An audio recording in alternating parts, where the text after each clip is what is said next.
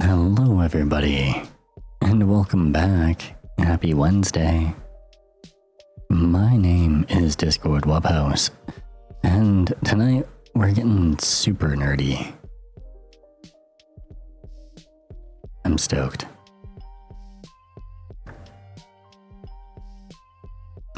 First off though, we're gonna be, all the content that we're gonna be reacting to today is originally created by Bricky. I'm gonna pin his channel here in the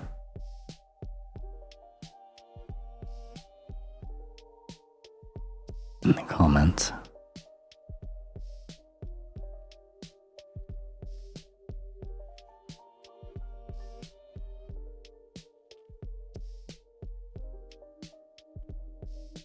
We're just getting everything all set up. We are good. But yes, welcome in everybody. How are you all doing today?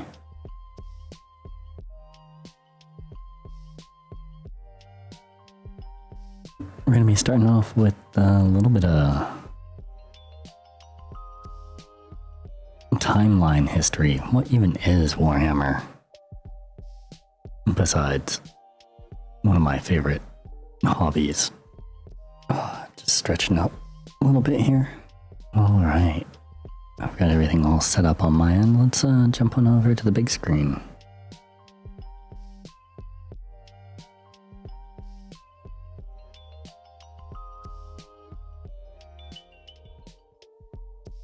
There we go.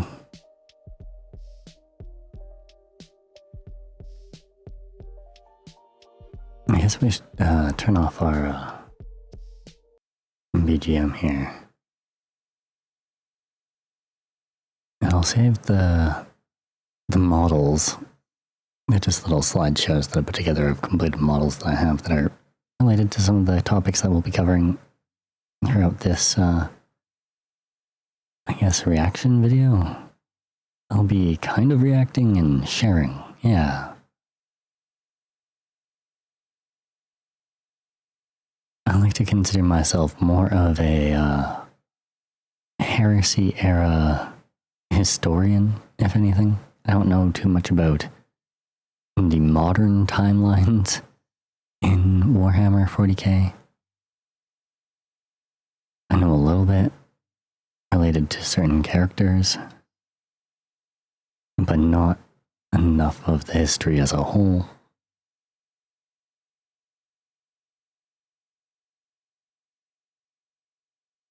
So yeah, we'll just kick it off here, and I'll do my best to adjust audio, and we'll try and mute for those stupid ads we're gonna end up getting, I'm sure. Not Bricky's ads. Bricky's usually got some pretty good ads, but I'm talking about YouTube's stinky ads. In the grim darkness of the 41st millennium exists the Empire of Man, a backwards carcass of an empire comprised of many devoted forces, gigantic robot knights, religious machine cultists, and incredibly heavily armored women, most likely with sweltering abs. And one must know what those abs taste like.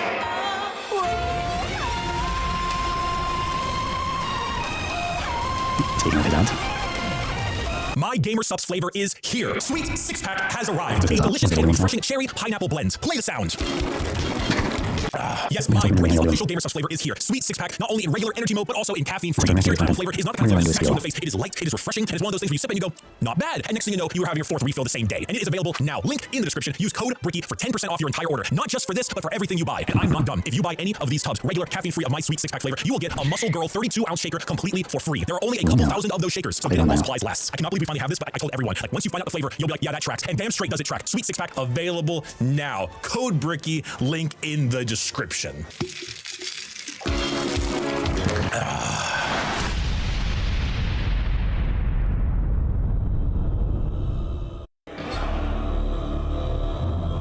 The age of knowledge and enlightenment has ended. the Age of Darkness has begun. Oh, you guys will have to say, should I narrate? Roughly 60 million years ago, there existed aliens. And these aliens lived short, painful lives. They belonged to radiation-stricken worlds and often died of various cancers before the age of 30. These aliens, the Necron tier, looked up to the stars and found extreme beings of real power, beings with the ability to create life, the old ones of the galaxy. They asked these old ones for help. Please cure us of our ailments, to which the old ones said, piss off. So the Necron tier gathered together and did the sensible thing. They declared war upon these old beings and were promptly beaten into the dirt back to their short, painful lives. In the world of Warhammer, there is a hell. This hell is not like you and I know it. It's more of an afterlife, a place where dead souls end up. This place has many names: the Empyrean, the Sea of Souls, the Immaterium, and the Ether. But mostly, we just call it the Warp. While you and I know of hell as a place of horrors and punishment, the Warp isn't really that. Not in the beginning. It's energy, but the kind of energy formed from thought and soul. Psychic energy, where the dead souls of people end up in a place that is impossible to understand. No laws of reality exist. Like, time is merely a suggestion, and it is not something that can be braved easily. The Warp would be like sailing the ocean in a pirate movie. To jump from your ship would be certain death. To stay in the sea for too long on your boat could drive a man mad. And there are many dangerous things lurking in those depths. Yet the sea is not evil. It simply is. Mostly. There are more malevolent beings in those waters. Mostly. Areas that you do not sail towards. This would be known as the realm of chaos. The realm of chaos exists in the Warp as a special area led by 3 chaos gods. Khorne, the god of combat, murder, and slaughter, with a pile of skulls taken in his name. Tzeentch, god of change, mystery, and deceit, a confusing paradox of lies, schemes, and sorceries. And Nurgle, god of rot, pestilence, and Genshin impact. All things rot in the end, and Grandfather Nurgle is waiting for you with open arms. These gods ruled their respective realm in the Warp, sending their many followers against each other in the great game to be the most powerful of all the gods. So the Warp exists. Hell is real, parallel to our galaxy, with the realm of chaos and its gods fighting for control. But there are also gods of real space, gods of the normal world too. They're called Catan, and they eat stars. Do you think God stays in heaven because he too lives in fear of what he's created? These star gods saw the plight of our poor Necron tier and how the old ones cast them aside and said, you know what? You guys want immortality? Oh, man. We will make it happen. We are the gods of the tangible, of real space. We can give you a cure. So then they ate all their souls and turned them into robotic automaton, feasting on their souls and leaving a hollow shell of an intelligence left that is technically immortal. With the power of an entire species' souls, they turned their new robotic slaves on the old ones and hunted them to extinction. The Necron tier, now the soulless, undying Necrons. I just realized we're gonna change up the video. Yeah. This covers, he made it all of his videos into a new, better format. But yeah, how are you doing, Issa?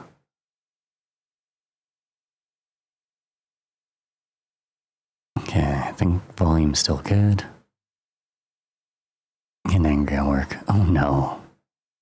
In the kind brightness of the far past, there was no war. Our galaxy was, for a long time, fairly empty and quiet. The first known species to appear during this time are known only as the Old Ones, cosmic entities that traveled across the galaxy with ease and seeded life through the stars. Shortly thereafter, a new species began to arise, the Necron tier. Evolving under the harshness of a devastatingly powerful star, the short-lived and irradiated Necron tier try to find the secret to eternal life and to be freed from their terrible existence. As they expand through the stars, they find the Old Ones and they plead to them to share the secrets of the universe and grant them purchase from their short and painful existence. The Old Ones respond with a lol and a lamau, and with their immense power, they force them back to their homeworld. The Necron tier, filled with rage and hatred, make it their duty to get revenge on the Old Ones. A revenge that would come swiftly as a chance encounter with other gods gave them a solution. These other gods were known as the Catan, a race of highly powerful star-consuming entities. Do not fear, young mortals, for we, the Catan, will provide you with the immortality you seek. Come now. Won't you shake a poor sinner's hand? I'm gonna pause. 5, 6, 7, 8, 9, and 10.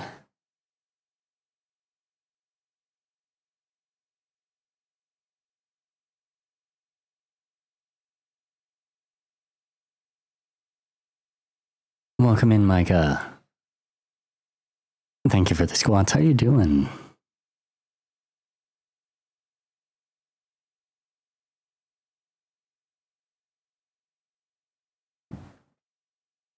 There we go. Fix my seat. Headphones are back on. Even the demons at bay. Yeah. I'm doing alright. Having fun. It's a nerdy night. Quoted from Mephetron, the Deceiver. Here, we'll go back so here we go. Gave them a solution. These other gods were known as the Catan, a race of highly powerful star-consuming entities. Do not fear, young mortals, for we, the Catan, will provide you with the immortality you seek. Come now. Won't you shake a poor sinner's hand? Quoted from Mephetron, the Deceiver. The Necron tier accepted the Catan's offer of immortality, but believe it or not, this turned out to be a ruse. A trick. The Catan crafted gigantic furnaces and began the process of biotransference. The Necron tier willingly walked line by line into the furnace engines made by gods who devour stars and had their souls consumed instead. The short-lived, irradiated, and cancer-inflicted race of the Necron tier ceased to be, and the immortal, soulless Necrons remained. Now backed by the immense power of the Catan, the Necrons rally against the Old Ones, and the bitter conflict in the stars at this time is known as the War in Heaven. Despite creating various races and entities to aid them in this battle, the Old Ones are overwhelmed and eradicated down to the last, due to the sheer power of the Catan fat off the souls of the Necron tier, and with an army of unthinkable robotic slaves at their behest. However, the Catan are greedy, spiteful gods, and when there was no foe worth killing, they turn on each other. The Necrons then put their sights towards the Catan and lay waste to them, securing their freedom. The once subservient Necrons now control their former masters. Worn out and weakened by these wars, the Necrons, under their leader Zarek, the Silent King, lie dormant, with a plan to eventually wake and reclaim control over the galaxy. Over millions of years, empires rise and they fall. The species... Here, pause it for a second. over my entirety of my history with Warhammer, I've been playing it on and off since like my time in middle school. I've never actually gotten that into these Necrons, but their story and their history has always been kind of intriguing. Created by the old ones have footholds over the galaxy, but on a pale blue dot in the thick of all this conflict, humanity begins to evolve. And for the most part, the basic path of humanity's evolution remains the same as it is now for almost 15,000 years. Right now, in the 21st century, this is canon. You, right now, Twitch streamer reacting to this video, you He's talking to us. existed at a point in the Warhammer universe. He acknowledged my existence.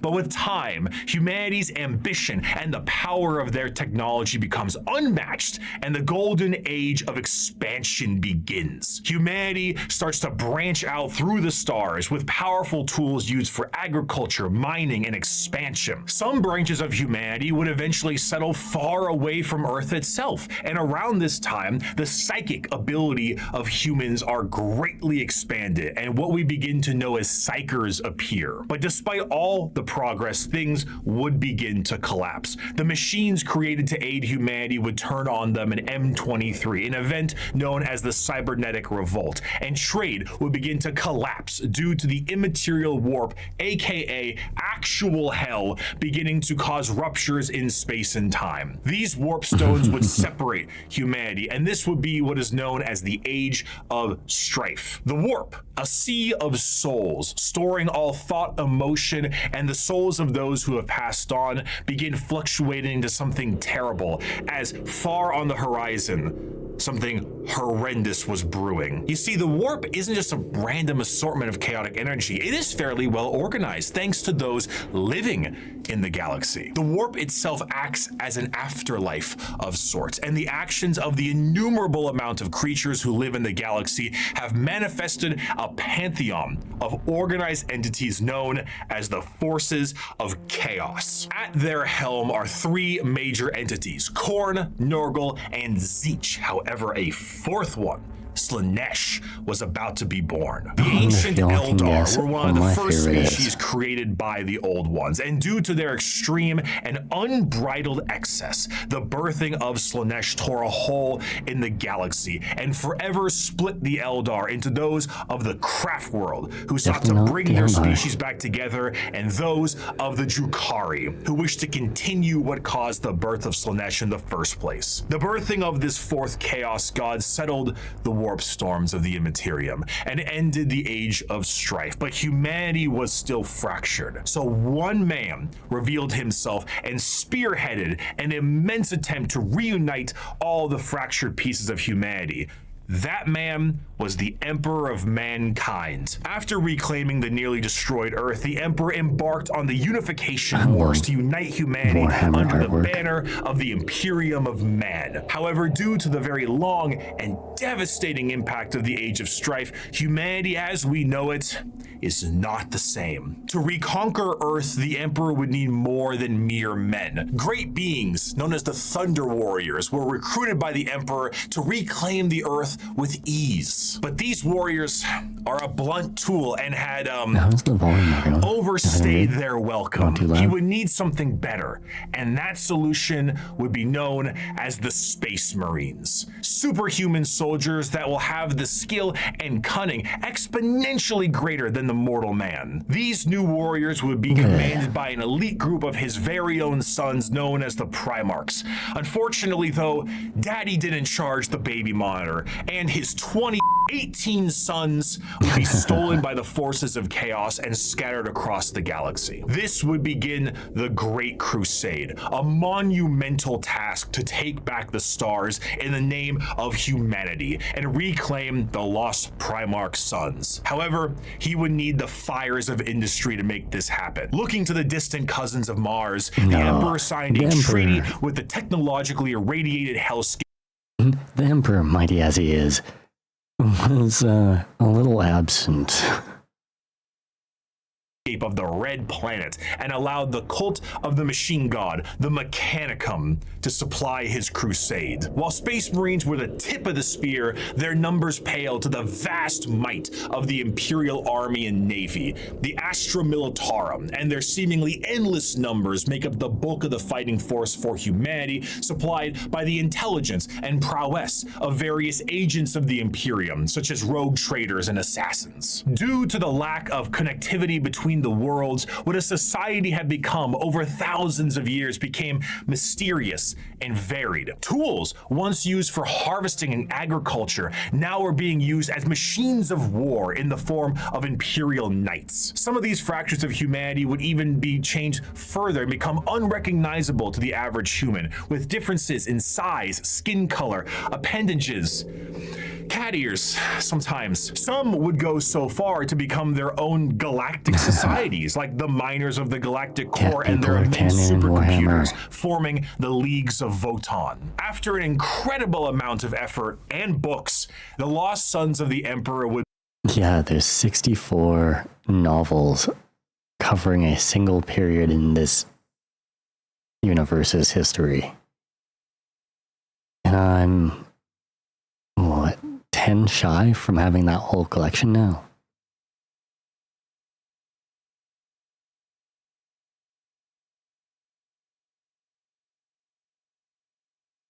Can you tell I like Warhammer?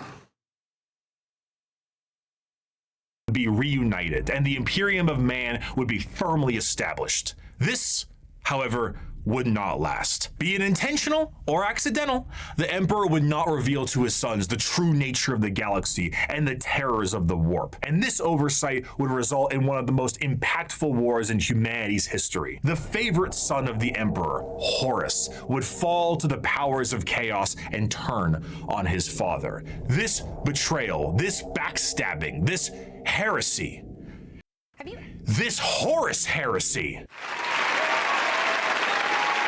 would result in a split in the Imperium with devastating consequences. Half of the Emperor's loyal sons would fall to chaos and become the Chaos Space Marines, along with the forces of the Dark Mechanicum and the Chaos Knights. The conflict would result in the absolute obliteration of Horus and the physical death of the Emperor himself. The near-dead body of the Emperor would be placed on the Golden Throne to serve as a beacon of humanity and allow for the continued ability to travel the stars, protected by his most loyal, the Adeptus Custodes. The Imperium would be vulnerable during this age of rebirth, and Terra would find itself under siege by one of the most formidable species in the galaxy, the Orcs. As time went on and memories of the Emperor's vision began to fade, the Emperor would become less of a head of state and more of a... I also love how Warhammer portrays the Orcs. I can't remember if he's got any good clips of them here, but they're just amazing. They're like the comedic relief within the Warhammer universe, while still not being all that funny. A religious figure. Or I guess they're still funny, but they're still horrifying. And the Imperium would change to reflect this. The leadership on a planet would be at the behest of the High Lords of Terra, and their actions would be courtesy of the incomparable power and authority of the Inquisition. The zealots of the Imperium would intensify and create a brand new era known as the Age of Apostasy. And this ecclesiarchal command of the Imperium would end up with one of the strongest fighting forces of Terra, the Adeptus Sororitas. Over time, this age would come to pass, and we would approach the 40th millennium of Warhammer 40,000. Which, you guessed it, would come with its own form of problems. A primitive species once found during a recon mission would be able to evolve in relative secrecy for 6,000 years, becoming a highly advanced coalition of aliens known as the Tau Empire. And if the threats of the galaxy weren't bad enough, there are threats from outside the galaxy, as a monster has begun to wrap its tendrils around the Milky Way. The Tyranids, monsters that serve a psychic hive mind and present tactics. Tyranids were my first full army back in middle school. I don't have any pictures of them anymore, or any of their models anymore. I wish I did. They looked horrible. Previously unseen in the Milky Way, be it a direct assault with their monstrous bug-like presence or through the more covert gene stealer cults. The presence of yet another threat in the galaxy is proving to be overwhelming to the Imperium. In the 41st millennium, there is no peace among the stars. At any point, your life can and will be threatened by the Xenos races uncountable, or by the arch enemy of chaos within, or by the decroded terror that is the Imperium itself. It is to live in the cruelest and most bloody regime imaginable. Forget the power of technology and science, or the safety of promise and understanding. For in the grim darkness of the far future, there is only war. Holy shit. Wait, we're 12 minutes in and that's the intro.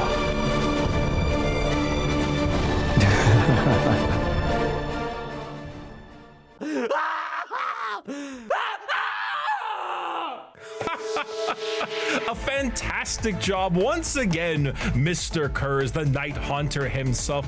Oh, didn't you love that, my faithful audience? Once again, we have another criminal over the course of 6 hours break every single bone in his body. And with that, once again, our glorious leader has brought the crime rate to 0%. Always brought to you here on the Strawman News. I'm your host, Bricky. Thank you once again for joining us. Our top stories for tonight. The weather forecast appears to be rainy with extra dark, so make sure you pack those extra batteries for your lamp packs.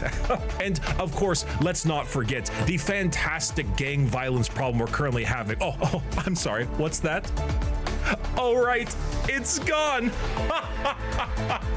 It's looking to be a chilly one tonight as well, so make sure your skin capes are nice and tight.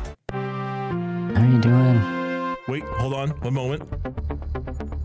No. Adamantium reserves have tripled? Wait, I'm sorry. Self-harm rates have gone down to 0%. We're learning some Warhammer. Smiled? Warhammer lore. No. This could only mean one thing. My favorite It is the Grimdark Strawman universe. News' great privilege to bring Right some now he's talking color back about, in your life with the brand new. Right now he's talking about, I believe he's talking about the, what are they called? They're one of the chapters of Space Marines. I don't know the Space Marines very well, obviously. Night Lords, I want to say. These guys are like the uber bad guys. They're just the nastiest of the group. Three-part And they're not Gamer even Subs chaos. drop exclusively on this here news network. That's And we right, let your esteemed Bricky host do Bricky his ads myself because he is lets us dropping do a reactions. three-part Gamer Subs release for pre-order available now and only for a couple of weeks. Not only does it include a try and show completely off some of my brand new models artwork reskin of related the to Sweet things. Six-Pack flavor, one of the highest-selling flavors When we get in to the those topics, entirety if of I Gamer Subs. can. But it also comes with I the figure out how first to, ever all-over print Gamer Subs 32-ounce jug. And if that isn't enough for you, if the phenomenal drink and drink holder is not enough for you, we have a desk mat to go along with it. That's right, the Herculean look of the brand new Sweet Six-Pack style is here. We're still looking at muscles beyond belief, but this time we're talking taste, we're talking Atlas, we're talking smooth. And if that wasn't enough, I, your co-host specifically, should you pre-order all three of these items, will personally hand sign a note for you thanking you for supporting this network. All of this you can receive for 10% off if you go down in the description of this video and click the link, or go to gamersubs.com/Bricky and use code Bricky. Save 10% off with code Bricky. Bring some color color back into your life and increase production across the board for our glorious leader, the Night Haunter. Thank you, GamerSups, for sponsoring the Strawman News, and let us move on to our next scheduled program. 5 years ago, I made every Warhammer 40k faction explained, a passion project of mine for a universe that I enjoyed so much. Its main purpose was to be a drawbridge, the separation between... Huge Warhammer nerd. Like I've mentioned, I've been playing since on and off since middle school, but I do consider myself more of a collector and historian. I say with air quotes.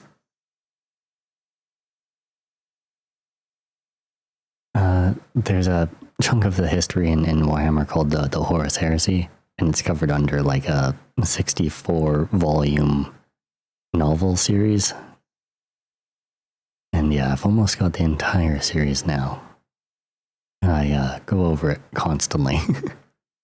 Between the layman who had only ever seen the big armored blue man situated neatly next to a Wetzel's Pretzels, and then the hardcore Warhammer lore nerd. That was just too wide, and there was nothing bridging these two together. Since 2020, Warhammer has exploded in popularity thanks to COVID, quality game updates, and a few excellent video games, and a couple mini-series. The sheer volume of people who have told me they have purchased miniatures due to that video alone makes me feel as if Games Workshop owes me commission. However, that video is incomplete. I was not a casual fan, but I was also not a hardcore lore junkie. In the 5 years since that video's release, multiple channels have sprouted up, and the drawbridge between casual to the obsessed has never been wider or easier to traverse. Even I, myself, have been a part of Adeptus Ridiculous, a podcast teaching lore in a much simpler and condensed form. Needless to say, I've learned a lot. Warhammer is so much more than just Spaceman shoots big gun. It has also grown substantially from its origins, being a Warhammer Fantasy spin-off just in space. Now, it is a black library filled with immensely deep characters, difficult themes, and even some tear-jerking stories. It is a backdrop for 1 million stories over 1 million worlds, and I did not see its true depth in 2020. But now, I'd like to share what I've learned. We just had a brief summary of the world and each faction that takes place during it.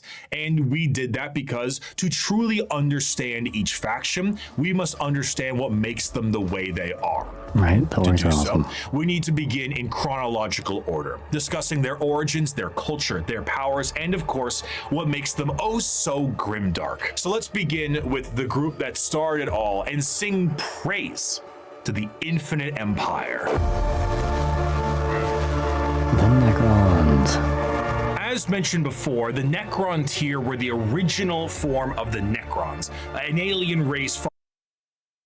Fun fact, back in middle school, because I was such a nerd, I thought it'd be awesome to try and get my girlfriend of the time into Warhammer. So I bought a army box for her that she put in her closet and left there forever. And that was my only real interaction with Necrons, other than seeing them on the tabletop against me.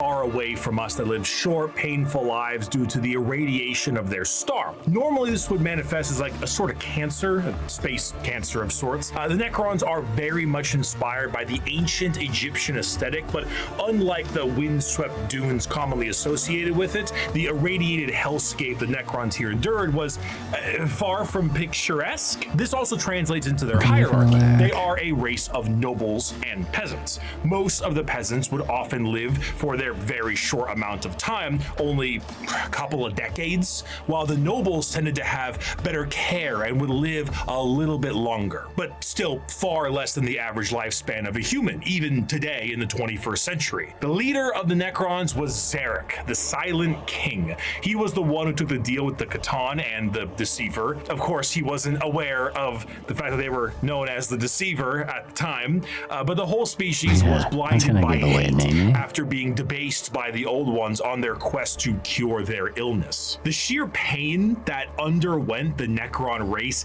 can't be understated, as their fear was manic. The Catan are, of course, gods that eat stars, and when the leader of your species tells you to march into the gigantic green furnaces to ascend to immortality, you march. The scenes from these are long lines of both the peasantry and nobles clutching their loved ones in a frantic act to save their own lives. Many of them already inflicted in the late stages of this space cancer, some of them crawling into the biotransference furnaces, trying to outrace death itself, without realizing death was the one who made these to begin with. What came out the other side was a soulless husk. And I say that literally. A soul is not an abstract concept like it is in our world, an immaterial version of oneself discussed and debated in religion and philosophy. No, in Warhammer, a soul is a real, tangible item of oneself. And the Catan basically were just like to every single person who went in their furnaces. If you were a peasant, you came out a Necron warrior, and you as an individual have ceased to be. You have no mind, you have no soul, and your body, as you know it, is made of an extremely advanced mass of re-knitting living metal known as necrodermis. You cannot think for yourself, for you do not have a brain to think with. All you do now is await protocols from your overlords, which are the nobles who came out of the furnaces with their minds intact. Not their souls, mind you, but their minds are very much intact. These nobles now have command protocols, and they are able to command all of their peasantry and do with them whatever they wish. Zarek, the Silent King, is the most advanced of all the Necrons, a perfect metallic version of himself with incredible power and intelligence. His strength allowed him to lead the undead and the unthinking armies of the Necrons to battle against the Catan when they were at their weakest due to their incessant infighting, and then win back their freedom. But gods cannot die. So in reality, what occurred is the Catan were shattered into thousands of pieces, and each shard of their god was trapped in a stasis vault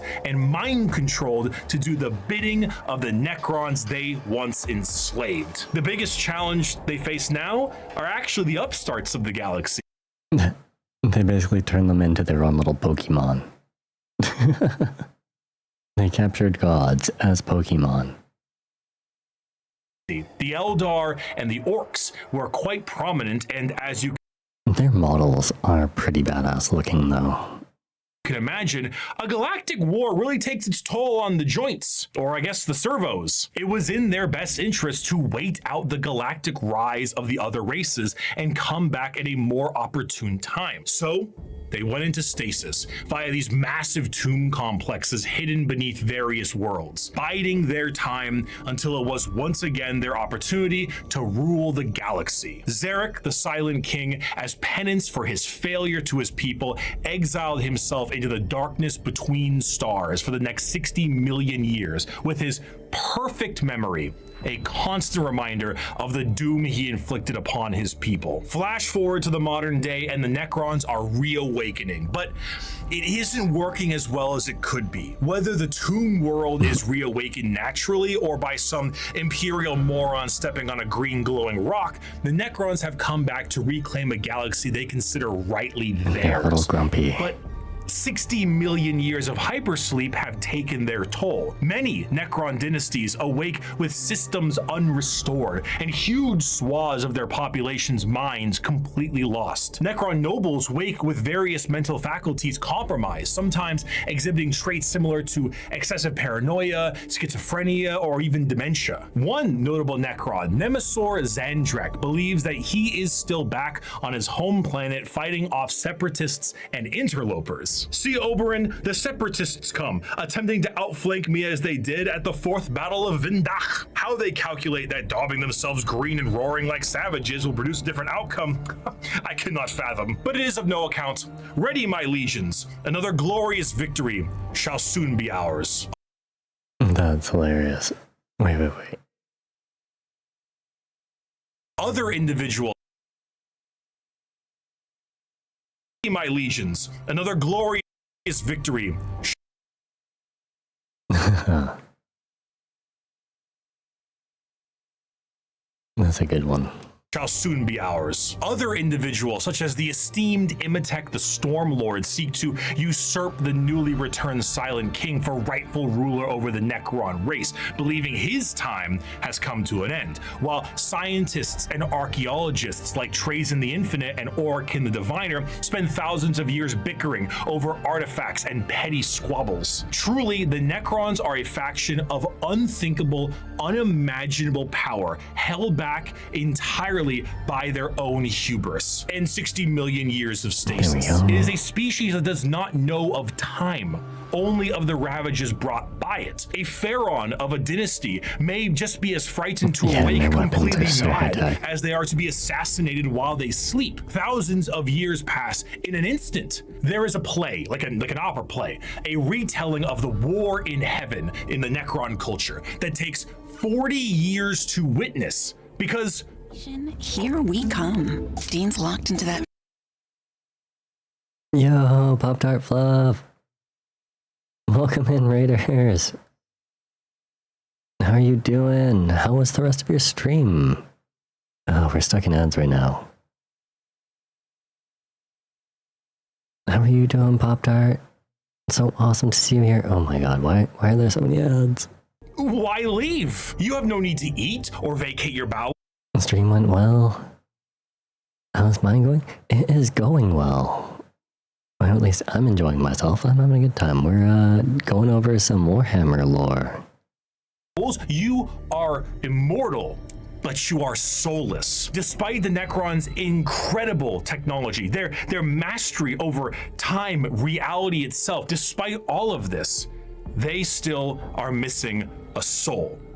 And therein lies the biggest struggle. Most Necrons look to conquest the galaxy, kill the interlopers like the humans, Eldar, and Orcs that scrape at a fraction of their power. But the end goal for many, including Zarek himself, is to return the souls to their bodies, to undo.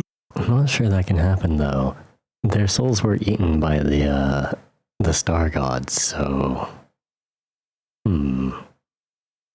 the horrible fate he cast upon them. This is not the interest of all. Many simply wish to rule their dynasty with an iron fist and kill all they consider unworthy. But to many others, it is to undo the decision that doomed them all. Before they can do that, there is a pest that needs exterminating. That is the fundamental understanding of the Necrons. They are so hyper advanced that their science borders on magic. They play with the fundamental aspects of reality and time. Their mastery of the physical galaxy is the strongest in the universe. Their weapons reduce people to the barest molecules, and they have devices capable of causing stars to supernova. They are unfathomably difficult to kill, as if you do fell one of their number, the living metal reknits itself, and the reanimation protocols allow it to come back alive once again. They're masters of teleportation and...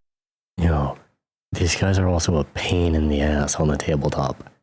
Because yeah, they've got that reanimation protocol, so you'll literally, you'll roll well, you'll wipe a squad of them out, but instead of the opponent picking them off the table like you normally would, they lay down. And at the start of the next turn, he makes a roll, and it turns out their reanimation protocols work, and they just stand right back up. It's crazy. And often killing a Necron fully will just have its consciousness translocated back to their tomb world to await reassembly. Normally they utilize large phalanxes of warriors and honorary combats, but some of them have fallen to various mind viruses. The destroyer cults are hell-bent on killing anything and everyone that lives with an overwhelming force. And then there's the flayed ones, Necrons cursed with I have no mouth and I must scream, a panic attack virus, as the last Laugh of Landogo, the Flayer Catan. Slowly losing their minds, they strip apart their foes and adorn their bodies with the skin of their enemies, trying to better return to their old feelings of flesh and blood. The Necrons are a degraded version of their mighty empire, and still one of the biggest threats in the galaxy. The only thing keeping them at bay currently is their awakening sickness and their infighting with no care to the timeline. But they are coming. And slowly, they plan to rid this galaxy of the vermin that inhabit it. My people shackled the stars and broke mortality when the species you sprang from had barely left the slime pools it spawned in. Our wars burned reality, and the dominion of our kings is without limit. The ground you tread on is not yours, it is ours. Yo, this one goes hard. I want to try and do this one. One sec.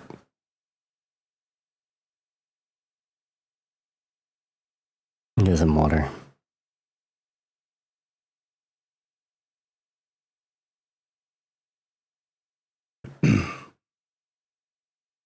My people shackled the stars and broke mortality when the species you sprang from had barely left the slime pools it spawned in. Our wars burned reality, and the dominion of our kings is without limit. The ground you tread on is not yours, it is ours. Yo, the Necrons are badass though. The war in heaven was a catastrophic time for the galaxy, and as stated in the above quote, burned reality. Of course, souls exist in Warhammer, and in the case of the Necrons here, they were consumed by the star gods. This begs the question, however, if you were to pass on, expire, as one might put it, where would your soul go? The answer to this is the warp. In Warhammer, a soul is real. And so is hell, the afterlife, the Empyrean, the Sea of Souls, the Immaterium. All of these names refer to the dimension parallel to our own known as the warp. Now, the warp is not like our reality. It does not follow the classic normal sea of time and space. It is defined as the Sea of Souls, and it acts like this in a more literal way than you can realize. To imagine the warp is to imagine the sea itself. Hell is real, and you can surf on it. It has a current and can become more dangerous depending on where you go and how bad the weather is. As the Immaterium is a reflection of our reality and of our souls, all thoughts, all emotions, all feeling that goes with a soul is passed on into the warp. If an entire planet decides it's going to engage in a blood-fueled rampage of murder and gore, then the warp around that planet will be affected in a similar manner. It's not something that you can see. It is a parallel, not perpendicular dimension. But it is changing. To expose oneself to the warp for any period of time invites certain death outside of the most iron-willed of individuals, and to stare into it will drive one mad. Much like the open seas, things dwell in the warp. Whether these beings were always there and were just emboldened by the carnage of the galaxy, we can only speculate at. At a time, you could say it was more calm. But a certain faction's galactic war in heaven didn't do it any favors. Now the warp is turbulent, and its realms belong to a pantheon of gods known simply as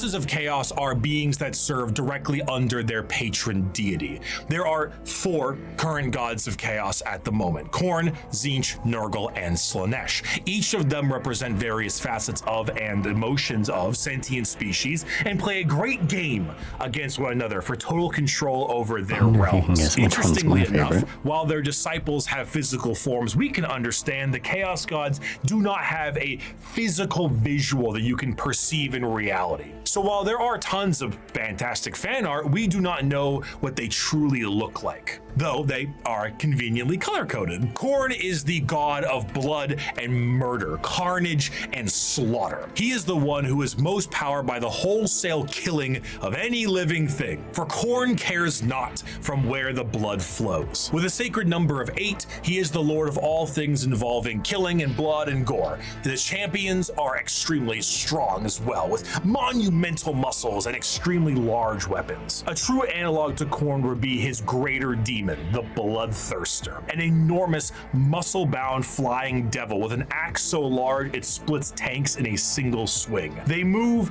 into battle with armor of brass adorned by the skulls of their foes and pools of freshly spilt blood. This may appear to be quite frightening, of course, demonic, one might say, but in the world of chaos, all emotions feed one of these gods in one way or another. If you were to define Khorne with single words, you would use blood, carnage, murder, skulls, but you'd be missing out on important ones like strength, honor, prowess, courage, and skill. Khorne is not just about the wholesale slaughter of people. He is about the honor and power of martial combat. The true strength there is in besting someone in physical strength and skill. Of course, a murderer would be someone who would feed Khorne, but a soldier could feed Khorne. A martial artist or professional fighter could feed Khorne. A warrior, good or bad, feeds Khorne. Anything A diplomat martial does not. feeds A Khorne. premier soldier does. A GoFundMe does not. This is what leads many mortals down the path of Again, the Khorne, art for he will bless is those so that good. bring him enough skulls. And in a world this destructive, there are many ways to reap a high tally for him. Prepare the dread claws and unchain the mad ones. Glorious battle awaits us today, for the world below has refused to surrender. Let us descend upon them with fury and rage, giving no quarter and sparing only those warriors who fight well enough to earn a place amongst us. As to the rest, their lives and possessions are ours, but their skulls are for Khorne. Normally, if I ever want to explain Khorne, I just kind of show him this clip. I'd never stab you in the back, Shepard. Warriors like you and me, straight to the face. Moving on, Tzeentch is the second god, the god of trickery and mischief, the changer of ways, the great conspirator and the architect of fate. With a sacred number of 9, Tzeentch is truly the god of change in all of its forms, but there is an obvious undercurrent of mischief and cunning. Tzeentch is such a liar that his pants have gone thermonuclear.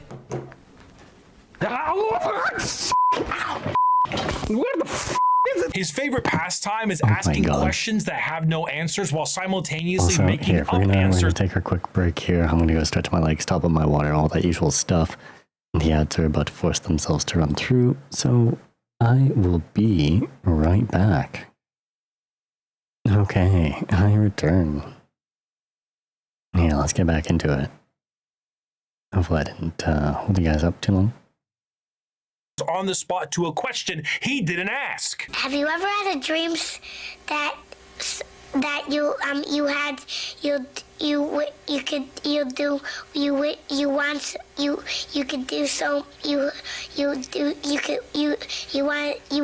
him to do you so much you could do anything? He is such a conniving little bastard that every emotion of lying, of scheming, of trickery is a direct way to help feed him. An unfaithful partner, a politician, a spy. All these people feed Tzeentch in one way or another, and it doesn't matter if the intentions are good. Acceptance does not feed Tzeentch. Change does. Tzeentch doesn't care about your facts. He only wants opinions. Because he represents change, he also represents hope, though. Schemes are not always bad, and even the hope to make a better tomorrow is the change he seeks. Because he is the architect of fate and the mastery of sorcery, his presence is purely unknowable. Every depiction of a Tzeentchian demon contains more eyes than are necessary and more mouths than I know what to do with. It is a biblically accurate angel if the angel gaslit you into thinking birds are government drones. But are they? The creatures at his disposal adorn themselves with the knowledge of sorceries and the unknown, all to provide a mind-crushing experience. Fighting demons from outside of our reality is difficult enough, but fighting demons from unreality, purposely attempting to trick you, is a whole new thing entirely. And that is before we even get started on the gigantic bird of sorcery you're going to need to face. Do not ask which creature screams in the night. Do not question who waits for you in the shadow. It is my cry that wakes you in the night, and my body that crouches in the shadow. I am Tzeentch, and you are the puppet that dances to my tune. Third of the... Yeah, I don't mess with Tzeentch. Giant birds, not for me. These guys, though. Chaos Gods is the one of acceptance of rot and pestilence, the grandfather himself, Papa Nurgle. Nurgle is the exact opposite of Tzeentch. Where Tzeentch believes in change and hope for a future, Nurgle believes in stagnation and the end of everything. At one point or another, we will all decay. We will all rot and we will all end. And with a sacred number of 7, every single thing, pestilence, boil, and everything in between, comes under the great shadow and girth of Nurgle himself. For Nurgle, the plight of mortals is his fear and wine. And no matter how solid life might be, everything will decay in the end. In the creation of life, there must be an end to that life. And nobody has more creations to end lives than Grandfather Nurgle himself. Every boil, every blemish, every pus-filled wound and disease, every rot and every plague is kept and concocted by Nurgle. This, humorously, keeps Nurgle as a jovial god. He is full of life and laughter. And by creating as many diseases as he possibly can, he shares that joy with mortals. I mean, his envoy is the great unclean one. And look at how happy he is. Yeah, and there's a lot of him to love. A fear of death in general is feeding Nurgle. All disease makes him stronger, but to pray for salvation for a wounded loved one is to feed Nurgle. The timeless and inevitable fear that one day you will rot and decay is what gives him strength. The Peloton won't feed Nurgle. Licking the doorknob on a public bathroom certainly does. However, should you embrace your grandfather's gifts, you may find an end to your pain. Maybe. All mortal followers of the Chaos Gods found themselves there in one way or another, either through the direct worship or the slow corrupting of their souls. But those that take Nurgle's gifts and embrace the decay of their bodies may end up being chosen among his few as a faithful servant. In doing so, you will be free of the pain caused by Nurgle's ailments, and you may even find yourself just as jovial and happy as he is. Maybe. His enemies shall wither and die. His allies shall wither and die. The universe and all within it shall wither and die. And when the great corruption has settled over the land and permeated the very foundations of reality itself, then shall the Lord of all rise from the rot and ruin, spread his arms wide to reclaim all of his dutiful children. Those were the 3 major Chaos Gods for a very long time, emboldened by war and death on a galactic scale, ever present but now fact on the suffering of a galaxy. One race, for a while, was able to elude the pull of chaos, an advanced race of psychically attuned aliens whose master over the physical world was so strong that chaos could not glean from them the morsels of power they once had. Or so they couldn't. Not for a long while. 60 million years ago, in an attempt to combat the Necrons in Catan, the old ones made a new species. One with innate power in the warp and the ability to harness it with a mastery that was unseen by so many others. A mastery so powerful, the Necrons retreated to sleep in order to wait it out. It was no longer a galaxy to be ruled by them, but instead begin the age of the... The Eldar are a race of pointed-eared humanoids that are all psychically attuned to the warp. If we're being meta here, these are space elves, and these I also don't know a whole lot about the Eldar either. They always seem interesting though whenever I come across them in any of the other novels I know. Elves ruled the galaxy in the time the Necrons went to sleep and humanity began to rise. The Eldar's empire was galaxy-wide. And I searched my entire collection. I don't think I've ever painted or assembled any Eldar models. But they also look really neat. They're kind of piratey. They're like the space pirates in a way. Space pirate elves. And lasted for longer than any other galactic power that we know of. Their understanding of all things was exceptional. With every single one of them being psychers, they had the ability to master the warp and use it to their advantage. See, being a psyker is basically like being a wizard, or I guess in this case it's more of a sorcerer, since you are born with the gifts as opposed to learning them. In order to utilize your psychic abilities, however, you must then reach into the other dimension, into the warp, into hell for that power. So if you were to say, cast fireball, your mind would reach into the warp, gather the strength to rewrite reality, to then cast fireball. Now you might think to yourself, doesn't that mean if you are opening up a power to the warp, you may create a lot of risk to yourself because of all the horrible things we just talked about in the warp? Yes. However, in Warhammer 40k, willpower is a real, tangible thing in the sense that in its own right, it can be weaponized. Being strong of will means being... We're reacting to Bricky's content. I've pinned his YouTube channel up at the top if you want to dive deeper. He's got some really awesome stuff. But yeah. Strong of soul, and being strong of soul means you can resist the pull of the warp that much more. A more inexperienced psyker opens up a hole into the warp that is large, and that hole widens to get more power, allowing evil things to get in. A powerful psyker is able to open a very small hole, but with immense force to get the same amount of power with less risk. The Eldar are master psychers. Every single one of them can call upon the warp, and over millions of years they have perfected it so much so that they can weave structures out of it. In some species in the galaxy, they utilize the warp itself for interstellar travel. The Eldar ain't having any of that noise. How about we utilize a fancy alternative mode of travel that is substantially safer than the old ones created called the webway? What about dying?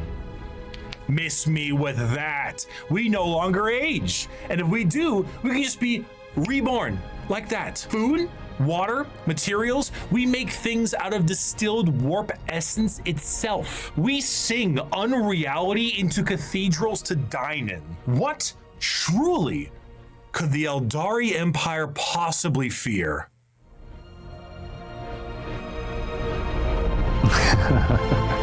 The Eldari Empire's biggest fear was themselves, with a society so perfect they wanted for naught, and this led them down dark and dangerous paths. When the base functions of society are no longer a problem for you, you tend to experiment. Perhaps the medium rare steak on your plate would be better if it was elf meat. Hey, I'm not saying we should make cannibalism legal, but like, what's the issue with a little taste? Violent sports is one thing, but how come we don't do sports to the death? I mean, I'm just saying, like, if both participants are willing and clear about it, like, what really is the problem there, you know? Art is in the eye of the viewer, and what is considered art is completely up to the concept of one's own interest. A canvas adorned with the blood of a man wronged is truly the visual poetry that our society needs. Hedonism,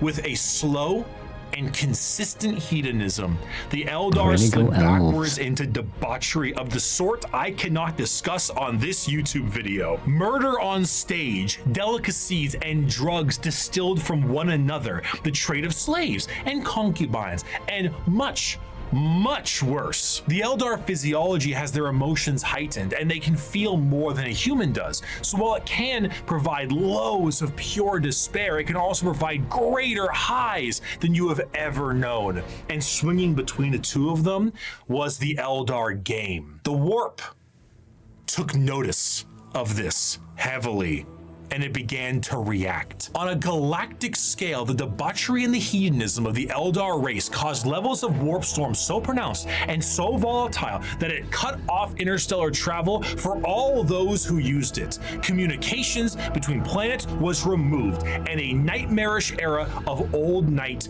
began. This continued for thousands of years, hundreds of thousands of years. The Eldar all but removed from the problems being caused as they entered heights of more and more ecstasy.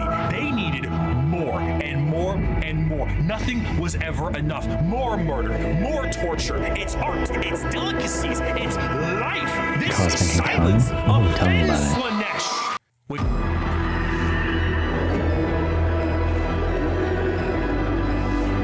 Slanesh, the prince of pleasure, she who thirsts, the god of unspeakable excess, is our fourth chaos god with the sacred number of 6 adorning their title. Slanesh is a bit of a tricky one because with our other 3 chaos gods, there was a certain understanding of human emotions and desires, but for Slanesh, that desire is how they get their power. The words to be used would be decadence, pleasure, perfection, passion, excess, and many others. The pursuit of more, the want to do more, experience more, become more. That's what gives Slanesh their gifts. A lot of people believe that Slanesh is something that originates with sex, specifically, and it makes sense why they assume that. The visuals of Slanesh patrons are all very lithe and sexual, but they are also intentionally androgynous to appear attractive to a variety of intrigues. However, to think that Slanesh specifically derives from sex would be mistaken. While it is true that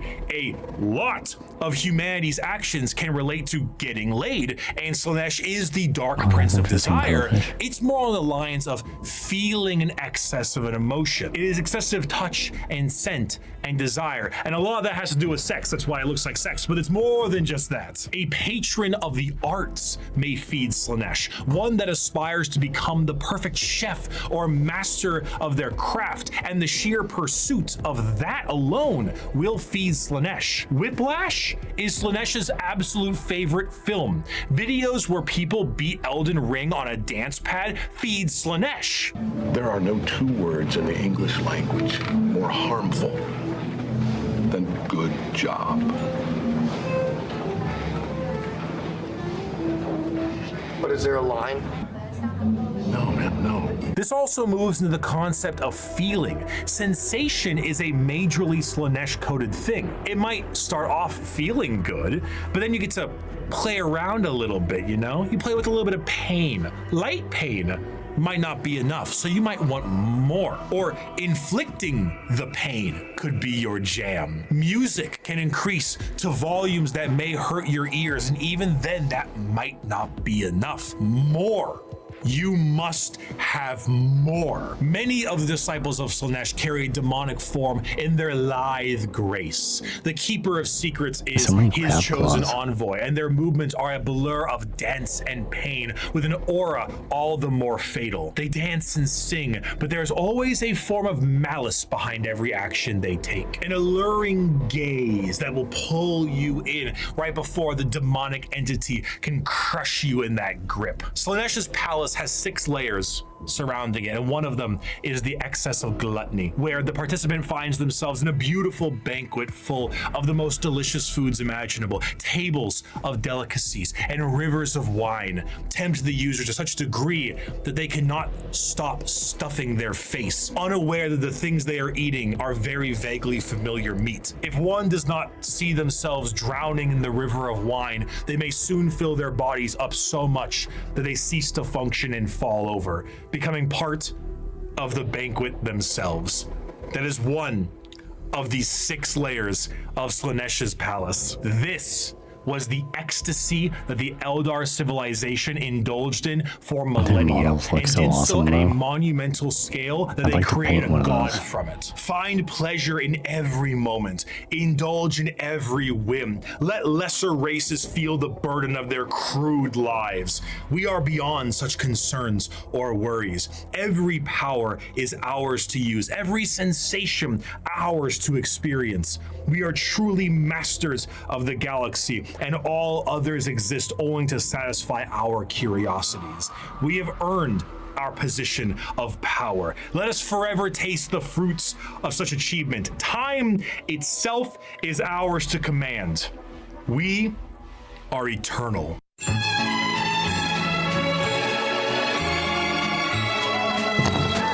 Oh, God. With the birth of Slaanesh, the Eldari Empire ceased to Way to be. go, A elves. catastrophic event so horrible that the warp ripped a hole permanently in our reality. A fissure forever known as the totally Eye of inaccurate. Terror. With the sudden inhalation of this god's largest breath, the It's not totally Eldari accurate souls either, are a but it's not currency totally to be now inaccurate. collected by she who thirsts. Trillions of Eldar died in an instant. Slaanesh gorging on their souls to satisfy his palate. 99.9% of their entire species died, and the rest are doomed to a fate worse than death. For Slaanesh now stakes a claim on each and every Eldar soul. From the moment they pass on, an eternity of torment awaits them. The remaining Eldar devote their entire lives to stopping this eventuality. Their dying race so devoted to saving themselves from the Dark Prince, and in doing so,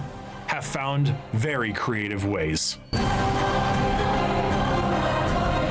the modern world of Warhammer, the craft world Eldar are the main force of Eldar in the galaxy and represent the elf style that many think of when you think elves in space. Fantasy elves in space, not those elves.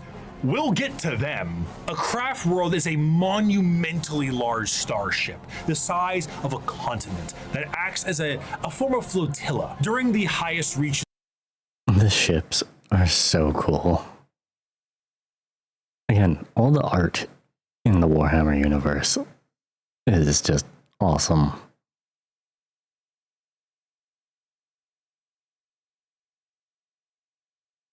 of hedonism, many Eldar saw the demonic writing on the wall and began to try and seek asylum from their own debauchery. Those Eldar left on monumental craft worlds into the far reaches of the galaxy and saved themselves from Slaanesh's awakening. The main thing the craft world Eldar seek is to temper their minds and bodies in a way that will never allow them to slide back into their old ways. The representation they carry is that of a more feudal Japanese motif. Eldar follow paths as they age, the path of the warrior, the seer, the poet, the diplomat, the bone singer, and so on. These paths are a strict code of conduct to hone the heightened Eldar psychology down a school of thought and action. And if it sounds a hell of a lot like Bushido, well, you're damn right. Here's a medal and a soul stone. Don't lose it or an eternity of torment awaits you. Going through these paths will allow you to take up not just a role in Eldar society, but keep your mind clear from the past worries that plagued them. Every Eldar is said to be a psyker, however, very few of them actually utilize their psychic powers for fear of tempting she who thirsts. A large amount of emphasis is also put on ancestors of the Eldar and learning from them the farther you go down a path. This can sometimes be seen by the large variety of jewels adoring the armor of Eldar.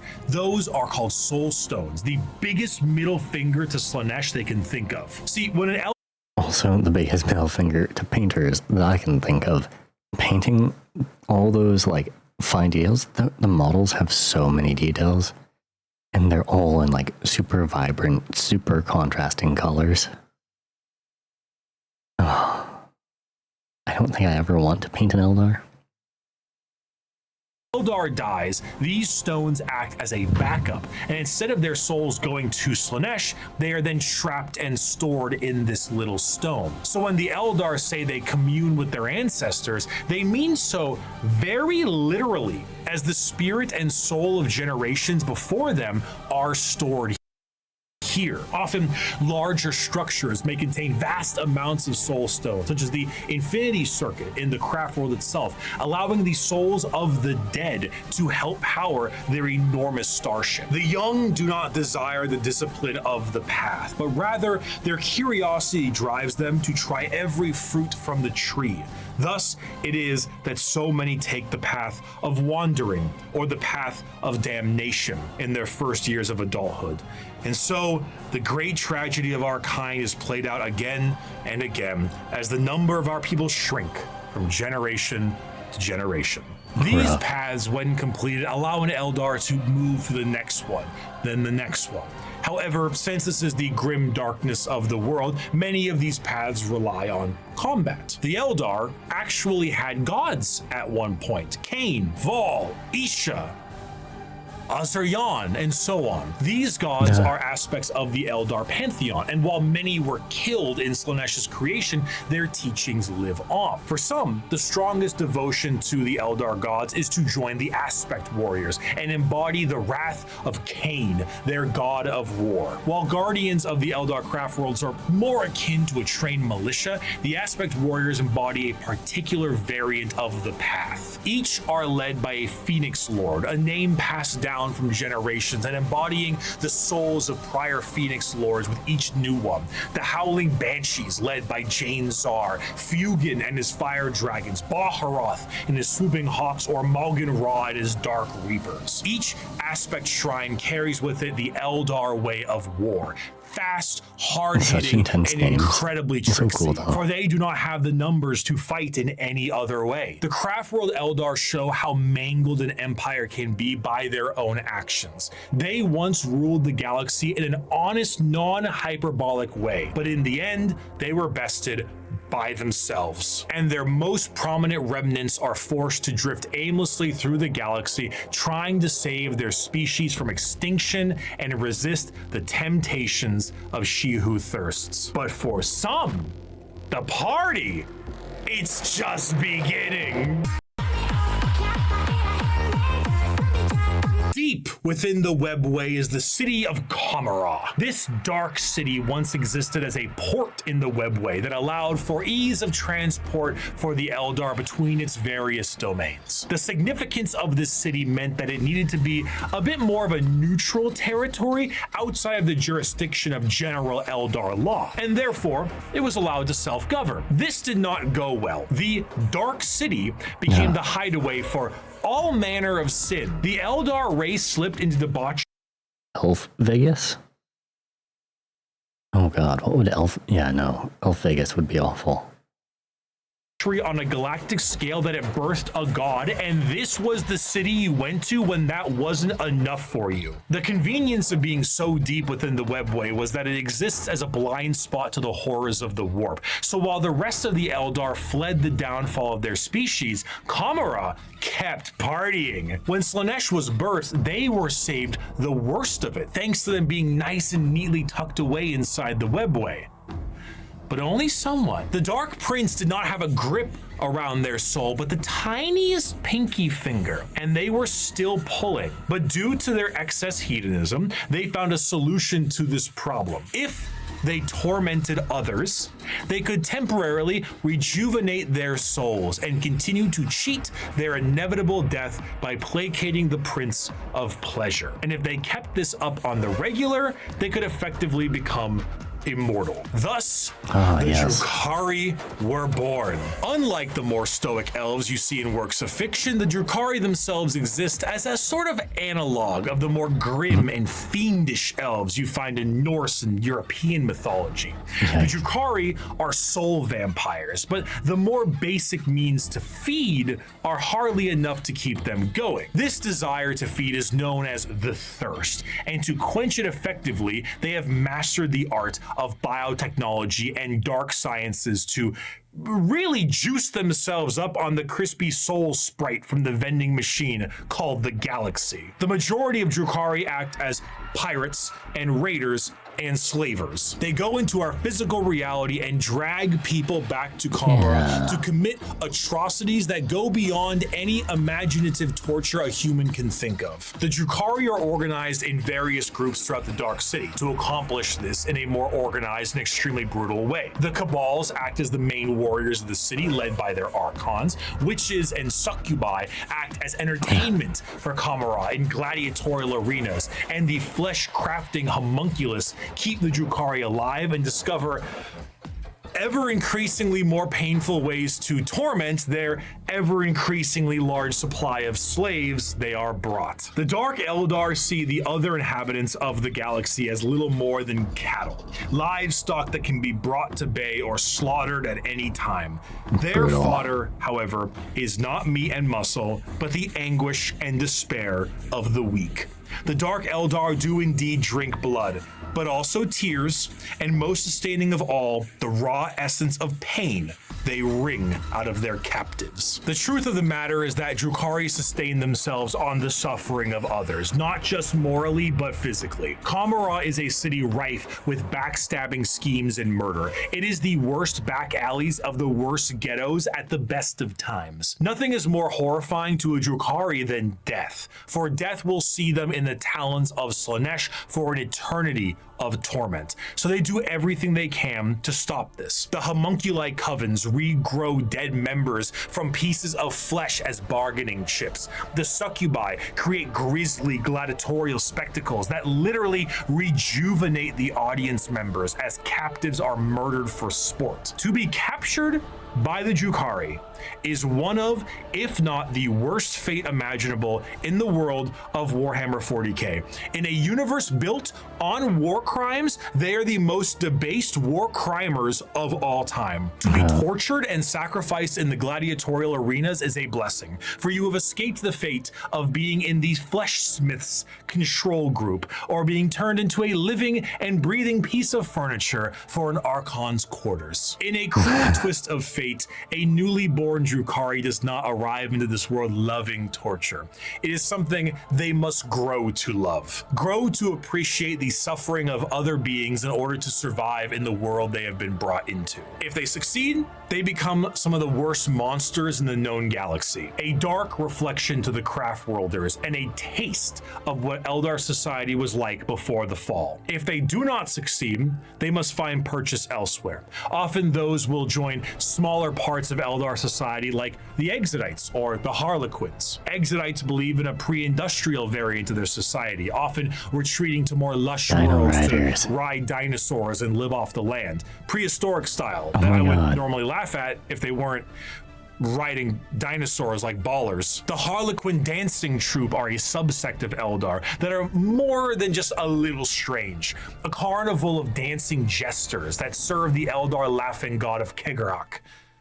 They arrive never when expected and leave just as quickly. Blurs of light carry their footsteps as they dance their foes into a grave. Combat is just as much of a joke as it is a play on bloody murder. They travel and aid many other Eldar and sometimes even humanity for reasons we can never understand. Perhaps one day we would have, were they not stripped of their army book and folded into the Eldari Codex. So I suppose it'll have to stay a mystery, or maybe it was one of Kegarak's master plans to get back at She Who Thirsts and save their species. Who could know? Perhaps it was all a sick and practical joke to Kegarak, and he would just find it very funny to watch me fumble the discussion of one human on a tiny blue planet across the galaxy. Oh, speaking of, before the fall of the Eldar, Earth, or Terra as it's called, was in ruin. One man looks to put the pieces back together. Where did he come from? We don't know. Some say he was the result of early shamans. Some say he is the final old one who escaped their species' genocide. And those that are smartest know the answer is it doesn't matter. He revealed himself as the Emperor of Mankind, and he was tasked with the most monumental upheaval of humanity possible. The Eldari's warp fluctuations had turned the golden age of humanity into old night. Interstellar travel cut off? Check. An AI uprising? Check. Brand new psychers popping up and not knowing how to handle their powers? Oh, check. Demonic incursions? Definitely. Check. Thousands of years this occurred, and now the Emperor of Mankind showed himself to put the pieces back together. Unifying Terra under his rule, the Emperor founded the Imperium of Man and ruled it with an iron fist. He was the supreme leader and nothing could stand against him. He wished to remove mankind from the yoke of its former failures, and he knew he would be the best leader. He was also like a super genius, so it's like Einstein as well. They could have because he was right. AI banned, religion banned. You did as the Emperor told you, or his Thunder Warriors would put you in your place. That place often being a grave. Now Terra was thriving, but humanity needed to reclaim its long-lost brethren scattered across the stars. But to do so, he needed those that could build him a fleet truly meant for the reconquering of the galaxy. And so he turned his attention to the red planet of Mars. I love the Adeptus Mechanicus. Mars and Terra were close allies long before the Unification Wars. Mars was the first world terraformed by humanity and became what would ultimately be the first hive world, an epicenter for industry and technology. The Age of Strife did not treat the red planet kindly, however. Mars was cut off from Terra during this time, and the warp storms that ravaged the planet turned it into an absolute nuclear hellscape. Those who were on the surface were turned into your run-of-the-mill mutant if they even survived the bombings they inflicted on themselves, but others were lucky enough to escape beneath the red sands in powerful fallout shelters. These became their generational habitats, but this resulted in extreme reliance on technology and those who could use it. They began to view the technology keeping them alive less as a technological advancement and more of a divine intervention, with those skilled in it as priests. The Martians began to worship the power of the machine, and this resulted in the formation of the Cult Mechanicus, the belief in a holy trinity known as the Three-in-One. The machine god serving as the spirit who gave rise to all technologies known, the motive force, the deity that gives all life its ability to live, and the Omnissiah, a physical manifestation of the machine god itself. This belief began to manifest in them physically as well. What were once humans began to really mess around with the character creator options, and this tech obsession made them view instances of flesh to be weak and spend their lives removing what makes them human and replacing it with mechanical augments. Robotic limbs, glowing eyes, mechadendrite arms. What was once a mass of flesh now looks like the back of a router, and the oldest members of the Mechanicus no longer even look slightly human. In addition to this, cloaked over all of their mechanical appendages are robes that reflect the color of their homeworld, the red robes of the Mechanicus. The Cult Mechanicum, now the Adeptus Mechanicus, create a fascinating combination of cultures all birthed into one. Basically, techno-zealot monks. Organic life is the machine god's greatest accomplishment within the scope of the great work. All praise he who is three-in-one. By giving us life within an organic shell, he presents us with the means and opportunity to improve upon physicality, as is his divine plan. He grants us complex weakness so we might learn metallic strength and ascend to his level of machinic perfection.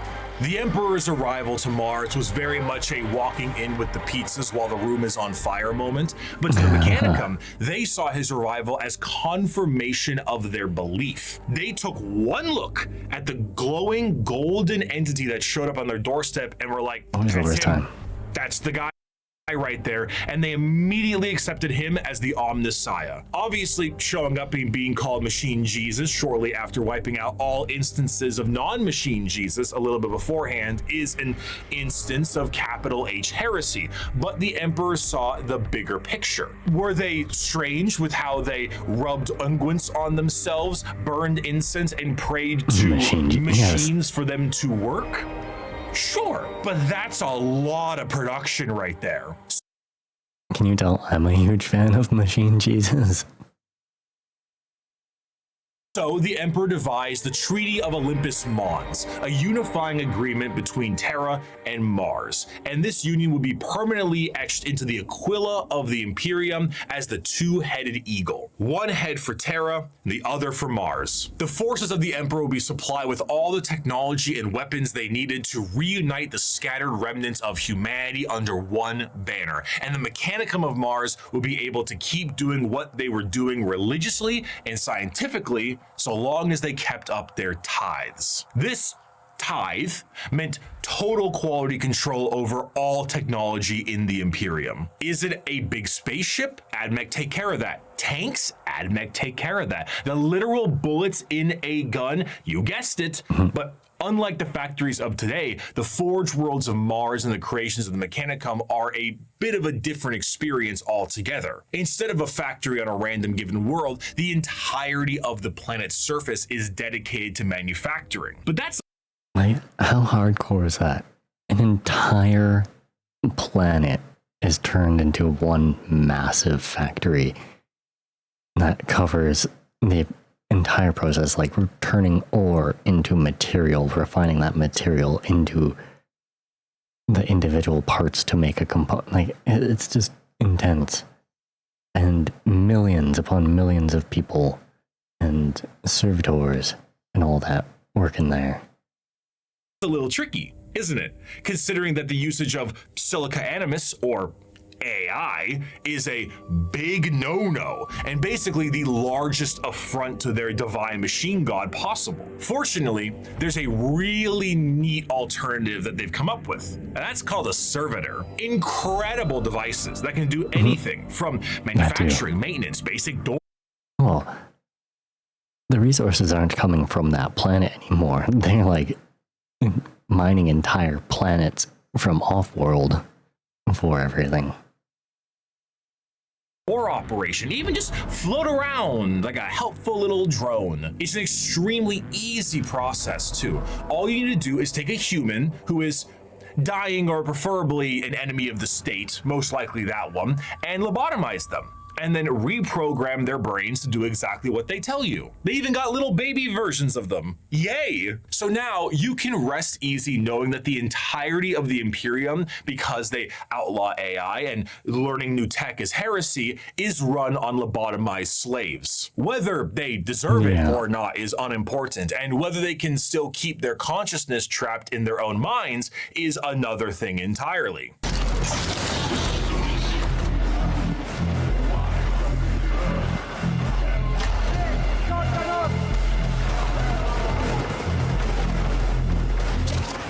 Competence is showing. An excerpt from the Servitor Creation Factories. Naked human beings were standing in a switch-packed line between high fences. The Manufactorum produced servitors, but it was more akin to an abattoir than a workshop. Every surface was easily cleanable. Servitors with spray units surgically attached to their backs prowled about, hosing filth from slit drains set into the perfectly smooth, slanted floors. As the line slowly advanced, the people were passed through various scanning devices, most of them mounted in ugly, functional arches that let out a constant series of acceptance chimes. Occasionally, one would let out an angry blare, and the indicator lumens would flash red. The rejected person was then swallowed up by a trapdoor opening beneath their feet. From these pits wafted a hideous stench and the grinding sounds of industrial mincers. One rejected man grabbed onto the lip and hung there, arms and hands bloodied, shouting a stream of defiant profanities. Guards lined the grating either side of him and shocked him until he fell.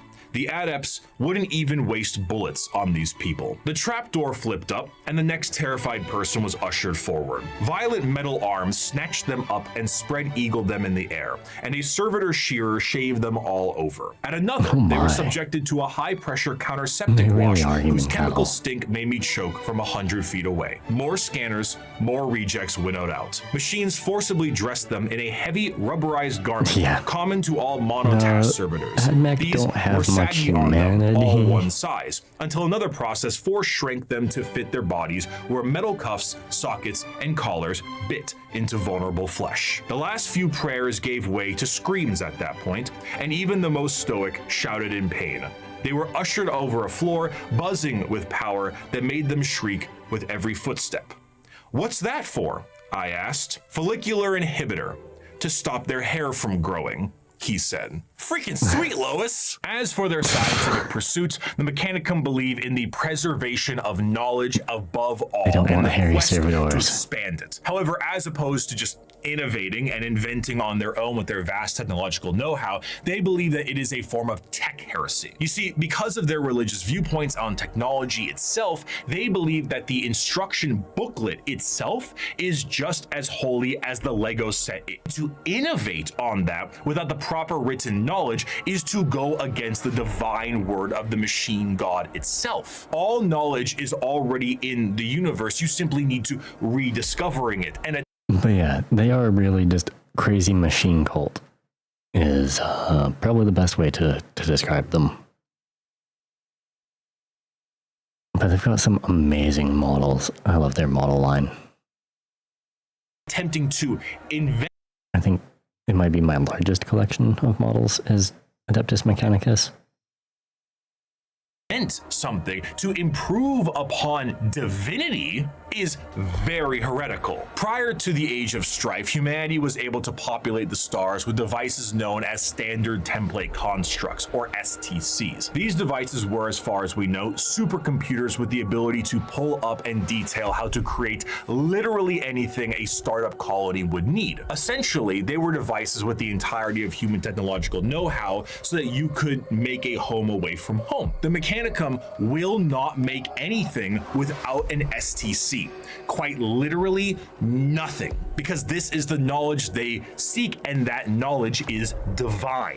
One time, scouts of the Imperial Guard found a functioning STC that provided the schematics on a knife that happened to be a bit lighter and a bit sharper than most other knives. These knives were adopted by 30 Space Marine chapters and were one of the most advanced discoveries of the century. This discovery was so significant that they were each awarded a planet for finding this.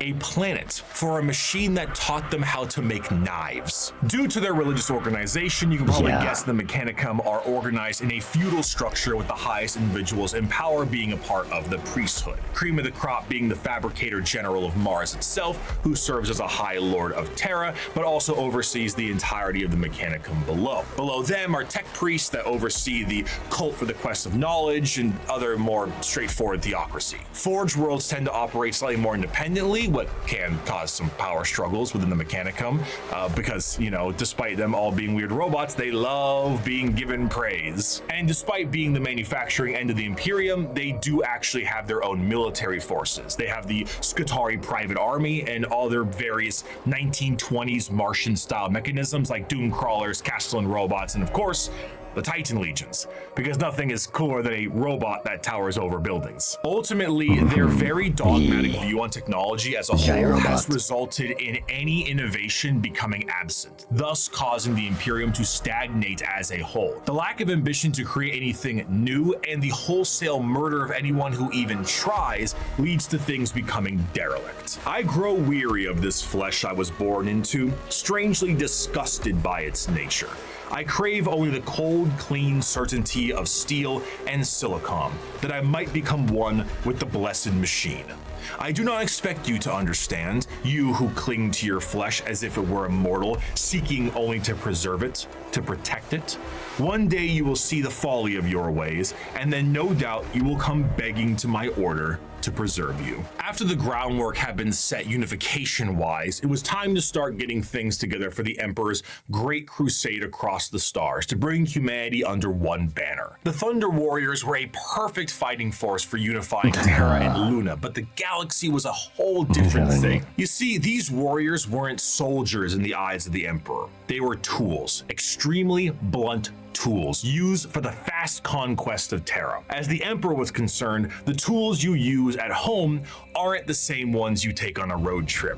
So the Emperor rid himself of his tools in the exact manner you think he did, and he went forward to crafting a brand new tool, one more mobile, more efficient, and ready for his next era of conquest. They shall be my finest warriors, these men who give of themselves to me. Like clay, I shall shall mold them, and in the furnace of war forge them. They will be of iron will and steely muscle. In great armor shall I clad them, and with the mightiest guns will they be armed. They will be untouched by plague or disease. No sickness will blight them. They will have tactics, strategies, and machines so that no foe can best them in battle. They will be my bulwark against the terror. They are the defenders of humanity. They are my Space Marines.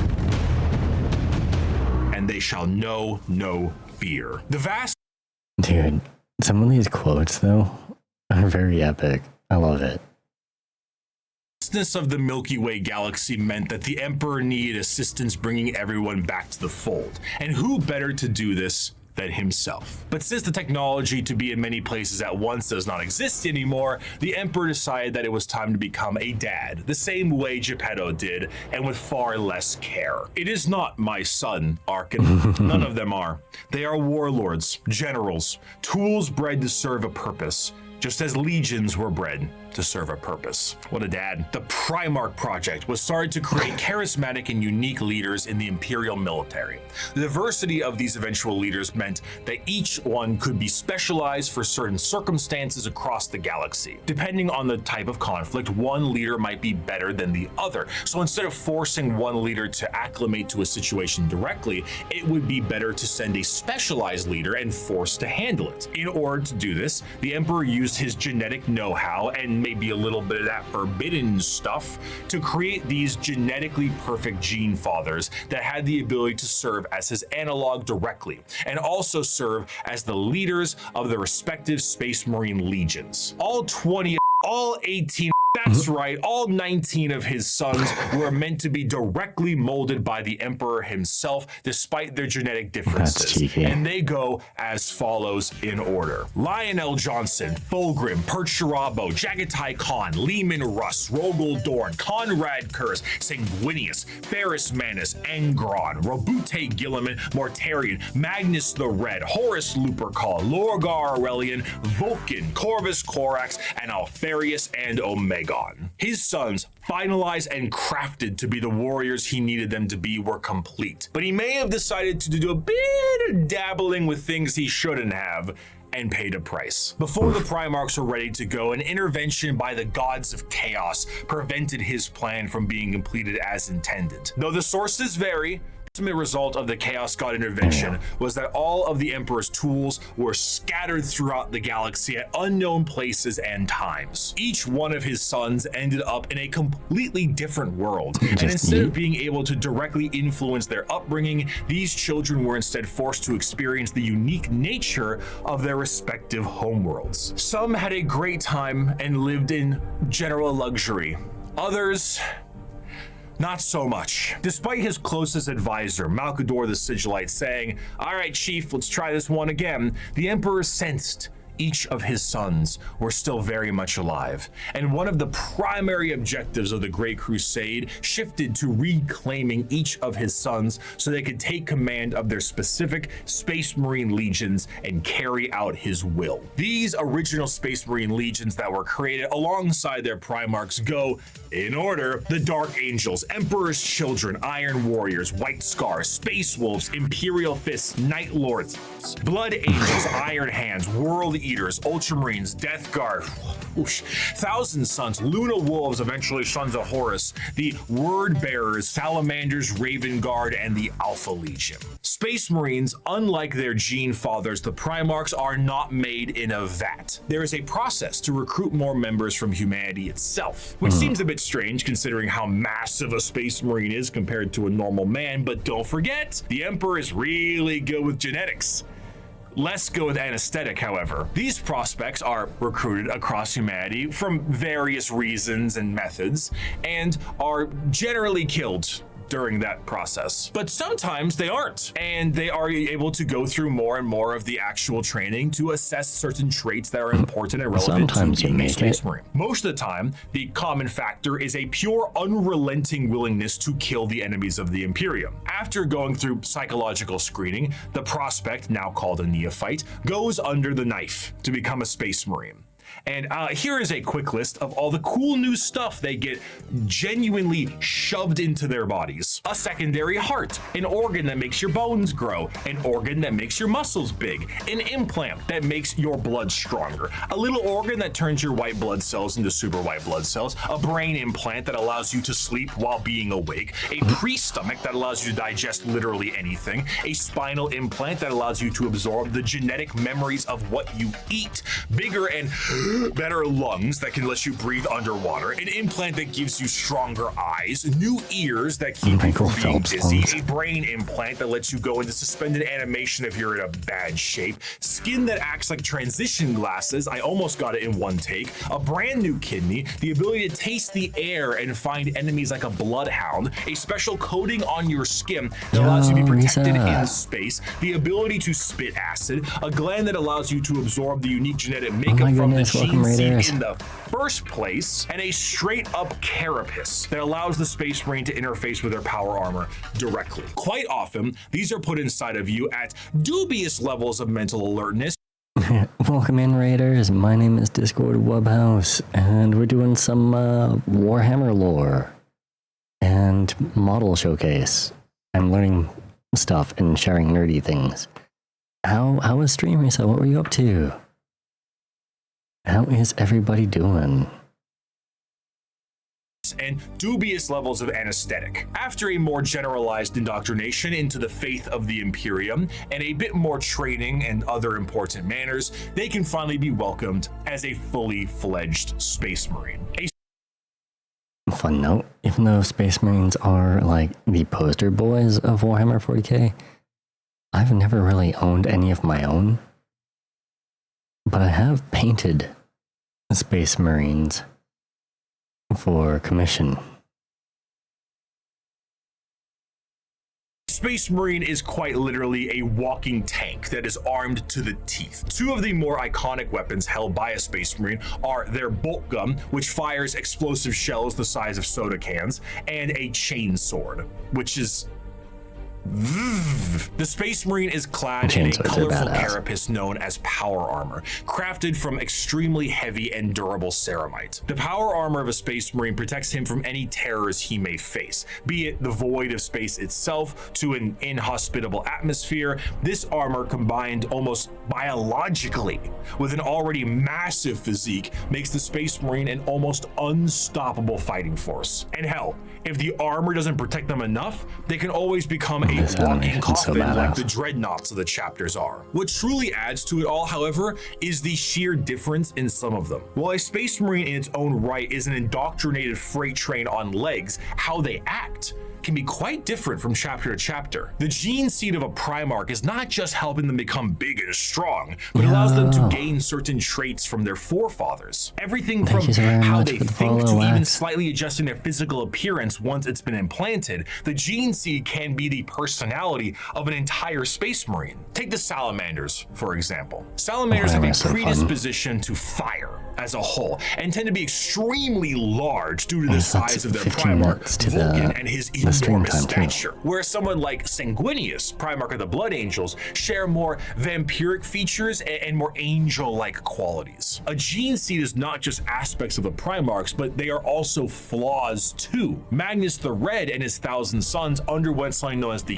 Flesh Change, a horrifying mutation that, while it made them strong psychers, would affect their bodies so terribly that they would mutate away from humanity. Where other factions have inspiration for their culture from our real world, like the feudal Japanese, the Eldar, or Egyptian style the Necrons, each Space Marine chapter themselves carry an inspiration. The White Scars are motorcycle riding Mongolian fighters. The Space Wolves are Norse Vikings. The Dark Angels are Knights of the Round Table, and so on. This moves into their fighting style, and truthfully, there is no end to the characters and options when it comes to the Space Marines. Space Marines are the main symbol you see, and while many of them can be simply indoctrinated warriors who only care about conflict and can be quite boring, then you meet Dante, or Bjorn, or Argel Tal, or Karn, or Lucius, or Erebus. And then you discover the wealth of these characters and tools of war you can have. For 1,100 years, I have fought and I've seen the dark. Side note, fuck Erebus. in our galaxy. I have seen the vileness of the alien and the heresy of the mutant. I have witnessed the sin of possession, and I have seen all the evil that the galaxy harbors, and I have slain all whose presence defiles the Emperor. I've seen what you will see. I have fought what you must fight, and I have slain what you must slay. So fear not and be proud, for we are the sons of Sanguinius, the protectors of mankind.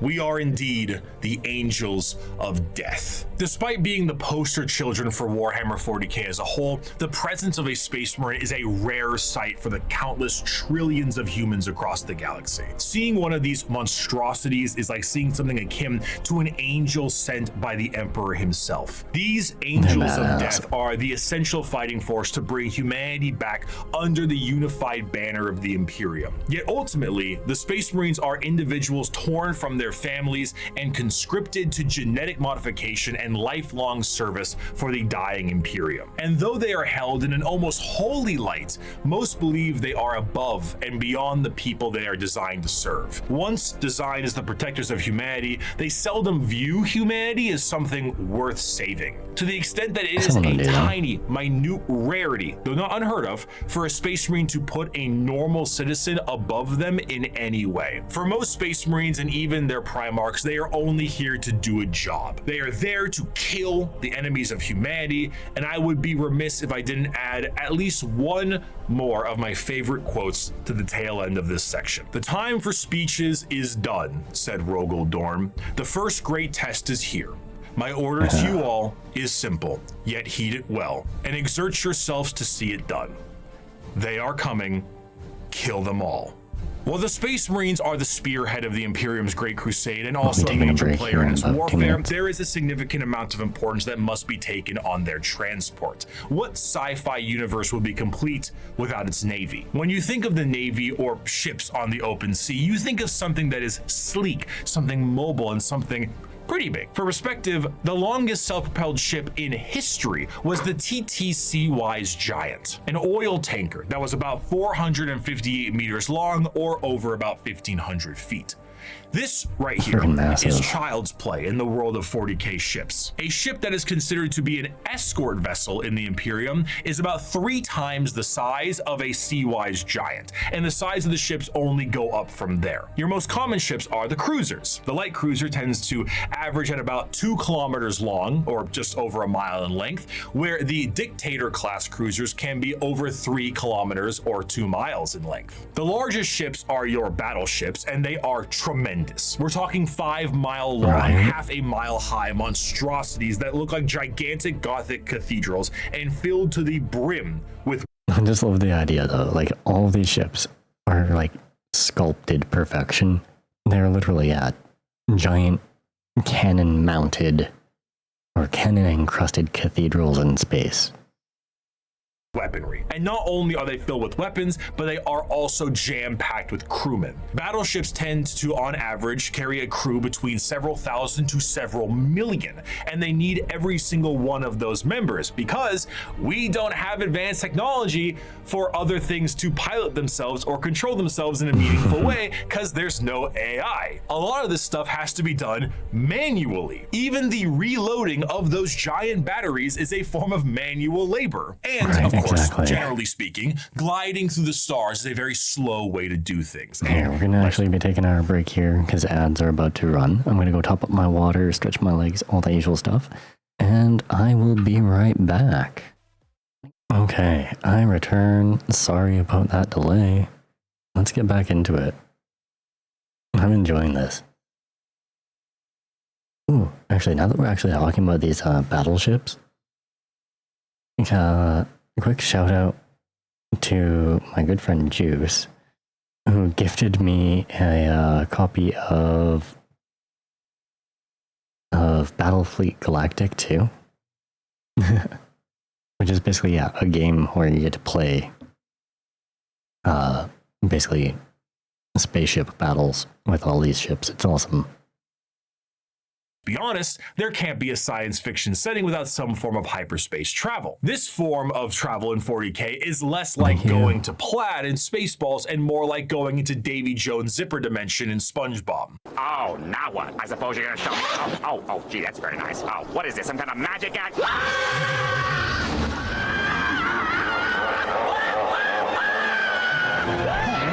Yeah, what a fun place.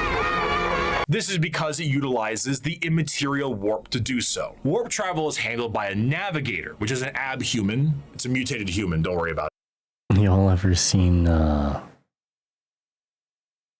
Event Horizon? Zipped on my squinter and told, oh my god.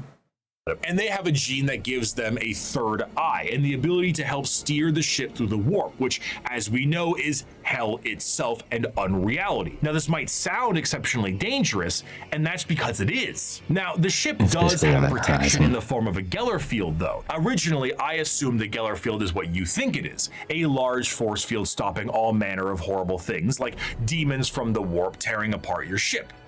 How wrong I was, though. So space travel through the warp basically involves riding on the Sea of Souls. Hell is real and you can surf on it. So you allow the current to carry you and the navigator to direct. But how can a current of souls and unreality carry you when it doesn't obey the laws of physics, time, or, again, reality? What a Geller field is not a force field, but a comatose imperial psyker dreaming of reality. It is not a bubble.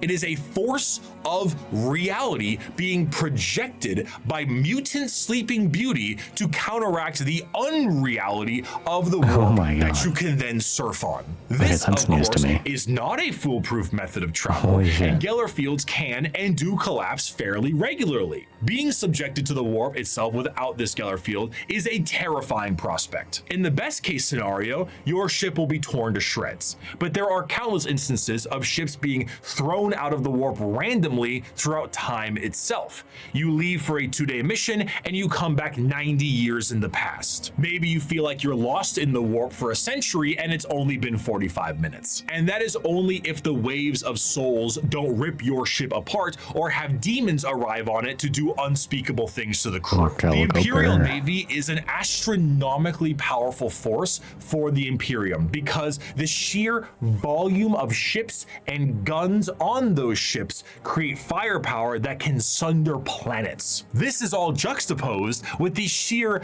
backwater nature of these ships. While they are manned by crews of zealots, they are also operated with such a backwater tech, it completely confuses the reader. You see the long batteries of portside cannons that the ship has, and remember that AI is heresy in this world and that all the mechanics are utilized by lobotomized slaves. So how do they load these? Well, they have gun gangs, massive gangs of hundreds of people manually loading these cannons. These are genuine gun loader gangs that get into gang wars and squabbles. On the ship's bridge, you may find the captain himself hardwired directly into the ship's chair permanently to control it the best they can. Giant screens of hololith data fill the room, and sensors across the ship are just as likely to tell you information as a Warhammer just dials everything to 11. It's awesome. A serf running up to you with a scroll of parchment is. You reach to a microphone to shout orders down a hallway as paper readouts tell you information of the enemy, and holy sigils and candlelit incense burners gleam your next move. While the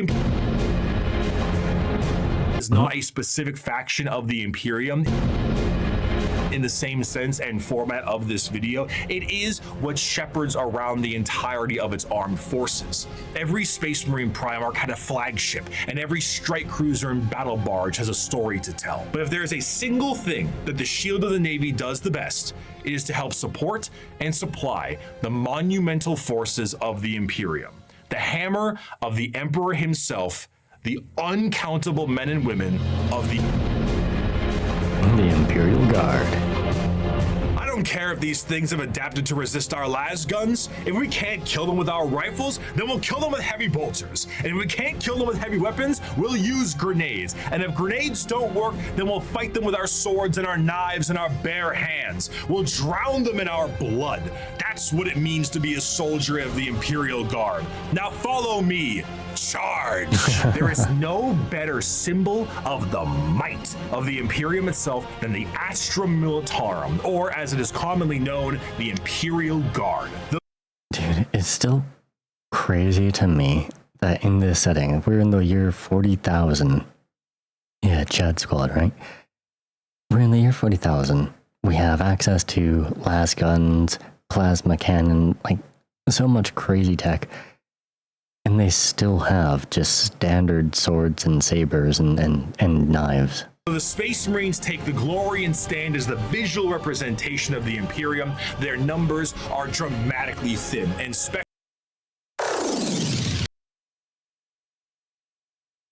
Be gone, ads.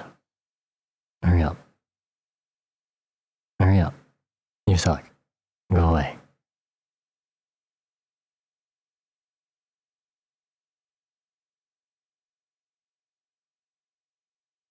Go away.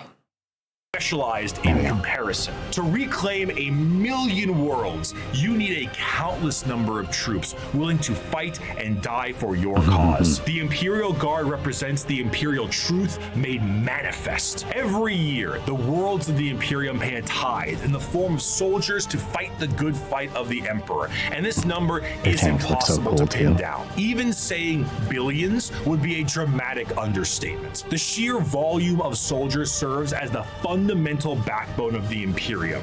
99.9% of battles fought by the Imperium are fought by the sundering might of the Imperial Guard. With the knowledge that the Space Marines are essentially sentient tanks, what do the members of the Imperial Guard have? If they're the might of the Emperor himself, are they not suited up in a similar way? Again, the art. No. That's Not awesome. really. No fancy suits, no biological enhancements, and basically no expectation to live. Once a regiment of guard are activated, they are sent directly into battle with almost no expectations that they will survive. This is because, despite their training, their incredibly powerful armor, and extremely strong weapons that would crush any army of the modern day, they are so hopelessly outmatched to the things they will face. Sending a member of the guard is throwing a rock at a nuclear bomb. However, where they lack in advancement, they make up for in sheer numbers, and their overwhelming force can be the difference maker in any deployment they face. Quantity is a quality all its own. Humanity if is they just do a happen swarm to army. survive, they will be sent to the next battle, and so on. Seldom do members of the Astra Militarum get old or retire. Hold up. Buddy here looks like he's just a football player with a gun and a knife. Oh, this is some of the old, like, Rogue Trader era stuff. So yeah, it looks even more wild.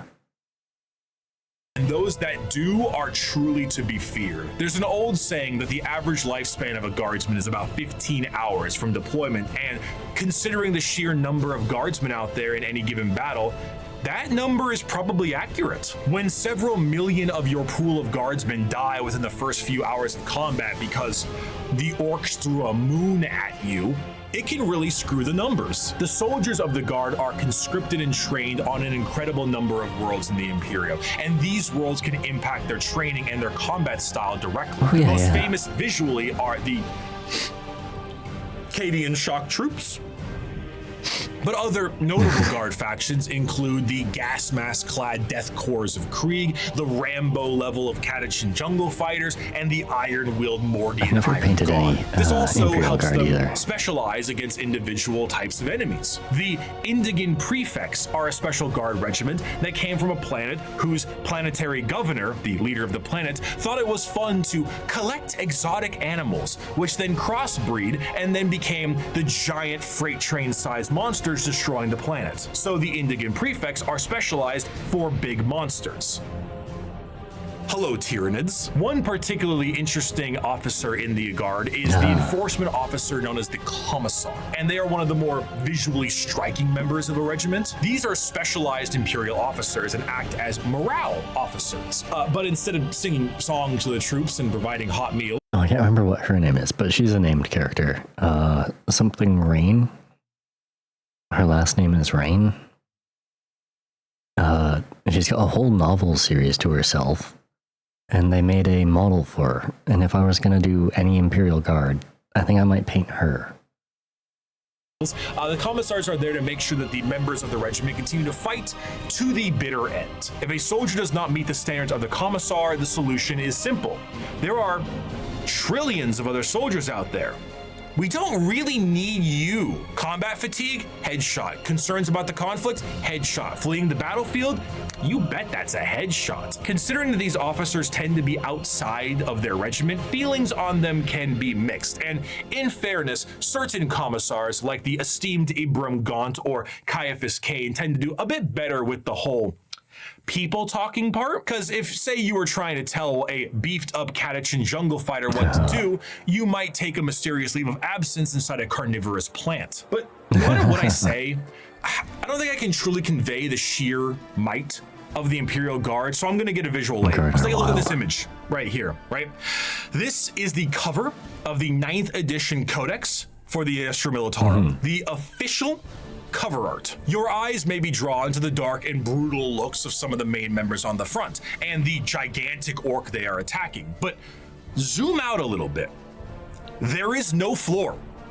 There is only people, and behind those people are tanks, and behind those tanks are flying artillery shells. There are 2 enormous transport ships in the sky, and their ramps are down, and on their ramps are more people. The Imperium is described as having 1,000,000 worlds. 1,000,000 worlds, and each one of them gives soldiers to the Imperial Guard for the tithe. On a given battlefield, in a given Warhammer fight, is crazy. foot soldiers number in the millions, tanks in the tens of thousands, and you have enough artillery to turn the night sky day. You have walkers and APCs and aircraft and horse cavalry and tanks the size of apartment buildings. You have drop troops and spec ops and rattling snipers and gigantic ogres that can't count to 4, but they can turn you into 4 pieces, and it just doesn't end. Humanity is a horde army, but instead of a horde of bugs or rampaging orcs, it's a living wall of guns. At the end of the day, though he's been ferried through hell on a ship that's 10,000 years old to some godforsaken war-torn rock, though he deployed from high orbit with nothing but a grav chute, though he is one of 10 million men and women snatched from his homeworld to fight a war he barely understands, though he has been given a weapon that fires small suns and may annihilate him as he fires because the knowledge of how it functions has been lost, though his company is supported by tractor tanks that run on anything you can burn, though he wages war against the devouring hive mind, ravenous demons, and hordes of hyper-advanced aliens with strange technologies and sorceries he never dreamed existed. No one will remember his sacrifice.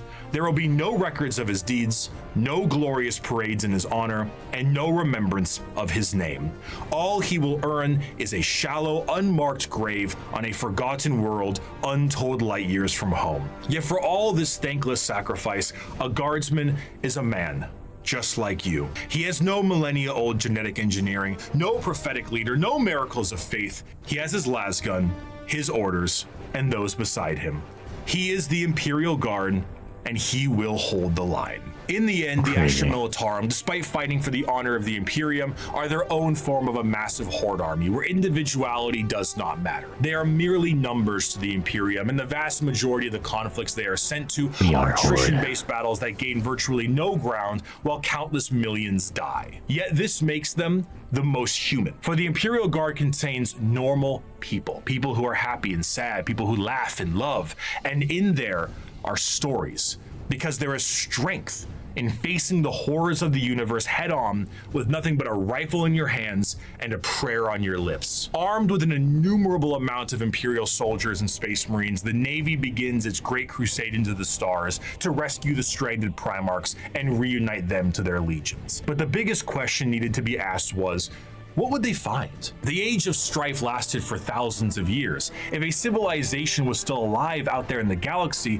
what would they be like? The technological advancements of humanity prior to and during the Dark Age technology was unfathomable. It allowed them to spread through the galaxy with ease and allowed them to settle on once inhospitable planets. These branches of humanity were provided with the vast knowledge of human creations and were given gigantic machines to make arduous labor and ease. The spreading of these massive colony ships was known as the Long March, and these ships would be retrofitted into settlements upon arrival to their new homes. Accompanying them were the gigantic pieces of farm equipment that served multiple purposes and the specialized pilots that could maintain them. They were not only able to tend the fields and do labor, but when interstellar communication was cut off, they also did a great job of protecting the colonists against both threats demonic and alien. Because of the significance of these machines, those that could pilot them were powerful enough to be considered leaders, and the upkeep and preservation of the machines and the lineage of those who could pilot them was imperative. These machines, over the thousands of years, would eventually be known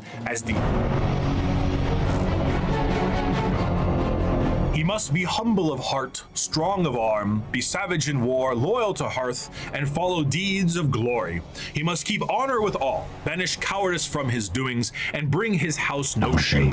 He must serve the emperor and defend the Imperium, thus should a knight rule himself. The Age of Strife caused these colonized worlds to be cut off from the Imperium, and the reversion of these worlds resulted in the reverence for this farm equipment turned feudal, and the leadership that controlled the devices became viewed as a noble hierarchy. During the Age of Strife, exploratory fleets from Mars found plenty of these worlds, and it seemed the majority of them reverted to a similar state. Like King Arthur seeing Merlin himself, these feudal worlds welcomed the tech priests of Mars with open arms. The mutual relationship between the Admech and the nobility was beneficial. The Admech were able to secure more worlds for mining resources and potentially long-lost STC information, and the noble houses were provided with technological know-how and modifications from the Admech themselves. The suits became more and more specialized, and their history as mere pieces of equipment were lost to time. What was once a tractor became a killdozer, and the Imperial Knights were born. Unlike other military aspects in the Imperium, the nobility of the Knight houses remains just that,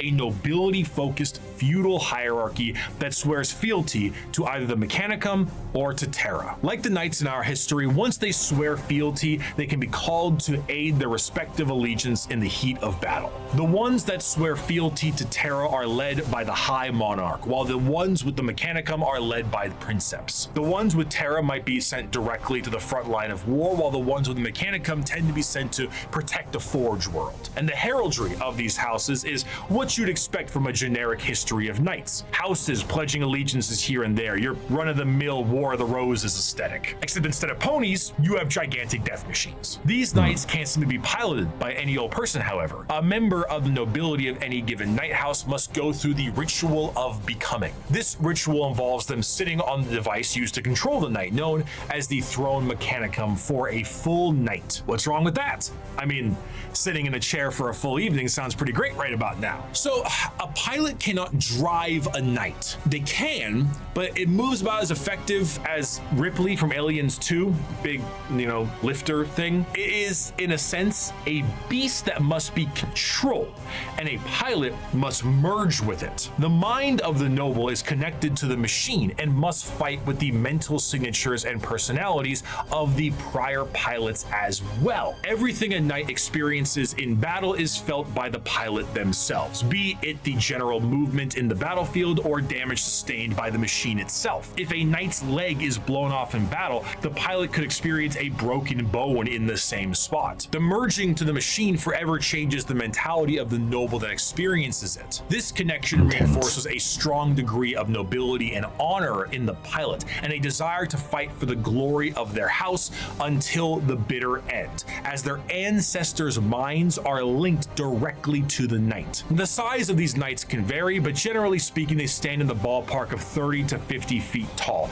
and are protected by a thick adamantium armor. Beyond that, they have their own unique ion shield generators that give them added protection, and when it comes to their looks, the most common pattern across the Imperium is the Questoris pattern, and is honestly the one you're probably thinking about right now. But there are also smaller versions like armatures and bigger ones known as the Dominus. As for a loadout, these guys are essentially a violent Mr. Potato Head. Battle cannons, Gatling cannons, heavy flamers, thermal cannons, up close and personal. How about a gigantic chainsword or a straight up gauntlet?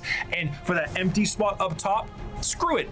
More autocannons, maybe add some missiles. Whatever you can do to make it as over the top as possible, you gotta do it. A squire serves a knight serves a lord serves a baron, and a baron serves a monarch. So who does the monarch serve? He serves every subject, from the rudest serf to the members of the court. Chivalric fealty, when ideally practiced, is not a pyramid, but a circle. Ironically, on the surface, night worlds themselves are one of the least grimdark settings in the galaxy. Reverting to an ancient time with knights and peasants is almost an escapism from the techno hell of the modern Imperium. But this, of course, doesn't make it great for everyone. It sounds fun on paper to play a game of knights, but it's not so fun when you're the peasant of that world. For the knights themselves, the knights give their entire lives to the Throne Mechanicum, and their reality is not their own, as they have to hear the voices of thousands of generations of their ancestors controlling their actions and their lives for as long as they live. It's a strange dichotomy. When it comes to Warhammer, most to all jobs tend to be terrible. However, if there was one that could be considered enjoyable, it would be the pilot of a knight, or a princeps of their larger cousins. While it does contain an egregious amount of hardship to be a knight pilot, you do enjoy a wealth of privilege. A knight pilot is often an asshole who can back it up. The rich noble that, despite his braggadocious behavior, is still very much him, and he will continue to be him. But knights are not the only thing that the Imperium found lost in the stars during their Great Crusade. Due to the circumstances of the Age of Strife, humans were changing and adapting to their new homes they were now isolated on. Some of these humans evolved over thousands of years to adapt to these areas, and they were known as abhumans. Many abhumans found their way into the Imperial Guard or other lesser positions in the Imperium if they were not wiped out immediately for being too different from their human counterparts. But their abilities and appearance vary from planet to planet, and one particular group of abhumans have made quite a name for themselves in the center of the galaxy. Recently. The origins of what will be known as the Kin start at some point during the Dark Age technology, where their ancestors left a planet that is very much Terra and went to the galactic core to mine it of its resources. They brought along with them everything that they would need for a long-term stay, most important of which were the incredible AI-based supercomputers. Be it guidance, technical or philosophical, schematics, or the ability to upload the memories of a deceased explorer to gather information from them, these computers became an essential part of their everyday life, especially considering that the galactic core is one of the most inhospitable places in the galaxy. It is an exceptionally star-dense location, full of abnormalities, black holes, and sentient hostile nebula. Whatever that last part means, it is not a safe and easy place to make a living, and this only got worse thanks to the warp storms during the Age of Strife. In order to adapt to this area, these travelers perfected a genetic makeup that made their future clones to be more adept to the area. These future clones would be shorter and more robust than their ancestors, and the need to procreate would be unnecessary because why risk messing up a good employee when you could just make a new one? These would be known as the squats, and they would all die, except for when they didn't. And now they are known by a different name. Most void-faring races have at least one cautionary tale of foolish explorers. So back in the day when like Warhammer 40k was originally getting going, there was another race that they were calling the squats, which he pretty much just described. But coming into the 90s, they removed the faction and explained it away as like the Tyranids had come and eaten them all. And everyone got really upset about that, but it's been like, what, 30 years? But they've just recently brought them back and rebranded them as the Leagues of Voton. Vanishing amidst its blazing stellar nurseries and strange anomalies. Yet for the Leagues of Voton, the galactic core has been home now for millennia. These squat humanoids would begin to establish themselves in the core, and their goals would be the same as their ancestors. Rock and stone! But like, actually kinda, yeah. Whenever one of them would die, they would know that that sucker would need to be uploaded to the machines like their forefathers did. But the original purpose of these machines was lost to time. What was once a technical resource for them turned into a ritual known as joining the ancestors. And the fact that they were clones at this point meant that the same copy of the same individual would be uploaded countlessly. The sheer overuse of these computers and the repeated uploading of redundant data has turned these once powerful supercomputers into your parents' computer after you installed LimeWire on it, and whose 50 Google Chrome tabs definitely contain information they will return to one day. So much corruption that these computers began to develop the makings of a personality of their own.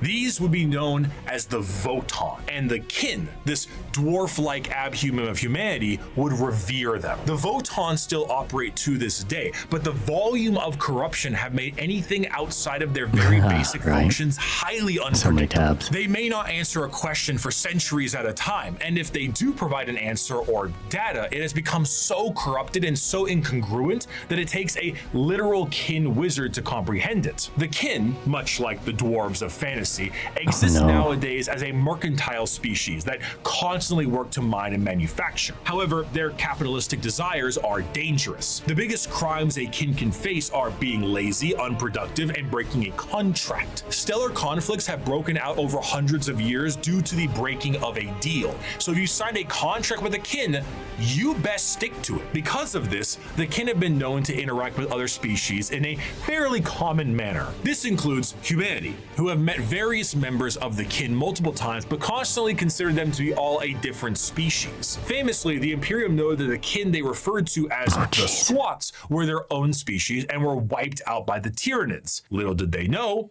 they were still around. The kin are acutely aware of two things. The first is that the humans of the Imperium are deeply terrified of technology, so the sheer existence of the Voton is a secret as well as the truth. This extends also to the Iron Kin, sentient robots that are treated in the same esteem of flesh and blood kin, because kin is kin. The second thing they are aware of is where they're from. They are fairly confident that they are from Terra, and they know that if this secret was to be known by the Imperium, that the Imperium might want to take ownership of them and everything they've built. So the more alien they are, the better. Now, this sounds fine and good, right? What could possibly be wrong with these guys besides the hyper late stage space capitalism? Well, we have to go back to their creation. The kin are an entirely clone-based race made from the computers that are exceptionally difficult to recreate. These machines, the Voton, are becoming more and more unpredictable and derelict. If anything were to happen to these machines, it would be a twofold ending of the kin. New kin cannot be reproduced, reducing their numbers, and the existing kin would have no further purpose because the end that awaits them would be non-existent. The horror of the kin civilization is that the entire purpose of their lives is to do the best they can at their duty and upload all they know to the Voton, their ancestor cores, join their ancestors. But doing so is actually the thing that is killing these supercomputers in the first place. The ancestors were dead, but through the first truths their legacy continued, and though their eyes had shut long ago, indeed the ancestors were watching, not with a gaze from eons gone, but with the eyes of every living kin. Each generation was the embodiment of the ancestors cast anew by the Voton. The galaxy changed, stars died, planets were destroyed, and civilizations fell, but as long as the Voton endured, the ancestors still lived. I do want to end this last bit with an enjoyable quote from one kin. As you may have assumed, the Leagues of Voton are space dwarves with a corporate sci-fi motif, but they are still very much dwarves. They're squat, they're strong as hell, and they hold serious grudges. This time it's just more about your contracts than anything else. And so because of this, they might treat most things about how you would expect a capitalistic dwarf would treat things. You misunderstand, human. I am not here to debate. I am not here to compromise. What you see as yours, I am taking for my kindred. You want to bargain? Tarek, unholster our means of negotiation. As the Great Crusade continued, humanity would find their missing Primarchs, reestablish the locations of all of their various worlds, and finally reclaim what the Emperor was always hoping for. But eventually, all the Emperor sought to build would be his undoing. His original attempt to have all of the Primarchs lead his great armies and usher humanity into the better ages would end up crumbling down. And we will learn about how the Imperium backslides and the horror of the modern day of 40k in part 2. I will see you very soon. Thank you so much for watching. Intense.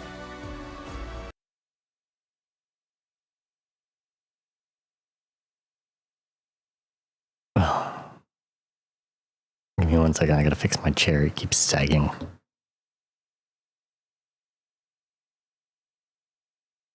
There we go. Let's get this up on full screen. But yeah, that was part 1 of every single Warhammer 40k faction re-explained by Bricky. I can't remember what he covers in part 2. I guess we're gonna find out.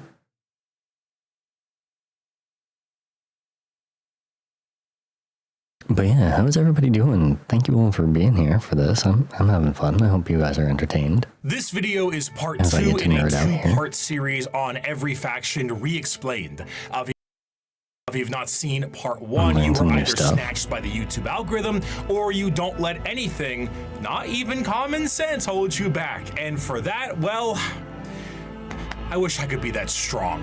The quest to find the Primarchs was expansive and treacherous, to the point where they really should write a book about it. Despite never seeing the Emperor before in their lives, the Primarchs all instinctively knew who the Emperor was. Whether it's his psychic connection to him or just plain old intuition, the giant golden god is a bit of a giveaway. The Primarchs all lived their own lives, and some lived substantially better lives than others. Rabute Gilliman of the Ultramarines rose through the ranks of his worlds and ended up turning an entire sector into a high-functioning society, where others, like Mortarion, lived on the poisonous hellscape of Barbarous under the boot heel of his own adopted father. When the Emperor arrived, some wanted to play a little bit of catch with their dad at first, and some didn't trust the baseball bat he was carrying, and some didn't want to play at all. Eventually, one by one, the Emperor returned his sons. Hold up. Since we don't have any more slides to go over, give me 1 second.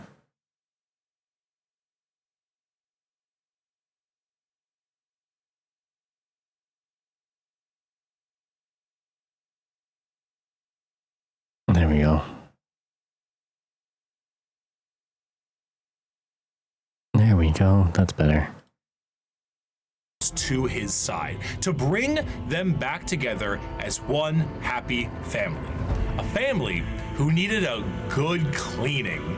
Are you tired of boring old soap? Is your son the foulest being ever? Do your eyes sting when he comes near? Clean that man right back up with the power of Cheeky. That's right, the brand new moisturizing bar soap brought to you by Moist Critical and Bricky approved. Nurgle hates it, but you'll love it. Bar soap is always so sticky and has a ton of fuss, but now you'll be glowing to the surprise of Lehman Russ. Cheeky soap is so good, we didn't even take a down payment for the sponsor. That's right, we love this soap so much, we are operating on 100% commission. We are supported purely and only by those of you who buy Cheeky. It is the best bar soap we have ever used. That is not a hyperbole. Your satisfaction is guaranteed. Take it from the man himself. Ricky's right, it's very good. Enjoy a multitude of flavors, including Lo-Fi Lavender, Pope Francis, Just Soap, Touch Grass, and Absolute Cinnamon. Cheeky alone has made me swap back to bar soap as my primary choice. No more liquid soap for this brick. Cheeky is the play. Go ahead and go to useshiggy.com/Bricky or code Bricky for 10% off your purchase and domestically support these videos. That's code Bricky at useshiggy.com/Bricky or click the link in the description to learn more. Get yourself some soap.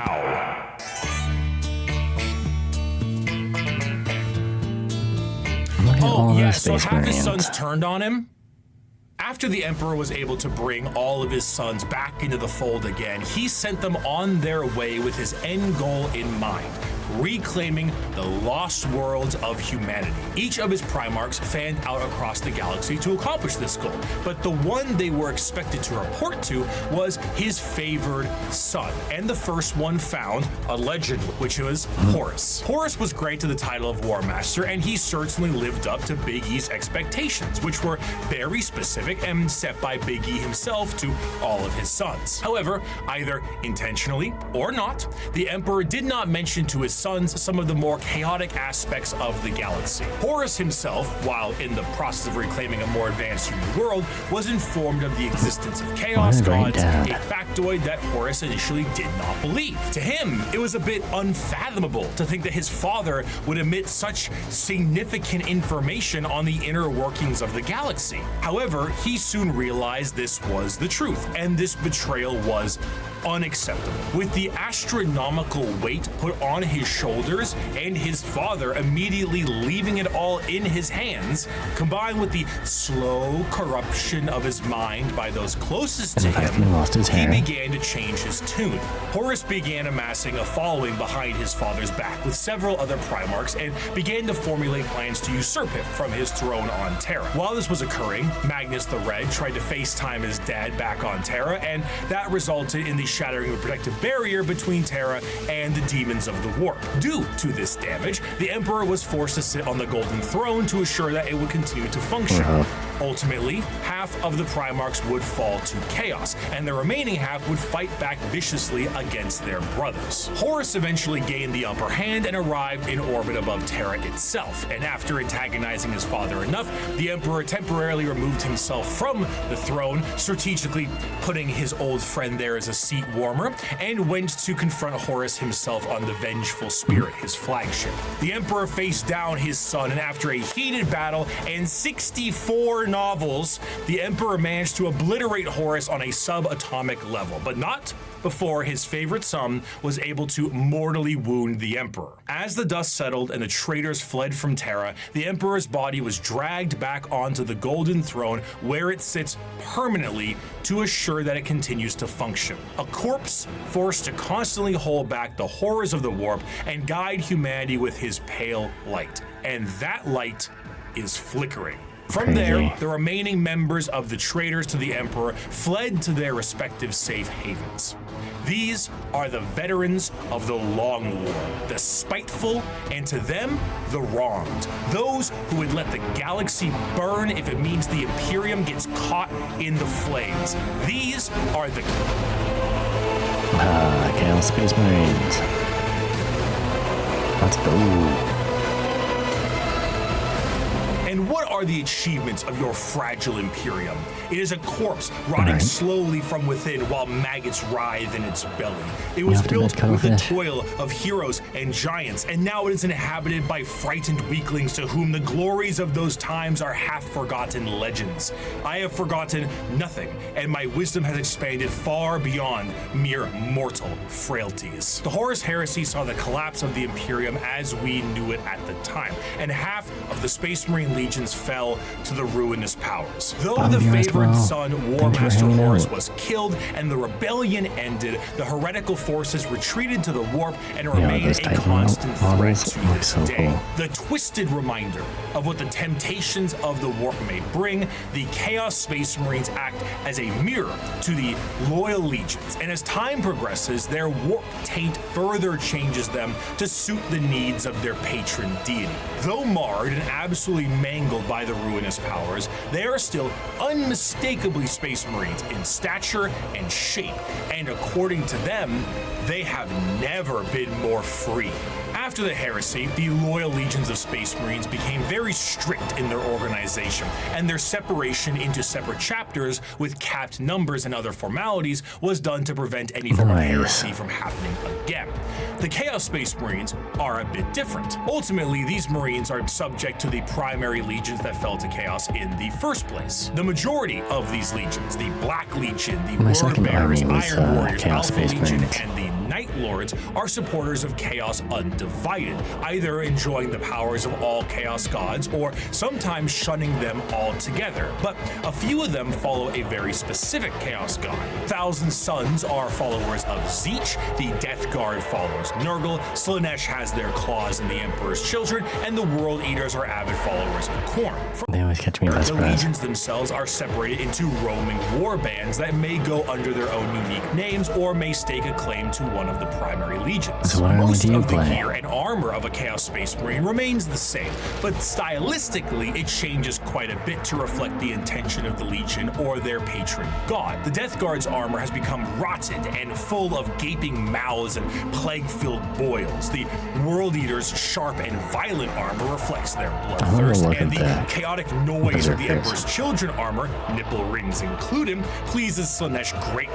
Due to the taint of Chaos, the armor itself becomes less about plating and more about a new skin for any given Chaos Space Marine. Though the Chaos Space Marines have no true fear of death or numbers diminishing, there are still major recruitment efforts for their legions. However, the conscription of these recruits is a lot more chaos-fueled and is more of a forced assimilation, and in some instances, breeding. The organ implementations and other modifications are the same, and the necessity of a gene seed remains the same, but the result is a hell of a lot different. Understanding Chaos Space Marines is a difficult exercise.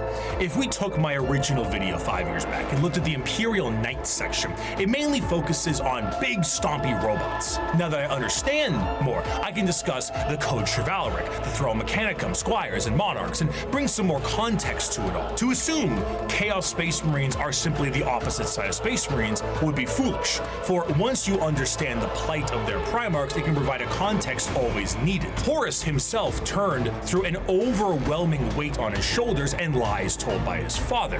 But what of Angron? Angron lived as a slave gladiator for his planet's masters, who took Dark Age technology and shoved it into his brain, so experiencing any emotion other than rage was agony for him. He finally Angron's backstory is so sad, though. leads a revolt for his fellow gladiators and frees himself from the confines of servitude. The Emperor finds him and says he will take him home, but Angron refuses. He will fight with his friends against the tyranny of his slave owners to the last. At the final last stand with him and his closest friends, slave gladiators, all of them outnumbered and on the verge of death, the Emperor forcefully teleports Angron to his flagship and none of his compatriots, leaving Angron to live and watch all of his friends die. You kept that mule Corferon. Russ kept his kin friends. The Lion kept Luther. Humans, brothers, and foster fathers, saved and raised into Legion ranks. But not me. Not Angron, no. Did the Emperor teleport his gold-wrapped custodians down to help me in my army? No. Did he free the Warhounds and order them to battle, fight alongside me? No. Did he save my brothers and sisters the way he spared and honored the Lion's kin, the way he honored Corferon? No, no, and no. No mercy for Angron, Angron the Oathbreaker, Angron the Betrayer. Conrad Kurz lived as a lonely boy scrounging the dregs of a hive city plagued by constant visions of an assassin sent to murder him by his own father. Lorgar was born on a world of chaos worshippers with abusive parents, and the Emperor decided the best way to reprimand him was destroy his holy city. The Emperor robbed Mortarion of vengeance and suppressed Magnus at every turn. The question isn't why the Primarchs rebelled, the question is why didn't they sooner? To them, they are not the betrayers. They are the betrayed. They were under the boot of a golden tyrant, and they finally could be free from his heel. Of course, things have changed a lot since the heresy, and the Primarchs of the Chaos Space Marines that have survived the fall are a twisted variant of what they used to be. They have all, for the most part, ascended to the position of Demon Prince and act as a direct connection between their god and their legion. However, due to the nature of the transformation and dedication to a particular chaos god, their actions tend to be separate from their legion's actions. Fulgrim, for example, is so infatuated with being a demon prince of Slaanesh that he is at times far too focused on his own personal perfection as opposed to conquest and sitting around like Frankfurter on his throne. Meanwhile, Lorgar is being stalked by a bird, so he's always on edge. The most adamant against the temptations of the chaos gods, Perturabo, was even made a demon prince as a reward for being the one who did the most work on the group project. Chaos Space Marines are a fascinating faction because there is a great deal of cognitive dissonance that is represented in them. Depending on which faction you follow, your devotion to chaos is a sliding scale, and the representation in the universe is so varied. Some are there to reap a high tally of kills for their patron deity, while others are there purely to destroy the Imperium who wronged them. Some are there to torture and maim, and some are there to conquest and conquer. There is no unifying glue. They fight each other as much as they fight everyone else, and their machinations are entirely up to their warband. You have all walked different paths, but together we have come to the same destination. The Emperor has failed us. The Imperium has failed us all. It has failed us by the laxity of its laws, the decadence of its culture, and in the injustices heaped upon those of us who serve the most loyally. It has failed us by never recognizing our virtues, never rewarding us for the blood we shed and bringing about its ascendancy, and never providing unity when we needed it most. It has failed us by being flawed to its core, imperfect in its pursuit of a perfect culture, and in its weakness against the encroachment of Xenos breeds that seek to twist humanity to alien ends. And it has failed us, most of all, by being founded upon lies. The Imperium is forged by a dangerous deceit and erodes us all by demanding we sacrifice truth on the altar of necessity. This is an empire propagated by sin that deserves to die. And here on Istvan V, we begin the purge. From these ashes shall rise the new kingdom of mankind, an imperium of justice, faith, and enlightenment, an imperium heralded, commanded, and protected by the avatars of the gods themselves, an empire strong enough to stand through a future of blood and fire. Naturally, there we go. As I have said before, Space Marines do not make up the bulk of the fighting force in the Imperium, so it would be ludicrous for me to not mention their dark cousins. The Code Chivalry is the sign of the power of the Imperial Knights. But what about the Dark Mechanicum? Yes. These guys are badass. Ruinous powers claimed during the Horus Heresy extended beyond just the Space Marines and the Primarchs. Mars itself was subject to a revolution that saw half of them fall to chaos as well. And some of the once loyal knight houses saw themselves swearing fealty to the dark gods. The falling of these factions allows for the war machine of chaos to continue uninterrupted and to have firepower equal to that of the Imperium itself. The Dark Mechanicum, as the name suggests, is the chaos-affiliated branch of the Mechanicus, and have a lot more free reign, much like the freedoms of the Chaos Space Marines. The seeds of the Dark Mechanicum were planted fairly early due to some of the Mechanicum not really seeing the Emperor as the Omnissiah immediately, and Horus exploited this to allow the schism to happen a bit more naturally. Unlike their Imperial brothers, the Dark Mechanicum have the ability to invent and innovate. What a concept, while also utilizing forbidden technologies such as the Silica Animus or AI. The Dark Mechanicum do have their own desires to find lost technologies and put them to use, but they're more interested in taking ancient and forbidden technology from Imperial worlds and activating them for their own purposes. Because what good is a bunch of knob and tube wiring if you don't overload it with as many extension cords as possible? However, instead of being clear-cut and more generalized creations, portions, the inventions of the Dark Mechanicum are inherently tied with the warp and its demons. Genetic experimentation and modification, the fusion of man and machine are exceptionally common, and no creation is more reflective of this than the demon engines. Instead of regular tanks and vehicles, the demon engines are machines bound with the presence of demons to make them... Actually, hold up here. Where is it?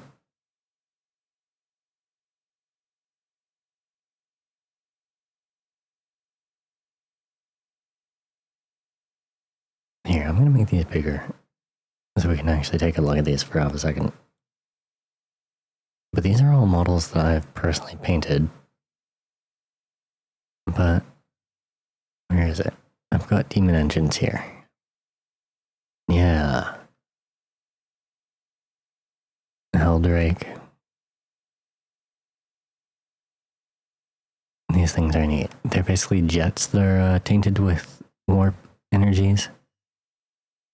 They fuse with their pilots and become living dragons, basically. And this is a demon engine that I have custom built and kit bashed.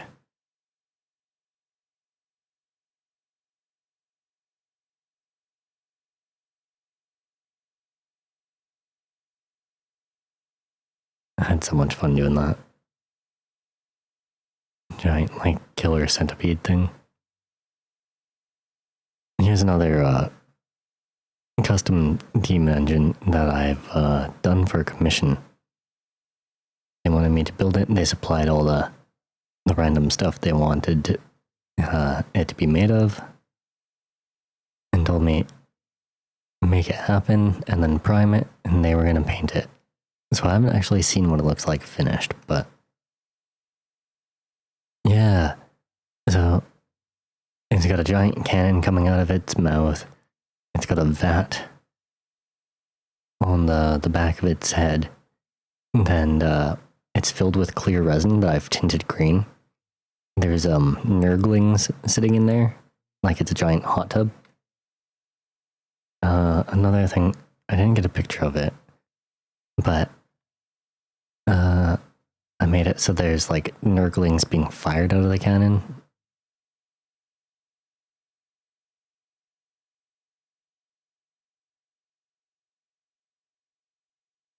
Right?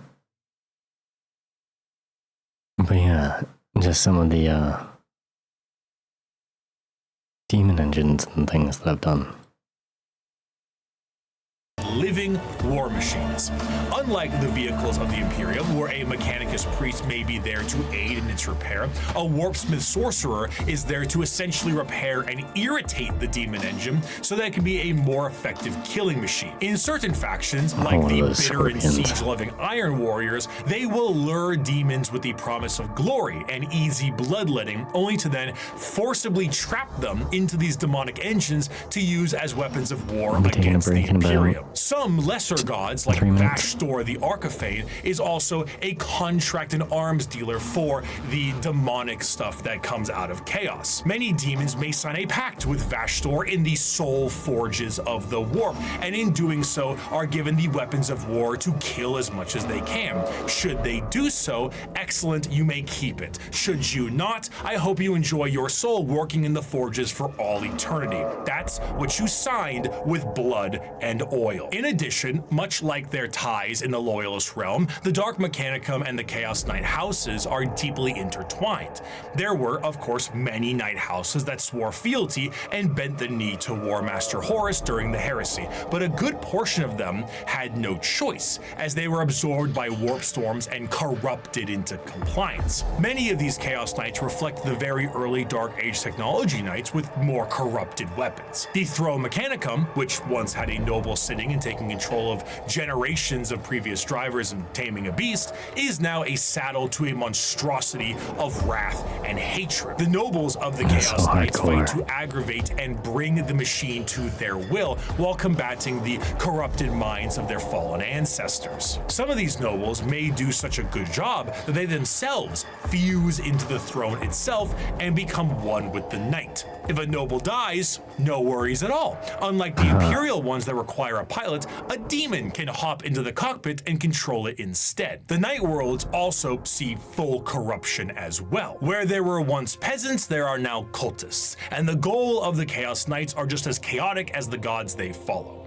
Some are sent to war by the ruinous powers, others may protect Dark Mechanicum Forge worlds, and others still may be so hyped up on the ruinous powers that they are just aimless and reckless, hoping to unravel the fabric of the universe itself. Though the aspect of nobility is still there with the Chaos Knight, but it's hardly the same as it is on the Imperial side. As opposed to a beautiful knightly stallion, the knights here are horrifying and unpredictable monstrosities, fueled in part by the agony of the memories of the ancestors trapped within. An invasion by a house of Chaos Knights is a horrifying thing. One might ask, how do knights enter the battlefield? I'm gonna take a break here. It might be a slightly extended break. I'm gonna go and make some coffee. I will be right back. I am back. I'm so sorry. Hopefully I wasn't going for too long there. Let's get back into it. They can be deployed via dropships the standard way, but Imperial Knights can be deployed with a drop keep, a gigantic... Yo, I gotta say, the drop keeps he's about to talk about, I fucking love the idea, and because I own... How many knights do I own? 1, 2, 3... I own 7.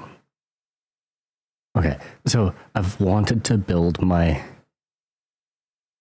Right? I love Bricky. Bricky stuff is good stuff. But yeah, as I was saying, I've wanted to build my own dropkeep to work as a display board / transport to get them like from the setup table onto a gameplay table sort of thing. So like build a two scale, I say with air quotes, yeah I can, but functional dropkeep. But yeah, I'm gonna let him describe these things because it is wild. I love it. Knight Keep, with like towers and stuff, will hurtle towards the surface like a drop pod and be slammed into the ground with an excessively thunderous crash. Then, massive drawbridges slam down, banners unfurl, and huge horns play the song of their people as these lumbering robots charge out of their, again, drop keep to fight for the Imperium. So imagine what a warp-fueled version... Right, like, God, this is so cool. But I have to figure out how big I would have to build it to fit my knights. Oh, here, I gotta move that over because we're covering the,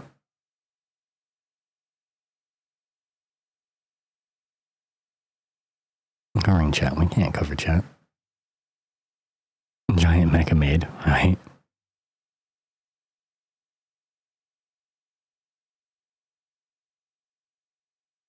But yeah, I'd have to figure out how to fit all of these guys into it.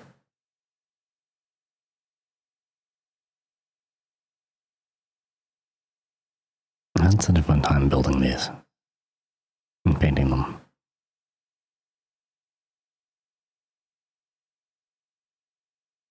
I particularly love putting bases together, if you couldn't tell.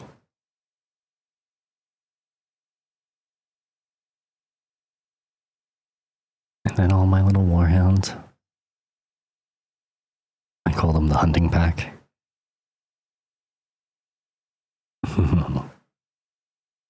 All of them are named too. This is what? This is the Sovereign of Annihilation. My favorite piece by far. But yeah, I keep interrupting Bricky. Let's let Bricky get back to it. Of this could look like. If you get the opportunity, you should kill yourself.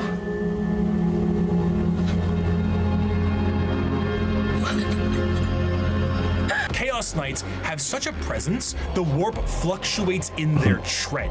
They bring doom, dread, and despair across the battlefield. warp storms occur overhead, and psychic phenomenon cling to them. A Chaos Knight will arrive either in some warp-debased platform or perhaps a portal itself, or climb out of a pool of blood. As the air gets heavy, the enemy feels a crippling sense of paranoia, and the sky begins to rain blood, acid, and God knows what else. The horrors of the warp have resulted in a dramatic change in technology in the favor of their forces. Though in practice, it is a horror beyond comprehension, their baseline desires don't seem that radical on paper. They are creative builders.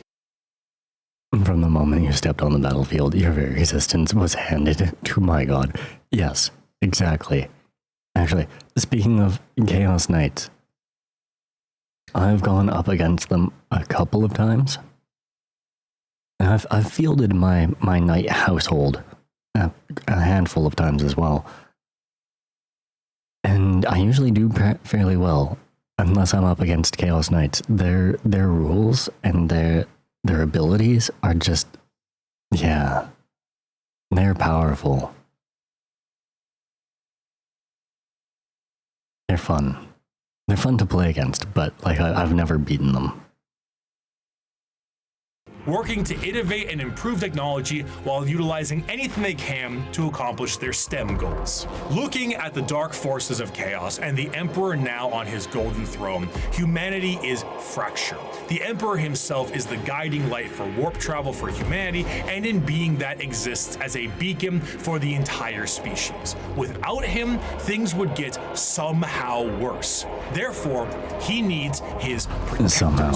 Where a Thunder Warrior wasn't enough for his armies, and half of his Space Marines turned traitor, the Emperor's personal bodyguards are something else entirely. They are not the fallible Astartes, nor are they a nightmarish concoction of organs and indoctrination. They are built and gene-crafted with science bordering on magic. They number 10,000 strong, and each of them is a hero. They are the Adeptus Custodes. The battle where an Emperor's custodians outnumber our foes. We are ever beset, surrounded upon all sides by heresy and foulness, just as is Terra itself. Yet, like the throne world, we stand resolute, indefatigable, indomitable. Let the enemy come. Let them darken the horizon with their numbers. Still, we will prevail. Though the Emperor sits rotting on the golden throne, his talons remain sharp. The talons of the Emperor was the name given to the most elite forces at his disposal. The left hand of his talons comes in the form of the Sisters of Silence, psychic blanks that scour the galaxy to claim souls, to fuel the Astronomicon in the form of the Great Tithe. 1,000 psychers sacrificed daily Sisters of to keep Silence. the Emperor of Mankind alive, dragged into the black ships of the Silent. They haven't popped up a whole lot in the books. They kind of play around in the background, but every time I do encounter them in any of the stories, or even I get to see them on the tabletop, they do have a model, or a handful of models, but they're a small force, but they're so badass, they're so cool. Sisterhood, the right hand of the Emperor's protectorate, his golden bodyguards that serve him and only him. These are the Custodians. While the members of the Space Marines went out to take back the galaxy, the Legio Custodes stood back and kept a close watch over the Emperor himself. The Custodes are, in a sense, similar to Space Marines in that they are genetically modified super soldiers clad in power armor, but that is where the similarities stop. Their genetic makeup seems to be made from the Emperor himself, or at least something quite close. And the precision of their creation predates the development of the Space Marines and even the Primarchs. Unlike Space Marine recruitment, where there's a process undertaken when a subject is at least somewhat grown, a Custodian's process begins at infancy. The methods in which they are made are a secret, but what is known is that at the very beginning, each Custodian was made by the Emperor himself. Regardless of the bioalchemical process, the process is exceptionally long and grueling, and only a handful of selected aspirants make it to the end. Those that do are clad in the most regal and effective armor in the Imperium. Commonly, a custodian is seen carrying a guardian spear, an utterly yoked up version of the stabs the Praetorian guards of the Emperor in Star Wars have. They are also clad with specific shields and blades, but the most interesting thing with all of their gear is that due to the meticulous and dedicated maintenance and preservation of their armor and gear, these items are the same ones they used 10,000 years ago. The custodians do not age biologically, so some of the veterans in the Guard may be several thousand years old, and unlike the Space Marines, they fight entirely as a solo force. When a line of custodians is holding back waves of enemies, they operate independently. There are no battle formations. They're like one-man army, each of them. Oh, look, and we've got another one of those Sisters of Battle in the background, right? They're just always in the background.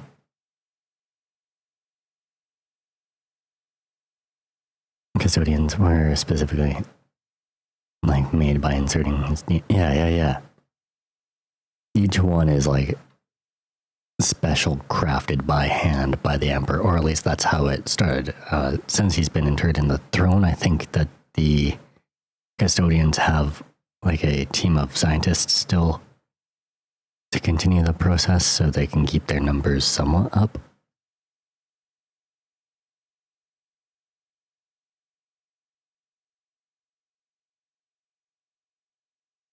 But yeah, they're pretty neat. I don't know if I'd ever want to paint them though, because they're as cool as they are literally just all gold. There are no squad tactics. Each custodian is the main character, trailed by serfs and servitors, tasked entirely to reload their weapons. They fight with a singular purpose, if not action. Groups of custodians will dispatch enemy after enemy, their spears coming within inches of each other, but never close enough for a killing blow.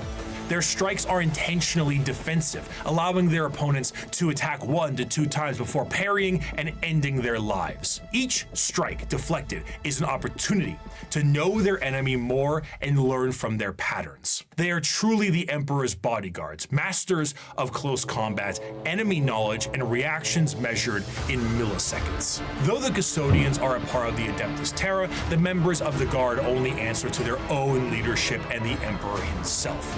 The leader of the custodians is known as the Captain General, and individual squads of custodians are overseen by a shield captain. As their focus is on the Emperor, their command center is located within the Imperial Palace. The Tower of Hegemon serves as their primary base of operations, but there is a dedicated elite guard of custodians known as the Companions that stands 300 strong by the Emperor's side. In total, the custodians are 10,000 strong, and when a member retires, their name is added to the Hall of Fame and vanish across the galaxy in a cloaked disguise to serve as eyes and ears for the Imperium.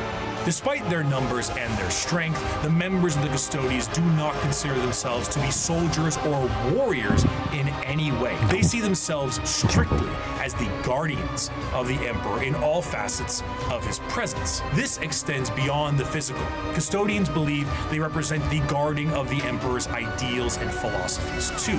Their gains are both physical and literary. They are the protectorates of everything the Emperor stood for, and in doing so, the custodians are also artisans and scholars, in addition to being the... Right, so yeah, they're literally just like the best of the best of the best at everything.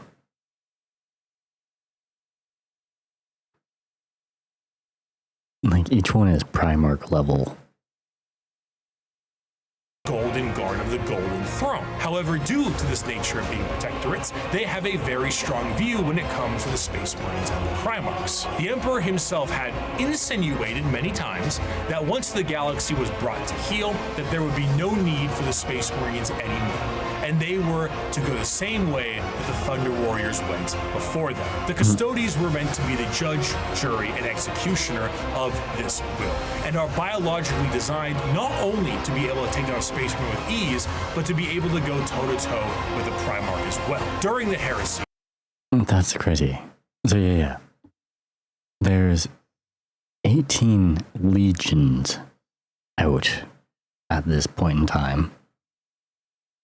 And just 10,000 custodians at the time. But it was basically, at the end, the plan was those 10,000 would wipe out 18 legions. That was the end goal. Once everything had come to unity across the galaxy.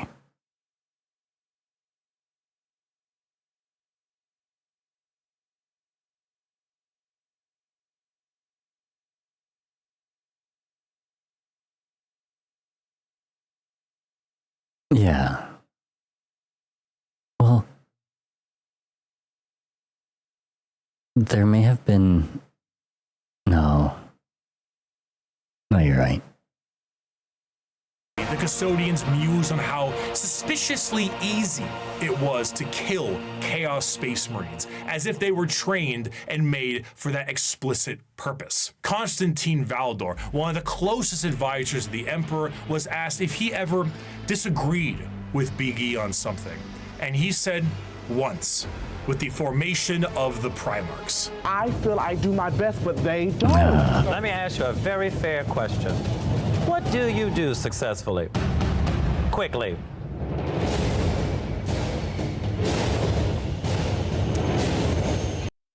Too much power.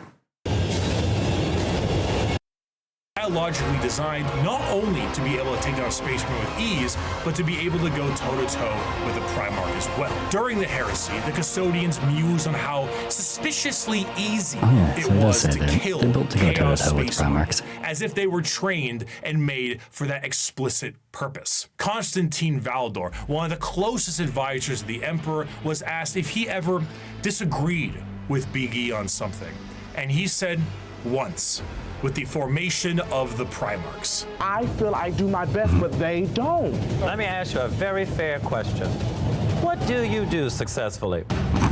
Quickly. I love that it's Lorgar too. Just so freaking good. Yeah, made for it but never tested. I hate that every time we're in Untucked, the conversations are about me. And besides the trained distrust for Space Marines, the custodians also have evidence for their distrust. The Horus Heresy saw half of the chapters fall to chaos and turn traitor against the Emperor. In the mind of a custodian, the fact that half of the Space Marines fell before means that the other half can fall with ease. They are fully capable of wiping out literally any force put against them, and in a sense are the final representation of the golden age of terror. However, they are forced to stand in silent and blind service to the Emperor and to the ill of the Imperium. And they, for 10,000 years, have stood vigil over the Imperium and have watched its rise and fall with the inability to do anything about it. While they do go out and fight some battles here and there, at the end of the day, the vastness of the Imperium means that the closest advisors to the Emperor himself are powerless to make any change. But goddamn, can they kill a Space Marine? For 100 years, I stood my watch amidst the somber shadows of the Sanctum Imperialis. I was still as a statue, but always ready, always attuned to dangers unseen. Days, months, years passed by in a frenzied blur beyond those walls, yet within, little moved and nothing changed. For 100 years, I did not but wait, yet had any threat appeared, I would have struck it down in a heartbeat. For 100 years, I stood my watch, and as it ends, I can tell you this: patience is a weapon. Of course, a threat directly to Terra itself would appear to be something foolish. It's in the deepest parts of Imperial space and is one of the most defended bastions in the galaxy. You truly have to be foolhardy or insane to think that you can take on Terra itself. However, one faction certainly got close. In the dark ages of the stars and in a river of misery, there is one faction having a cracking old time. The galaxy sees them as savages, yet they have already figured out the questions of the universe. Their numbers are uncountable, their technology incomprehensible, and yet their violence is so very green. I am, of course, talking about the Yeah, the orcs. The Orcs are the pinnacle of creation. For them, the great struggle is won. They have evolved a society which knows no stress or angst. Who are we to judge them? We Eldar who have failed, or the humans on the road to ruin in their turn? And why? Because we saw answers to questions that an orc wouldn't even bother to ask. We see a culture that is strong and despise it as crude. During the war in heaven, the old ones were doing their best to spawn as many combatants to their cause as possible by seeding the galaxy in a specialized sense. The Eldar were made to be a precise and tactical species to fight off the Catan and the Necrons, but another prominent species was made by them as well.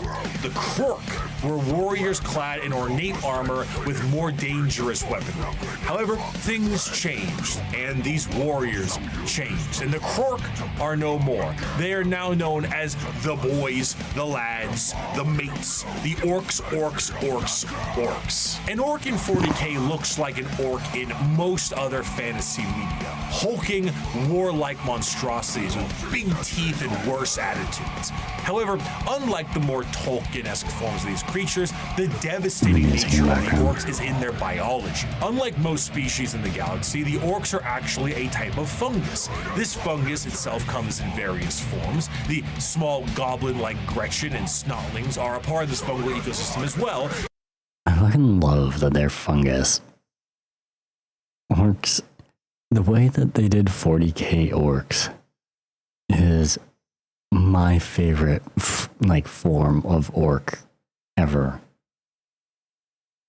And also the squigs, which can be used for basically anything. But regardless of what is a part of the fungal system, all of them are born from spores that land on the ground and grow. As they travel around the galaxy, they drop spores literally everywhere, and then an orc dies, and they drop tons of fungal spores that allows for their numbers to be replenished over a period of time. Because of this, orcs are not only extremely prominent across the galaxy, but they are exceptionally resilient due to their growing cycle.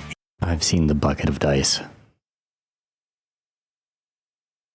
Due to their growing cycle. Even if one orc lands on a planet, it will be nearly impossible to get rid of all of the orc presence unless the planet itself is completely destroyed. And even then, they might find a way to survive. Due to their fungal nature, orcs don't really stop growing, and the more long-lived an orc is, the bigger they get, and the more an orc fights, the bigger they get. Of course, since they're constantly getting into scraps, an orc's lifespan isn't necessarily that long, so the bigger orcs are harder to find.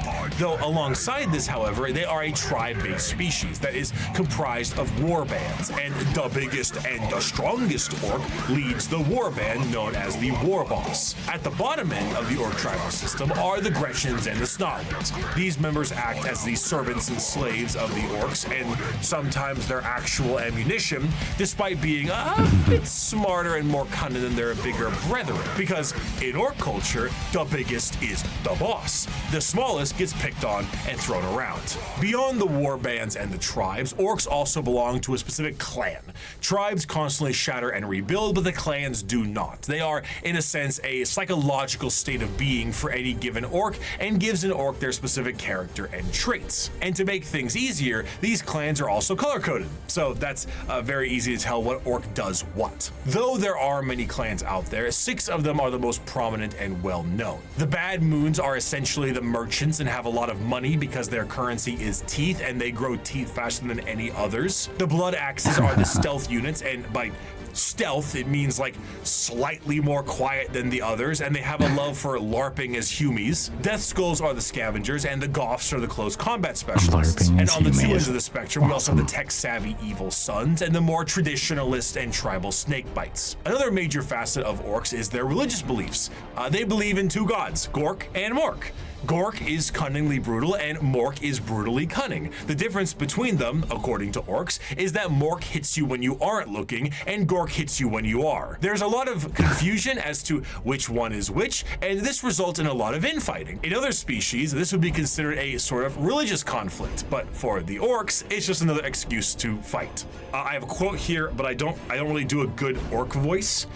So I'm going to get my co-host of That's Ridiculous to read this one, and I'll try to lip sync it. Oh, he's more cunning than a grot, and more killy than a dread. The boys that follow me can't be beat. On Pisana, we jumped the Marine boys, and our boss pose was covered in the helmets we took from the dead-ends. We burned their port and killed their bosses, and left nothing but ruins behind. I'm Warlord Gazgul Mac Uruk-Drucker, and I speak with the word of the gods. We's gonna stomp the universe flat and kill anything what fights back. We's gonna do this cause we're orcs, and we was made to fight and win. It's because this fucking sounds terrible. Fighting is the biggest aspect of orc culture, and is essentially their life's purpose. They are genetically hardwired to get into battles and scraps with enemies that can feel pain. The more they fight, the bigger they get. This, combined with them getting bigger over time, means that some of the biggest and baddest orcs of all time have been notably gigantic. The Beast, as he was known, was about the size of an Imperial Knight. If an orc runs out of other enemies to fight, they will immediately start infighting to scratch the battle itch. Wait. The Beast. There's books about that guy, right? Maybe I should start looking into that. Because as big as an Imperial Knight, that's freaking massive.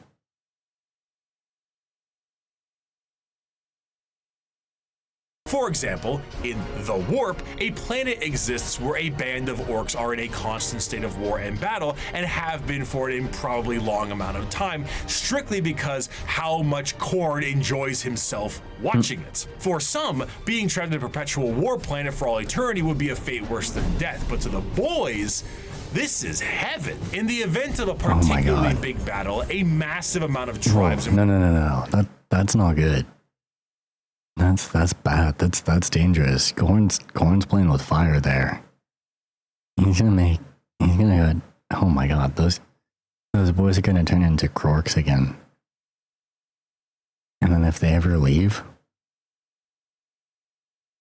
war bands will unite under what is known as the WA. The concept of a WA covers a few bases. The first is the group aspect of the massive green tidal wave of orcs fighting for the same cause, the cause being the second base. But the most prominent aspect of the WA is the psychic aspect of it. Remember how the old ones made the Eldar and all the Eldar are psychic? Well, the orcs are too, kinda, but just not as much. Only a little bit of it. And they often don't know how to use it, and frankly don't care. But a huge gathering of orcs generates a psychic field that allows orcs to be more organized, dangerous, and dedicated to the war-based cause. However, the true extent of the psychic energy and its usage is relatively unknown, but that doesn't matter considering the outcome 90% of the time. In a similar sense, their ragtag technology and weaponry is also a mystery to most who encounter it, purely because of that WA energy. The technology the orcs use seem to be held together with duct tape and plastic glue, and crude doesn't even begin to describe it. Their guns seem to have an inordinate amount of ammunition and firepower, and they are seemingly able to put things together on the fly in the middle of combat. The Imperium is of the mind that the orcs' weapons and machinery only work due to their innate psychic ability, but realistically, orc gear hardly works in the first place. Weapons blow up in a Bugs Bunny-esque manner all the time, and their war buggies can collapse in the middle of battle. Just because it works a handful of times does not mean it's an effective weapon, but this doesn't stop the orcs and their green tide. To really understand the power of the WA energy, orcs can operate purely off of belief. Now, a misconception is that orcs believe something is real and it happens. But that isn't true, because that's just one orc. However, there's never one orc. There's normally a few billion orcs together, and if they all believe something is true, the warp will tend to respond with a positive green light. Sometimes. Do the red ones go faster? Well, with enough orcs, yeah. How does an orc buggy with an engine block that's just a boulder with vroom vroom written in chalk work? Who cares? Orcs breathing on a ship with a hull breach? Go ahead. An orc went back in time to kill a version of himself so he could have two of his favorite weapons. It is shenanigans. Because of their actions and aesthetic, the orcs tend to be presented in a comic relief sense in a lot of media, particularly the media from their perspective. They are bumbling and loud and goofy British football hooligans, and they say silly things and act in silly ways. But to the citizens of the Imperium, the orcs are far from funny. They are violent and irrational creatures that take humans for punching bags, slaves, or ultimately dinner.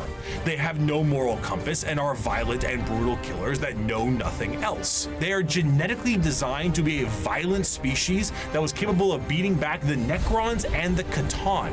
And if the orcs were ever able to unify under one banner, they would be utterly unstoppable. However, due to their aggressive nature, their organizational skills are non-existent, and they tend to just beat each other up for the fun of it. All that exists in the mind of an orc is fighting, and nothing else. If they wipe out their enemies, they will inevitably wipe themselves out as well. They are a brutal Ouroboros doomed to an endless war cycle, but to an orc, why does it matter?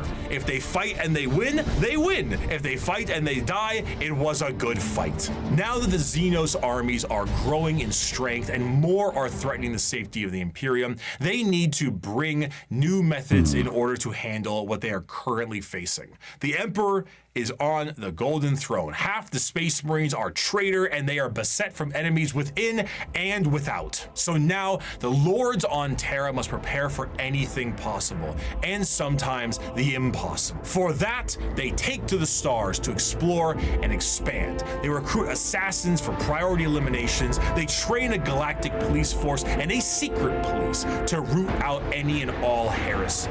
The lesser known, yet most feared, the Ancients of the Imperium. Let's go.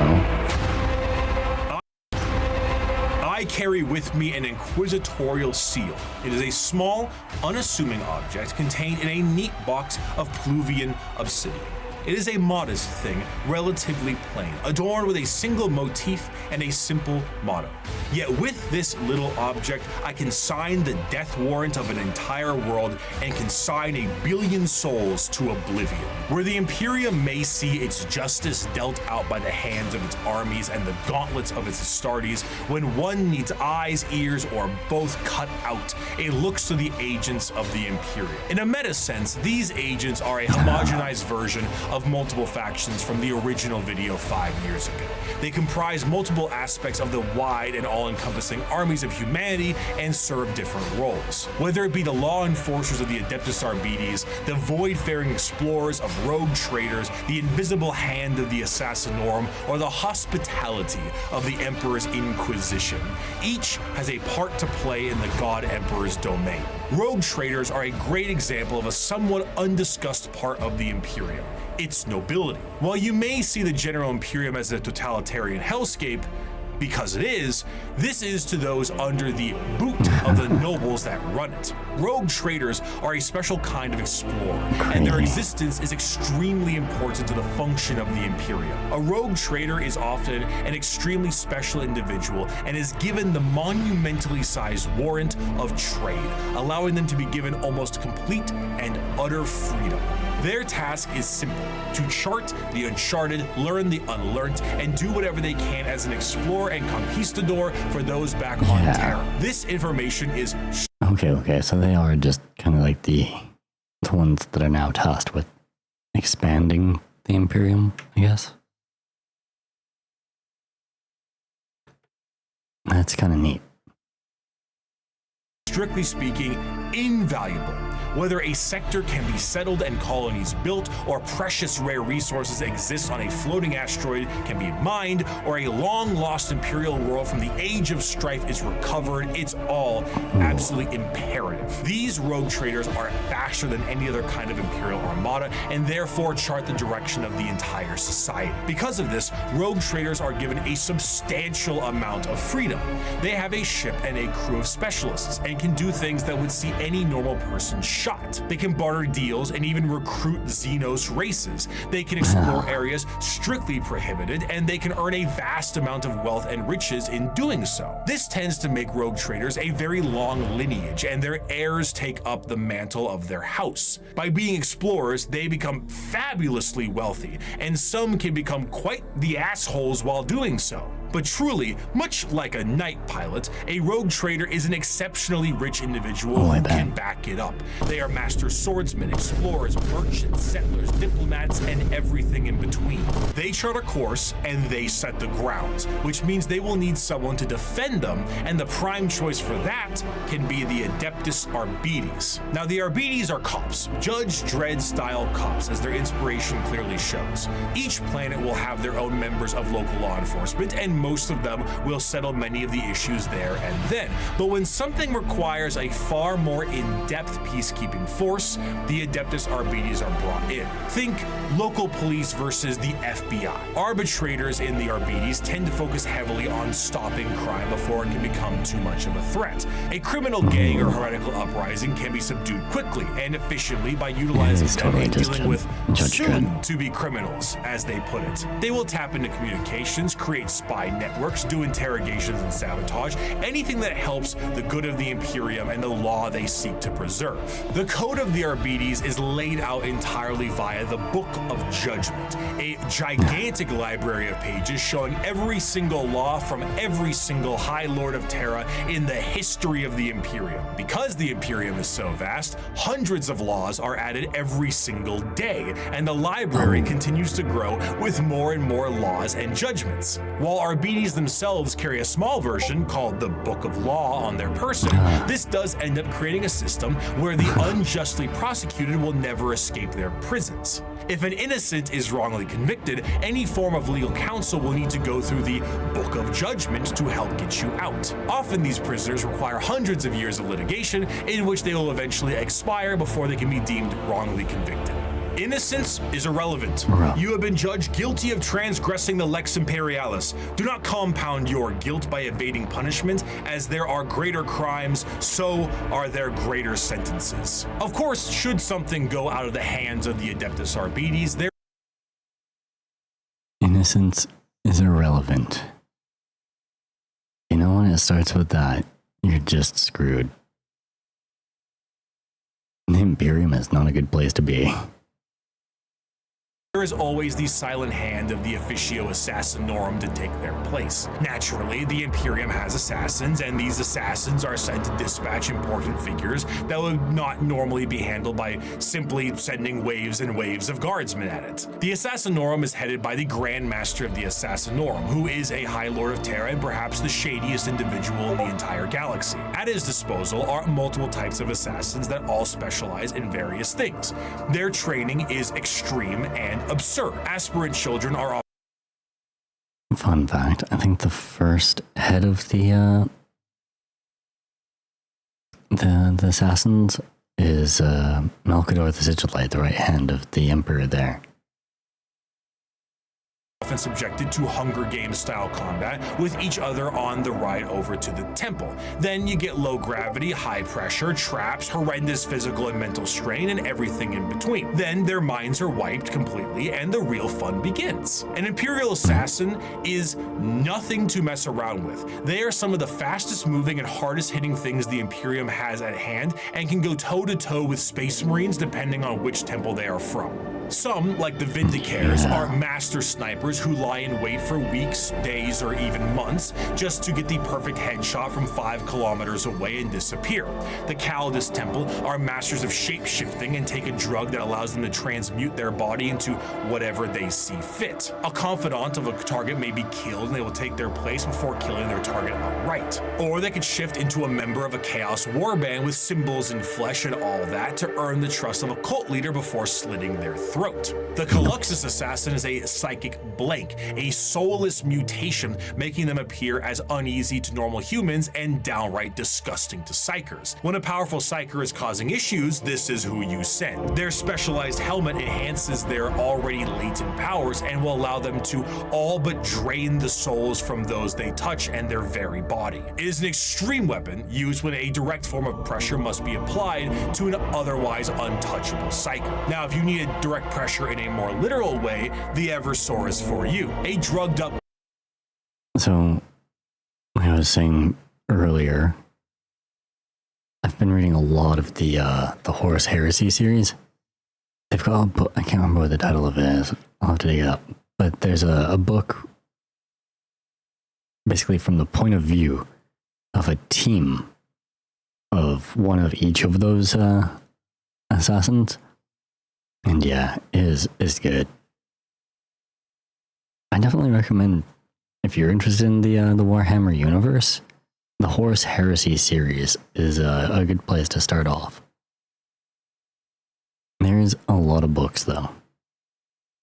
Comatose psychopath that is directly dropped on enemy lines and allowed to wreak havoc, killing anything and everything it sees in a blaze of movement and blood before it inevitably dies and causes a plasma explosion on its demise. There are other temples as well, the Vanis Temple acting as sort of like a cyber hacker, the Venom Temple specializing in poisons, but all in all, assassins move with their skin-tight body gloves with a speed unmatched and force unexpected. One of the best assassin novels puts a Vindicator Calidus and Vanis to infiltrate a night world, kill the High Monarch of the Night, who is permanently stuck in his giant robot knight, install a new ruler in his stead, and make sure nobody knows the Imperium did it. Their missions are insanity, and their tasks impossible, and they do it anyway. Thus is the power the Assassinorum wields. We do not determine the guilty, we do not decide the punishment. We are merely the cold instrument of the Emperor's vengeance. There is no form of death unknown to us. There is no form of terror beyond our means. There is no enemy outside our reach. We are the blade that hovers over the throat of the traitor. We are the bullet that awaits the heretic's skull. We are the poison in the throat of the alien. However, despite the prowess of the traitors, the police, and the assassins, there is one that stands above all. As the Imperium settled into its post-Emperor world, they needed a force to root out corruption wherever it could be found. But they needed specialized individuals who could do so. Men and women who would serve as detective and executioner. This new secret police would have unlimited authority, and they would be known as the Inquisition. Inquisitors of the Inquisition are one of the most feared individuals in Nobody expects the Spanish Inquisition. All of the galaxy for the common members of humanity. Trained in the most difficult of conditions and mental hardening, they have long closed their minds to the compassions of those they deem guilty. Inquisitors are, for the most part, detectives, but they are detectives whose authority is unmatched and actions justified by the state itself, similar to the KGB, the Gestapo, the Stasi, the OVRA, but unlike those organizations, the Inquisition has far more authority and is one of the only types of individuals who can commit exterminatus, the term used for the utter and total destruction of a planet that is no longer deemed usable by the Imperium. While it is a very exciting word and a commonly notable thing done in Warhammer, exterminatus is not actually used particularly often. It's a last resort entirely meant to stop the enemy from gaining a major foothold or spread even more corruption. Even with 1 million worlds, the wholesale slaughter of an entire planet is still a massive blow to the Imperium. Inquisitors range quite a bit, not just in how they operate, but also in their personalities. They are often main characters for a large amount of books, as detective noir is a great genre, and they can be the most stone-cold killer or a pragmatic and sympathetic individual depending on who they are. Inquisitors may utilize methods unlike most of the Imperium, such as alien tech or even demon hosts, where Puritans stick closer to the methods of the religious state and shun any deviations. They also specialize in various aspects, as the Inquisition has orders or ordos, such as Xenos for aliens, Malleus for demons, and Hereticus for, you guessed it. Truly, if you are a normal citizen of the Imperium, a person flashing an inquisitorial rosette in front of you may be one of the most terrifying moments of your entire life. It is the same as an FBI badge or a KGB member, except now you're in Warhammer.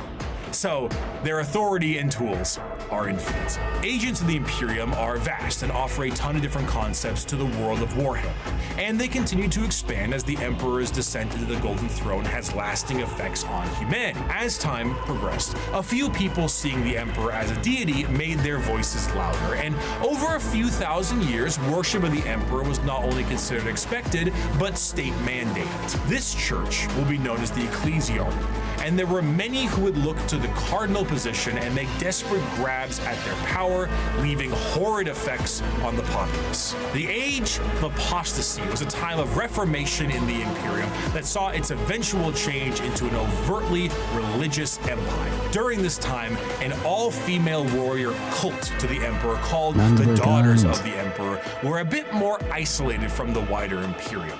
However, as the Ecclesiarchy began to take root, one Goj Van Dyer became the High Lord of the Administratum and noticed these warriors and felt they could be useful to him. Goj himself told these warriors that he was the voice. I used to have some Sisters of Battle, but they kind of discontinued their model line for a little while there, and then they re-released it later. And I just never bothered to update. And then I just ended up just reselling what I had. But they had some really cool stuff. They're a really neat army.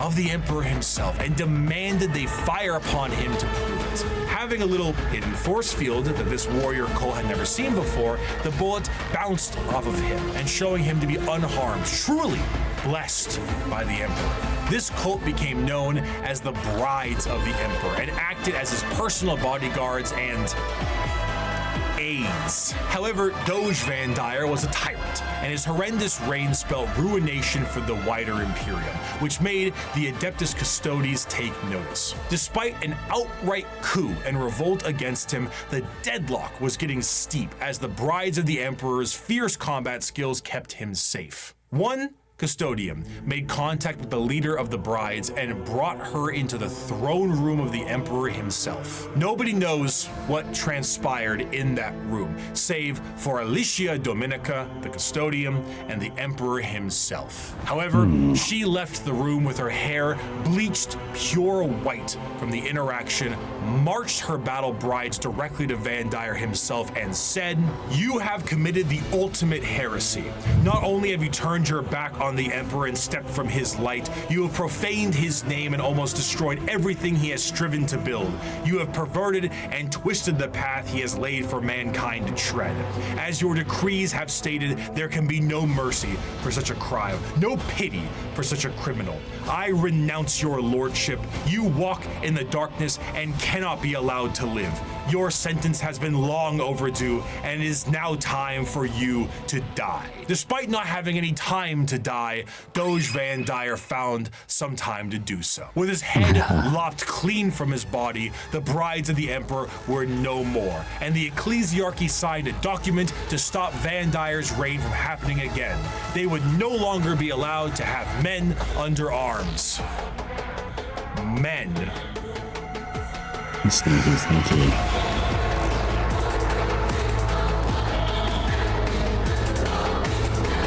The Adeptus Sororitas, or commonly known as the Sisters of Battle, the nuns with guns, the fighting force of the church. Despite being the main military.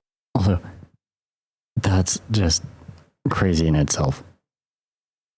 In the universe of Warhammer 40,000, the church has an army. And they are deadly. Faction, the Sisters of Battle, their organization actually is far more diverse than this and have many more nun-based roles for their members. They are organized by various orders with various specialties in mind, such as the non-militant orders like the Hospitaller, Dialogus, and Familius, including things like helping with surgical equipment and various other medical stuff, Duolingo, and a poli-sci degree. These orders are further separated into smaller orders in an almost Space Marine chapter sense, but tend to have more flexibility due to the nature of their work. And in addition to that, there is flexibility between the orders. It is not uncommon for a member of one of the more battle-hardened orders to switch to a more passive one once they've sustained battlefield injuries or are a bit closer to retirement. As mentioned before, the Sisters of Battle are a part of their own separate organization, the Order's Militant, and feature the highest number of any given system. They are the official fighting force of the ecclesiarchy, and they specialize in wars of faith. Unlike the deployment of Astartes and Guardsmen, the Sisters of Battle are often deployed with members of the Inquisitorial Ordo Hereticus due to the holy war nature of their battles. The Sisters of Battle are suited up with their own form of... Again, with the awesome artwork, though. Look at that.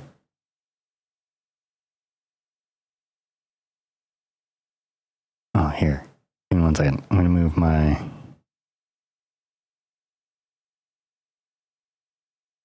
But, like, we got some space pope going on here. All the way out in the fire, we got, like, people wielding chainswords.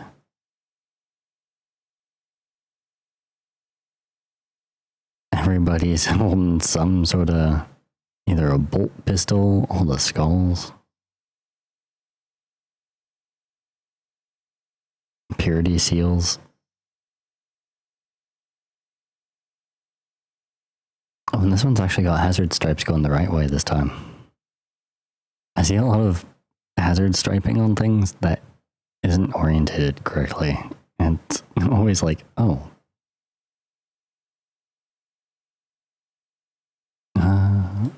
Specialized power armor that gives them almost like a Joan of Arc vibe to the battlefield. Though lacking the more extreme modifications of a Space Marine's power armor, mainly to the fact that Sisters are, for the most part, regular humans, the power armor of a Sister of Battle almost matches the defensive power of an Astartes, but with added flexibility and versatility in exchange for its strength. Some of the patterns of armor do allow for the enhancing of genetics, but this is far from the norm. This, combined with an arsenal of tanks and vehicles that have literal church organ rocket launchers on them, really brings across the holy war vibe in a gothic manner. Accompanying a Sister of Battle in the fields of war is the holy trinity of weaponry, the bolter, the flamer, and the melta. With such a simple loadout, the Sisters of Battle are able to bring down the glorious flames of the Emperor himself, and his holy light shines on them in other ways during a conflict. Hell, even their jump packs evoke angelic imagery as opposed to the more clunky jetpacks, ones that Space Marines have. In times of great turmoil, Saint Celestine. I have a model of Saint Celestine, which is what we're looking at right there. Yeah. And here, we're actually going to take one more break here. And I will be right back. I return. Oh, wait. Let's get back here. There we go. I am back. Let's continue on here. Or impossibility, a living saint of the sororitas itself might appear on the battlefield surrounded by a litany of doves and cherubs, an almost comical scene of holy glory followed by literal hellfire. The Sisters are a fascinating organization because they take what is normally seen as a benevolent force and turn it on its head to be a horrifying method of war. Because the Sisters are so zealous, they are nigh impossible to persuade and almost never fall to chaos. In fact, any deviation from the Imperial faith may see you killed outright as you are deemed a heretic, and sometimes Sisters have even less patience than the Inquisition does. To the Adeptus Sororitas, no punishment is too extreme for blasphemy and heretical behavior. Whether it's lobotomizing traitors to use as shock troops or attaching them physically to agonizing pain engines so they can die for the Emperor, anything goes. The most fascinating part of the sisters, however, is their faith. We discussed how orcs often make things happen through belief because of their sheer number of them. The sisters create miracles where they walk. They are not many psychers like orcs, but they are excessively devout and make up for that. Bullets barely miss targets they absolutely should hit. Guns jam, tanks malfunction, enemies slip and fall. The scene from Pulp Fiction is an accurate portrayal of what happens when the sisters fight. I'd knock that shit off if I was you. Die, you motherfucker!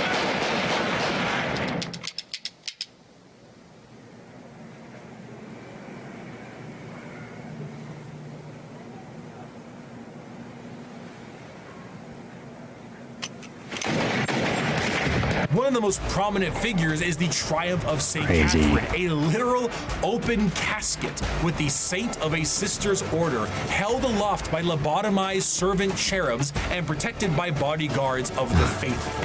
The devotion to the emperor swells so strong that acts of faith are made manifest, and sometimes angels themselves. When the sisters go to war, they have thundering organs and litanies screeching out into the battlefield, hymns and songs. They rabble off prayers on their lips and burn holy fire across the area. They spray holy water down from horns atop their vehicles. It is a genuine holy war, a procession of death. Saint Celestine is an undying deity, arriving precisely where she is needed and returning to the fold after each death. When she dies, she sees a crying young girl atop a mountain of bones, her bones, after every one of her deaths. She climbs this mountain every time to help comfort this crying child and is rebirthed upon the battlefield. And one day, her deaths will create a mountain so large that even she will not be able to traverse it. Is she a demon of the god emperor? Perhaps, but she'll be shot for saying so. She is genuinely and literally faith made manifest. Some sisters may make a mistake. She's intense. I think I've got another book in the Warhammer series just based on her. And yeah, that background of her regenerating, it's a really neat cap on immortality, right? Like you can't really kill Saint Celestine. You fight her in battle, you kill her, and she gets banished back to the warp. She just comes back. But there'll come a time where she just can't make it to the top of that mountain anymore. Another thing that he glossed over there, though, that it elaborates more in the book, she loses a little bit of herself every time she comes back. It's a really intense and neat way of limiting such an overpowered, immortal character. However, and find themselves questioning their faith, disobeying a command, and even leaving their order. These sisters are sent for reconditioning and are known as the Sisters Repentia. They generally face the front of the line head on and seek retribution and forgiveness from the Emperor himself. Though their actions were heretical, Repentia on the fields of battle is an indication of an individual wanting to become forgiven. They run aloft with torture devices attached to their bodies and a chainsaw the size of their body, completely armorless, to determine if this is how they die or if the Emperor will forgive them. Even the most famous champion of the sisters, that Saint Celestine, was a Repentia. Even she questioned her faith, and if she can do it, so can you. Just don't run away again. They don't really do third chances. The Sisters of Battle are martyrdom-enthused zealots that create miracles in their tread. Their devotion is boundless and also a direct source of their power. A whole army of power-armored soldiers shooting, burning, and melting all in their path is bad enough, but it enters a whole different level when God is on your side. By bolter shell, flamer burst, and melta blast, the mutant, the heretic, and the traitor alike alike are cleansed of their sin of existence. So has it been for 5 millennia, so shall it be until the end of time. The Imperium devolving into wars of faith is to push its agenda further. Where the xenophobic nature of humanity was once strong, it has now been magnified, and there are plenty of aliens in this galaxy. 6,000 years prior to the current events of 40k, a planet was found by an AdMech exploration vessel. The life forms on the planet were seen using tools, but they were still very primitive, so the planet was marked for destruction to pave the way for the Imperial war machine. However, this was thrown off because of an extreme warp storm and that whole Doge Van Dyer thing. Flash forward to modern day, and an unknown but highly advanced vessel was shot down near an Imperial mining world, and the bodies on this vessel matched those life forms found on that primitive world. The native creatures on that planet were able to evolve rapidly due to them being unobstructed, and their highly advanced gear posed a new threat to the Imperium. Advancing over these years with a remarkable speed, these are the new upstarts in the galaxy, looking to make a name for themselves, all in the name of the greater good. These are the... But still, that's intense.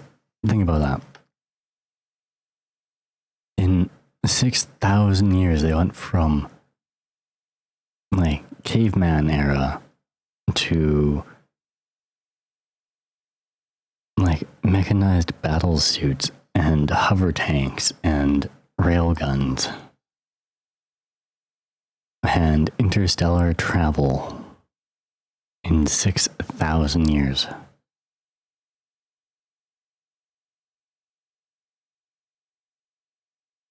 Imagine if we could have done something like that. These are the Tau Empire. The alien is not intrinsically evil. Do not hate him. Pity him his ignorance. Seek to understand his differences and acquaint him with his inadequacies. Only then will he accept his place in the greater good. The early history of the Tau is chaotic at best. Due to their extreme speed run to space travel, their journey to the stars were overburdened with inner conflict.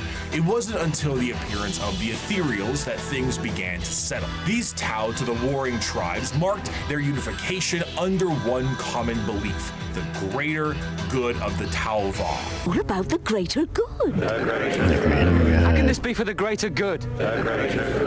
This system is a caste-based system that seeks to unify and organize the Tau into an effective and successful society while working for their mutual benefit. These castes, in order from lowest to highest, are the Fire or Shas caste, which is soldiers, Earth/Theo, which is manufacturers and industrialists, the Water or Por, being diplomats and traders, and the Air/Kor, being navy officers. Also, you have the Ethereal/Un, which is the lords and leaders of the Tau. Now, unlike the paths of the Eldar, the Tau don't get any say into which caste they're in.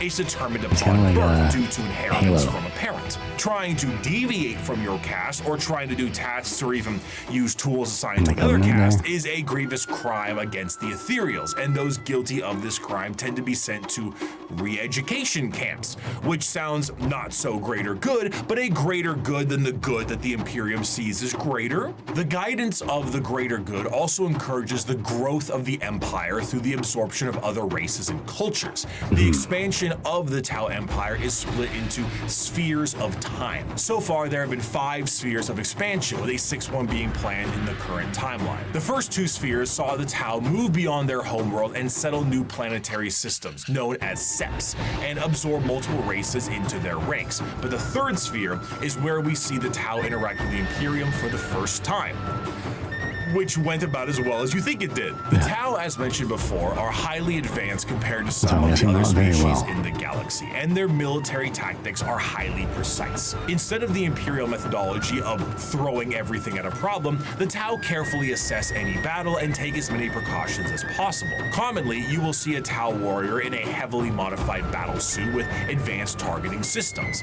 The Tau do not often consider close combat to be something very effective, so they don't really put much stock into it. Their Gundam-like battlesuits have a multitude of functionality, ranging from overwhelming firepower to stealth-based combat, and They really are kind of Gundam-like, aren't they?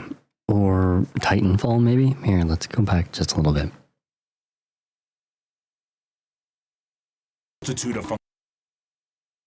So they don't really put much stock into it. Their Gundam-like battle suits have a multitude of functionality, ranging from overwhelming... Yeah.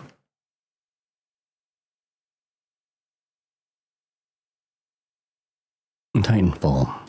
Firepower to stealth-based combat, and since they're an upstart species with a bit of technical flair, they have plenty of AI drones that help them in the field of battle. In addition to this, the Tau are also joined in the field of battle by some of the species that have been absorbed into the fold of the greater good. These auxiliaries often employ tactics that the Tau are unable to do on their end, such as the brute force and almost primitive nature of the Kroot, combined with the Geonosian aerial shock attack style of the Vespens. But the Tau assimilate more and more species with time, including even some humans who wish to break off from the Imperium for pick a reason. The aesthetic of the...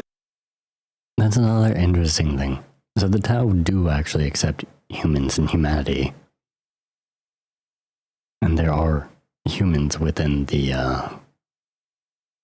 Tau populations. It's kind of neat. Because, yeah, the Imperium definitely wouldn't do it the other way around.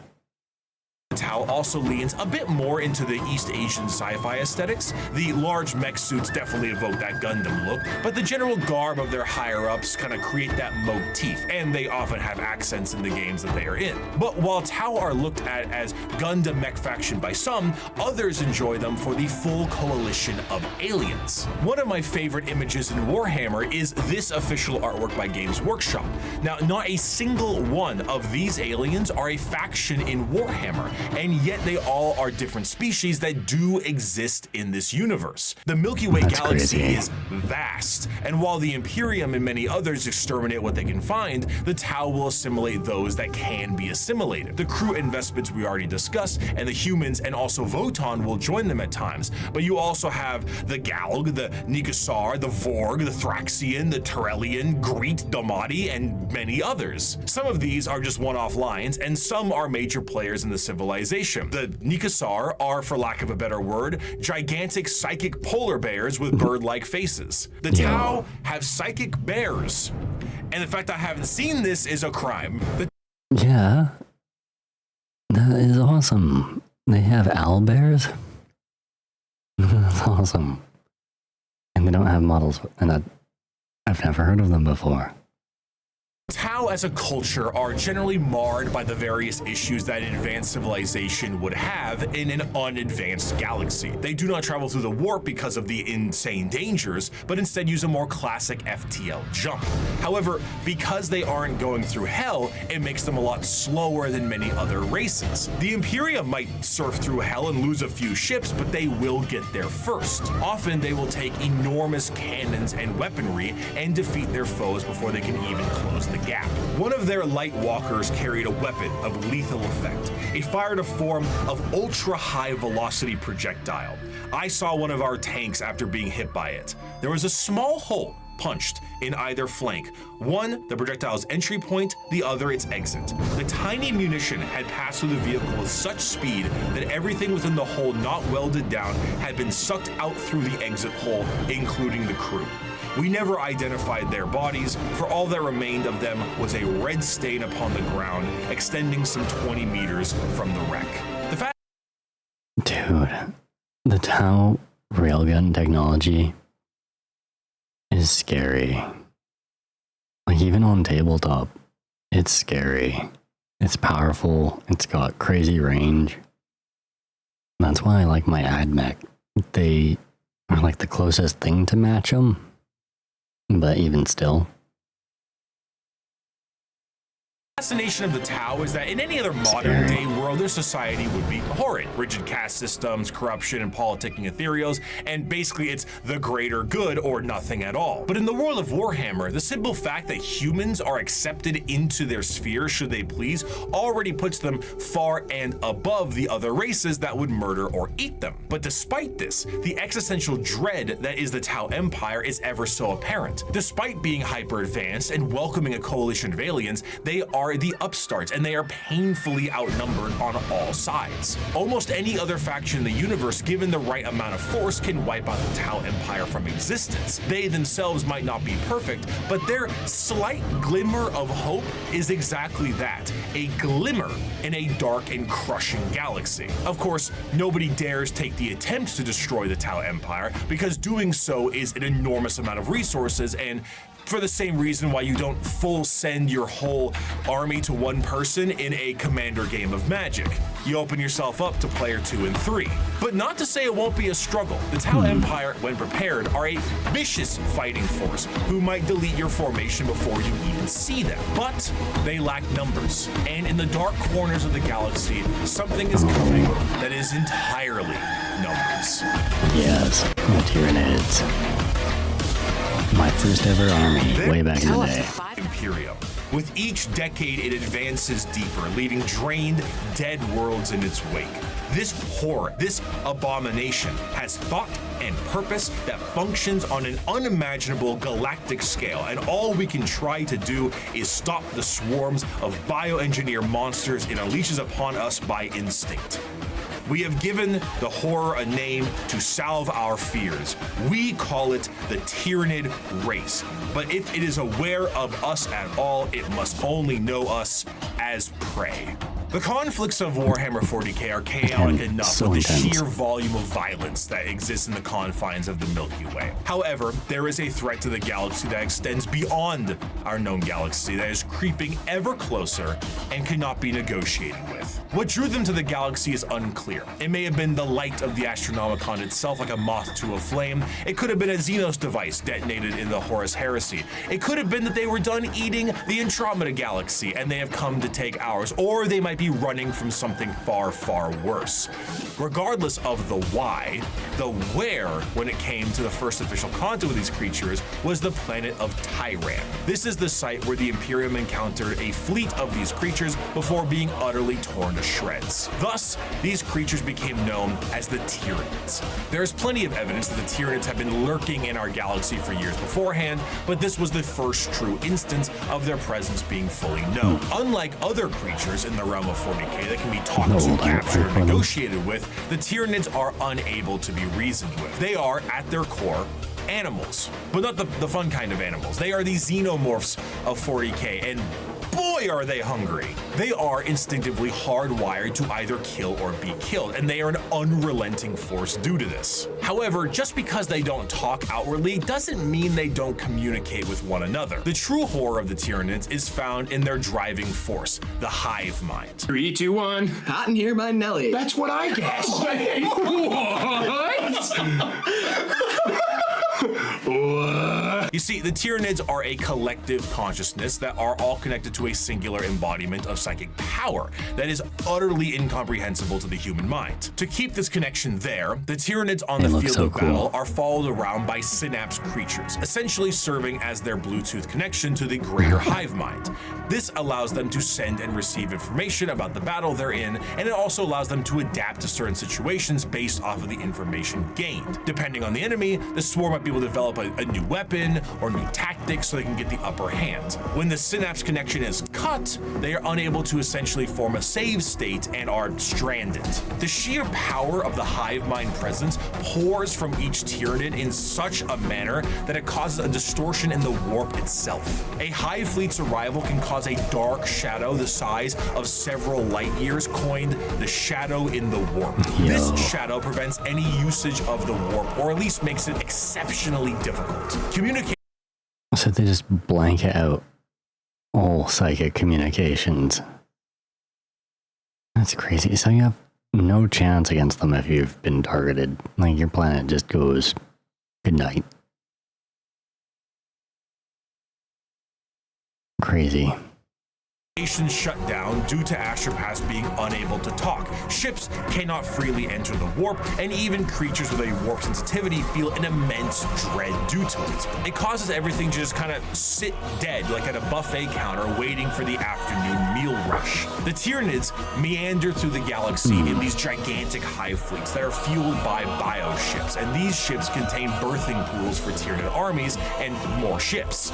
Everything about the Tyranids is organic, and to fuel fuel this war machine, the Tyranids consume any and all biomass they come across and absorb it into their respective hive. From the ground to literally the air, the Tyranids strip a planet to a lifeless and uninhabitable hulk. As a means to curb the advancement of the Tyranids, the Imperium has been known to preemptively exterminate its worlds in the path of a hive fleet.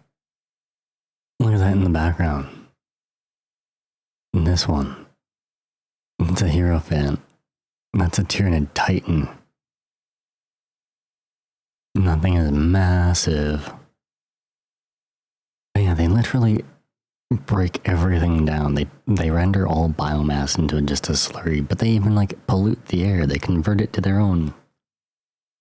They steal everything, so that they have less biomass to consume in an attempt to starve them. The Halo method, literally scorched earth tactics by taking everything out of the freezer and lighting it on fire. Outside of the obvious threat and adaptive and unreasonable enemy posed on the field of battle, the most dangerous aspect of the Tyranids comes in the form of their general unpredictability. The Tyranids are external to the Milky Way galaxy itself, and it's unknown where they truly hail from. However, their arrival in the Milky Way is seemingly random and in 3D space, implying quite heavily that Tyranids have the galaxy surrounded in some kind of way. Due to this, you will sometimes see instances of species engaged in a separate conflict, both agree to a temporary truce in order to take out a Tyranid threat. Because regardless of the stakes at hand, the existence of the Tyranids marks the heat death of the galaxy itself, and all the factions can ultimately agree that the Tyranids themselves act as the biggest threat to all of them. Wow. The Tyranid race is truly an unknowable horde and pulls from that horror of the unknown. They as a faction are not ones with a large amount of general lore because their entire race is told from the point of view of those being eaten by them. Tyranids are called that due to the planet Tyr. Yeah, I don't think I've heard of any book from the Tyranid point of views, but they do actually have books where the Tyranids are there. They destroyed, as we mentioned earlier, and their names are often phrases given to them by their victims. The Swarm Lord, Old One-Eye, the Death Leaper, Von Ryan's Leapers, and so on. Despite the inability to even perceive the vast psychic hive mind of the Tyranids, they are fiercely intelligent. Special poisons and items designed to counter them are adapted in a matter of hours. If you bring light infantry, they create heavy monsters. If you brought weapon emplacements, they spawn little creatures to scour your vents and sewers. Many of you enjoyed the Servitor excerpt from part 1, and so bear with me as I provide you another very long account of a planetary governor whose planet is in the final death throes of the Tyranid menace. This starts about halfway through. Oh, God. All right, move it along, sir.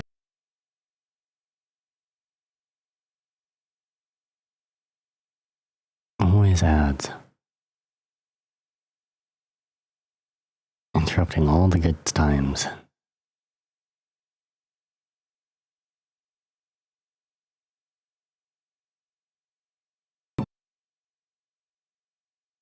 Since a handful of us escaped the sinking of the Sea Fort Divine Anchor via airlift.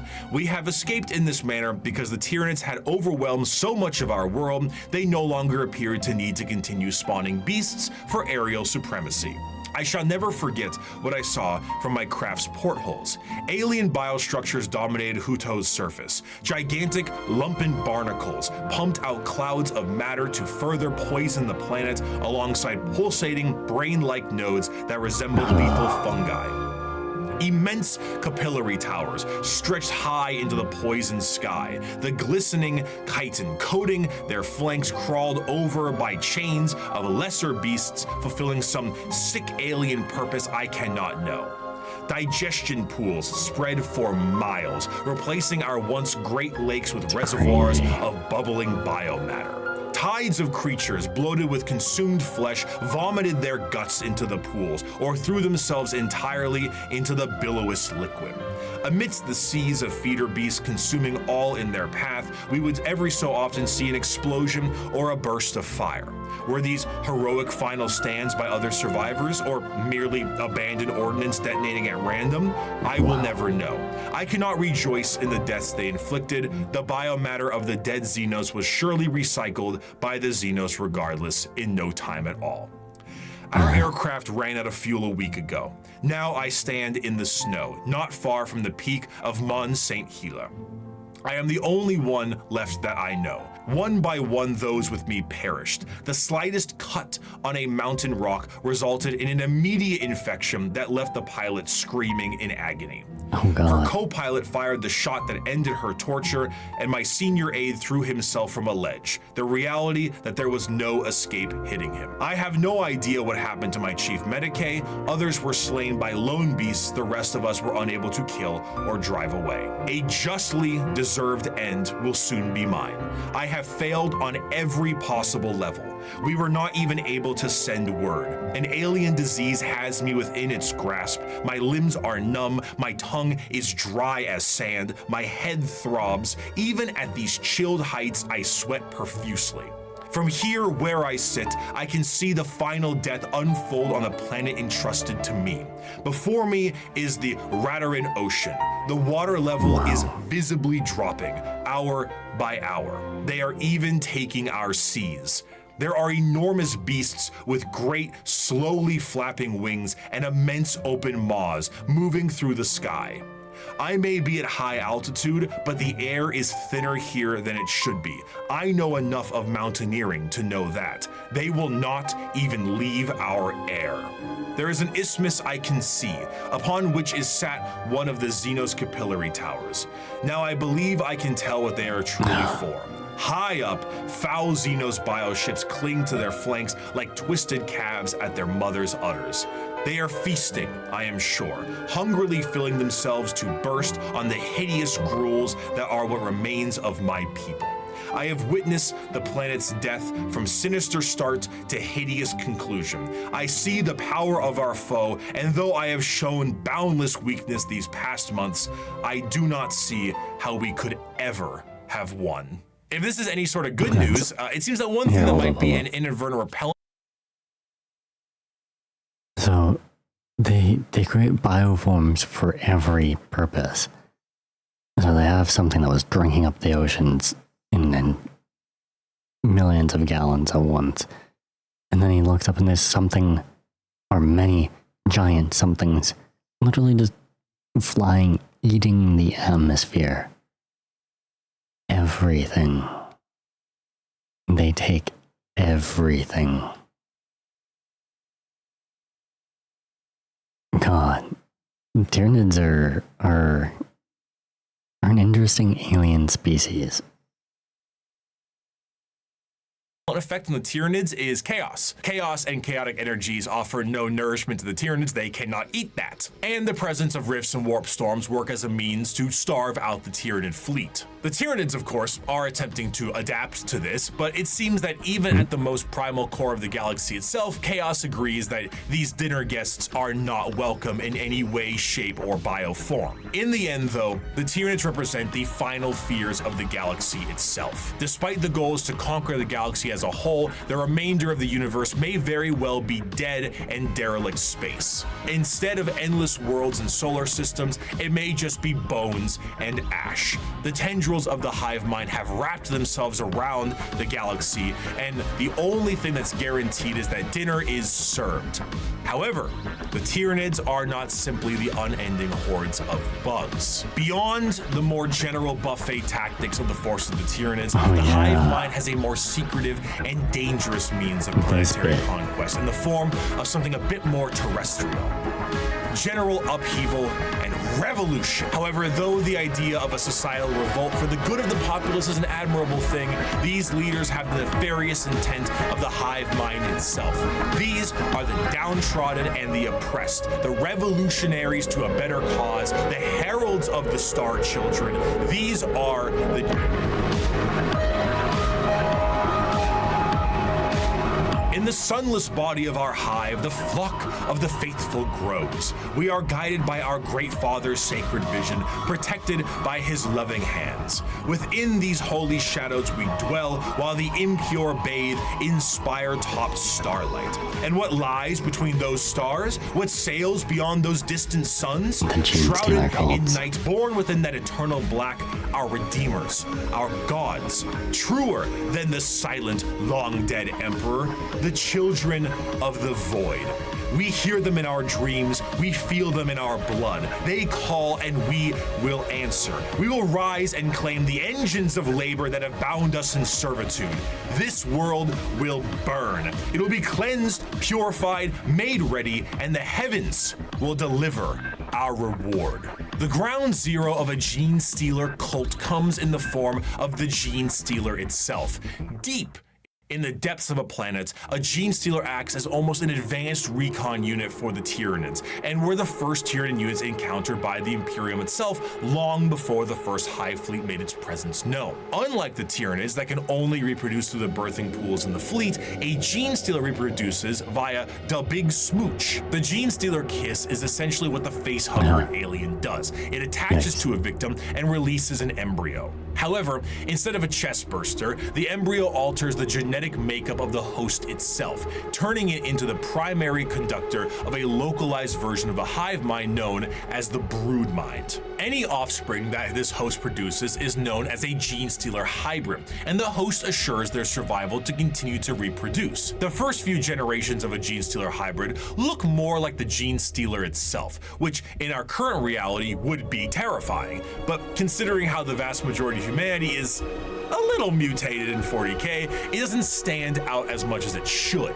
As the generations continue, the mutations and the general alien look is almost entirely phased out, and the resulting hybrids look almost identical to the species that they once were. Due to the size of most worlds, the makings of a gene stealer cult can exist almost entirely in secret, generation after generation. After a certain period of time, those hybrids will make their way into generalized society. Still connected to the mind of the gene stealer itself, the hybrids operate with the express goal of gaining power within society itself in a political and religious sense. Most of the time, they will present themselves as revolutionaries, looking for the betterment of the population. And honestly, it sounds great for a lot of the folks on the planet. By the people, for the people. As they expand more openly, the crossbreeding continues until all aspects of the planet's society is infiltrated. However, all bets are off when a hive fleet comes close enough. When a Tyranid hive fleet gets close enough to a planet, the brood mind activates essentially an endgame scenario. The once political and religious leaders become bloodthirsty fanatics that work to finalize the collapse of society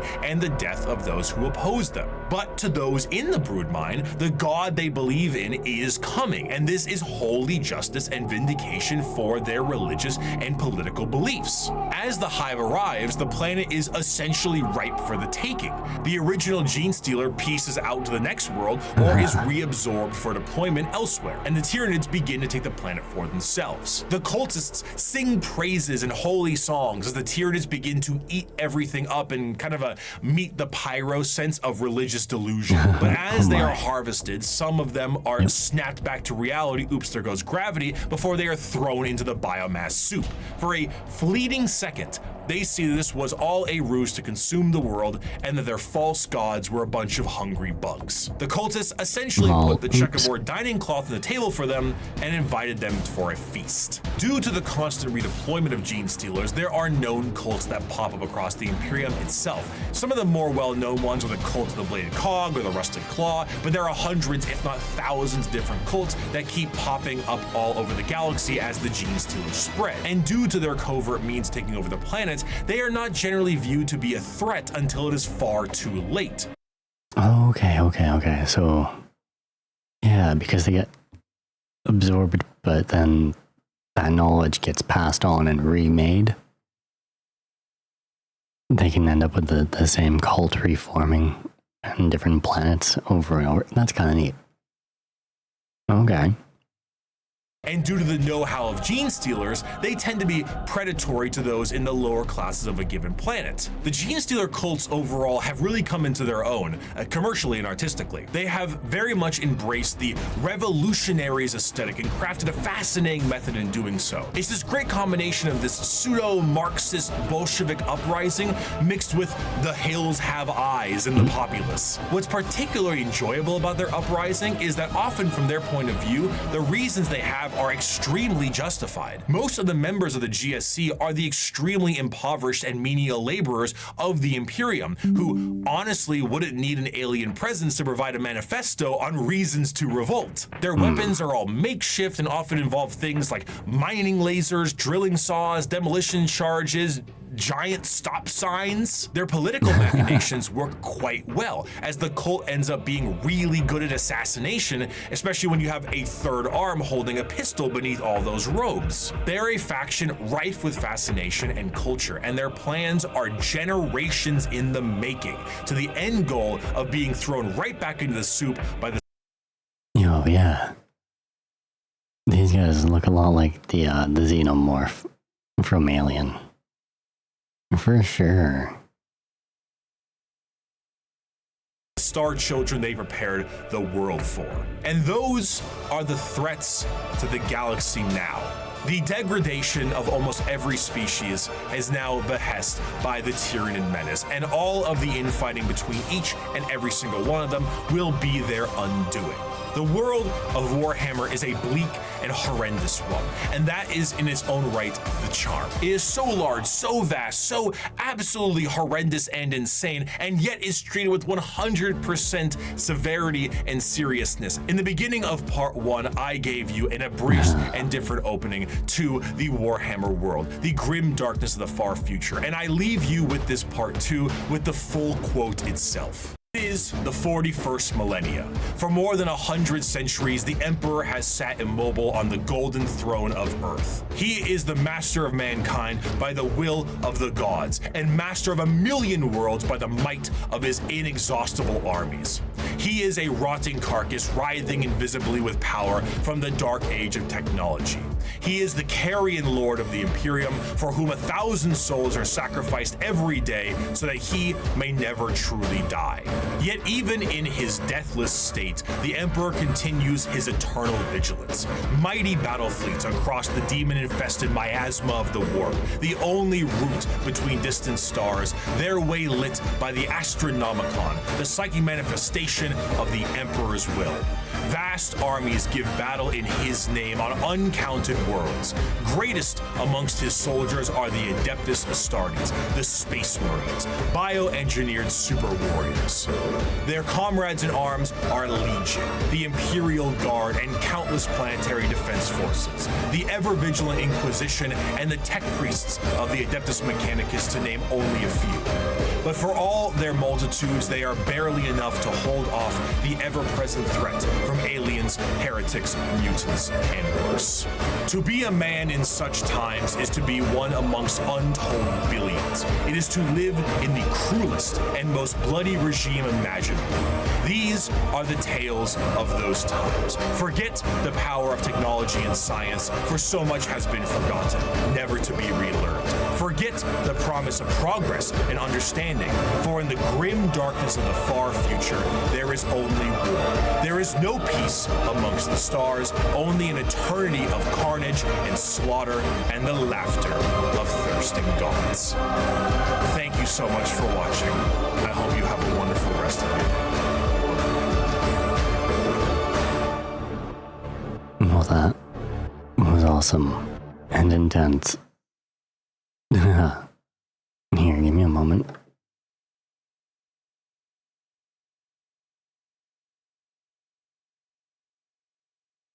Turn that down, turn that off. Let's hop on over to the...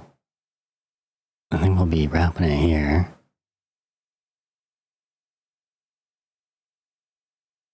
There we go. Here, let's throw this back on.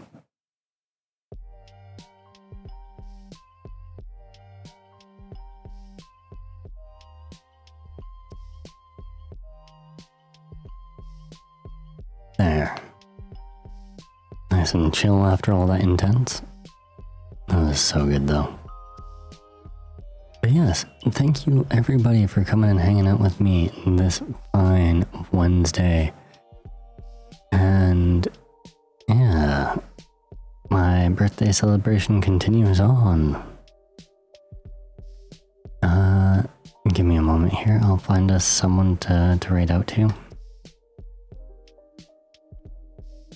But yeah, how is everybody doing? I hope you are all enjoying yourselves. I hope you all enjoyed that.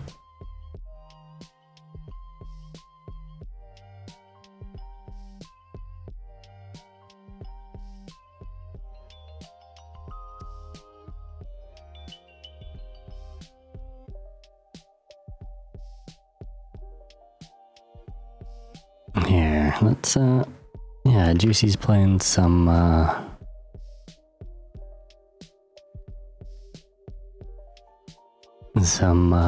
Valheim. I haven't done that in a while. Let's give Juicy a shout out.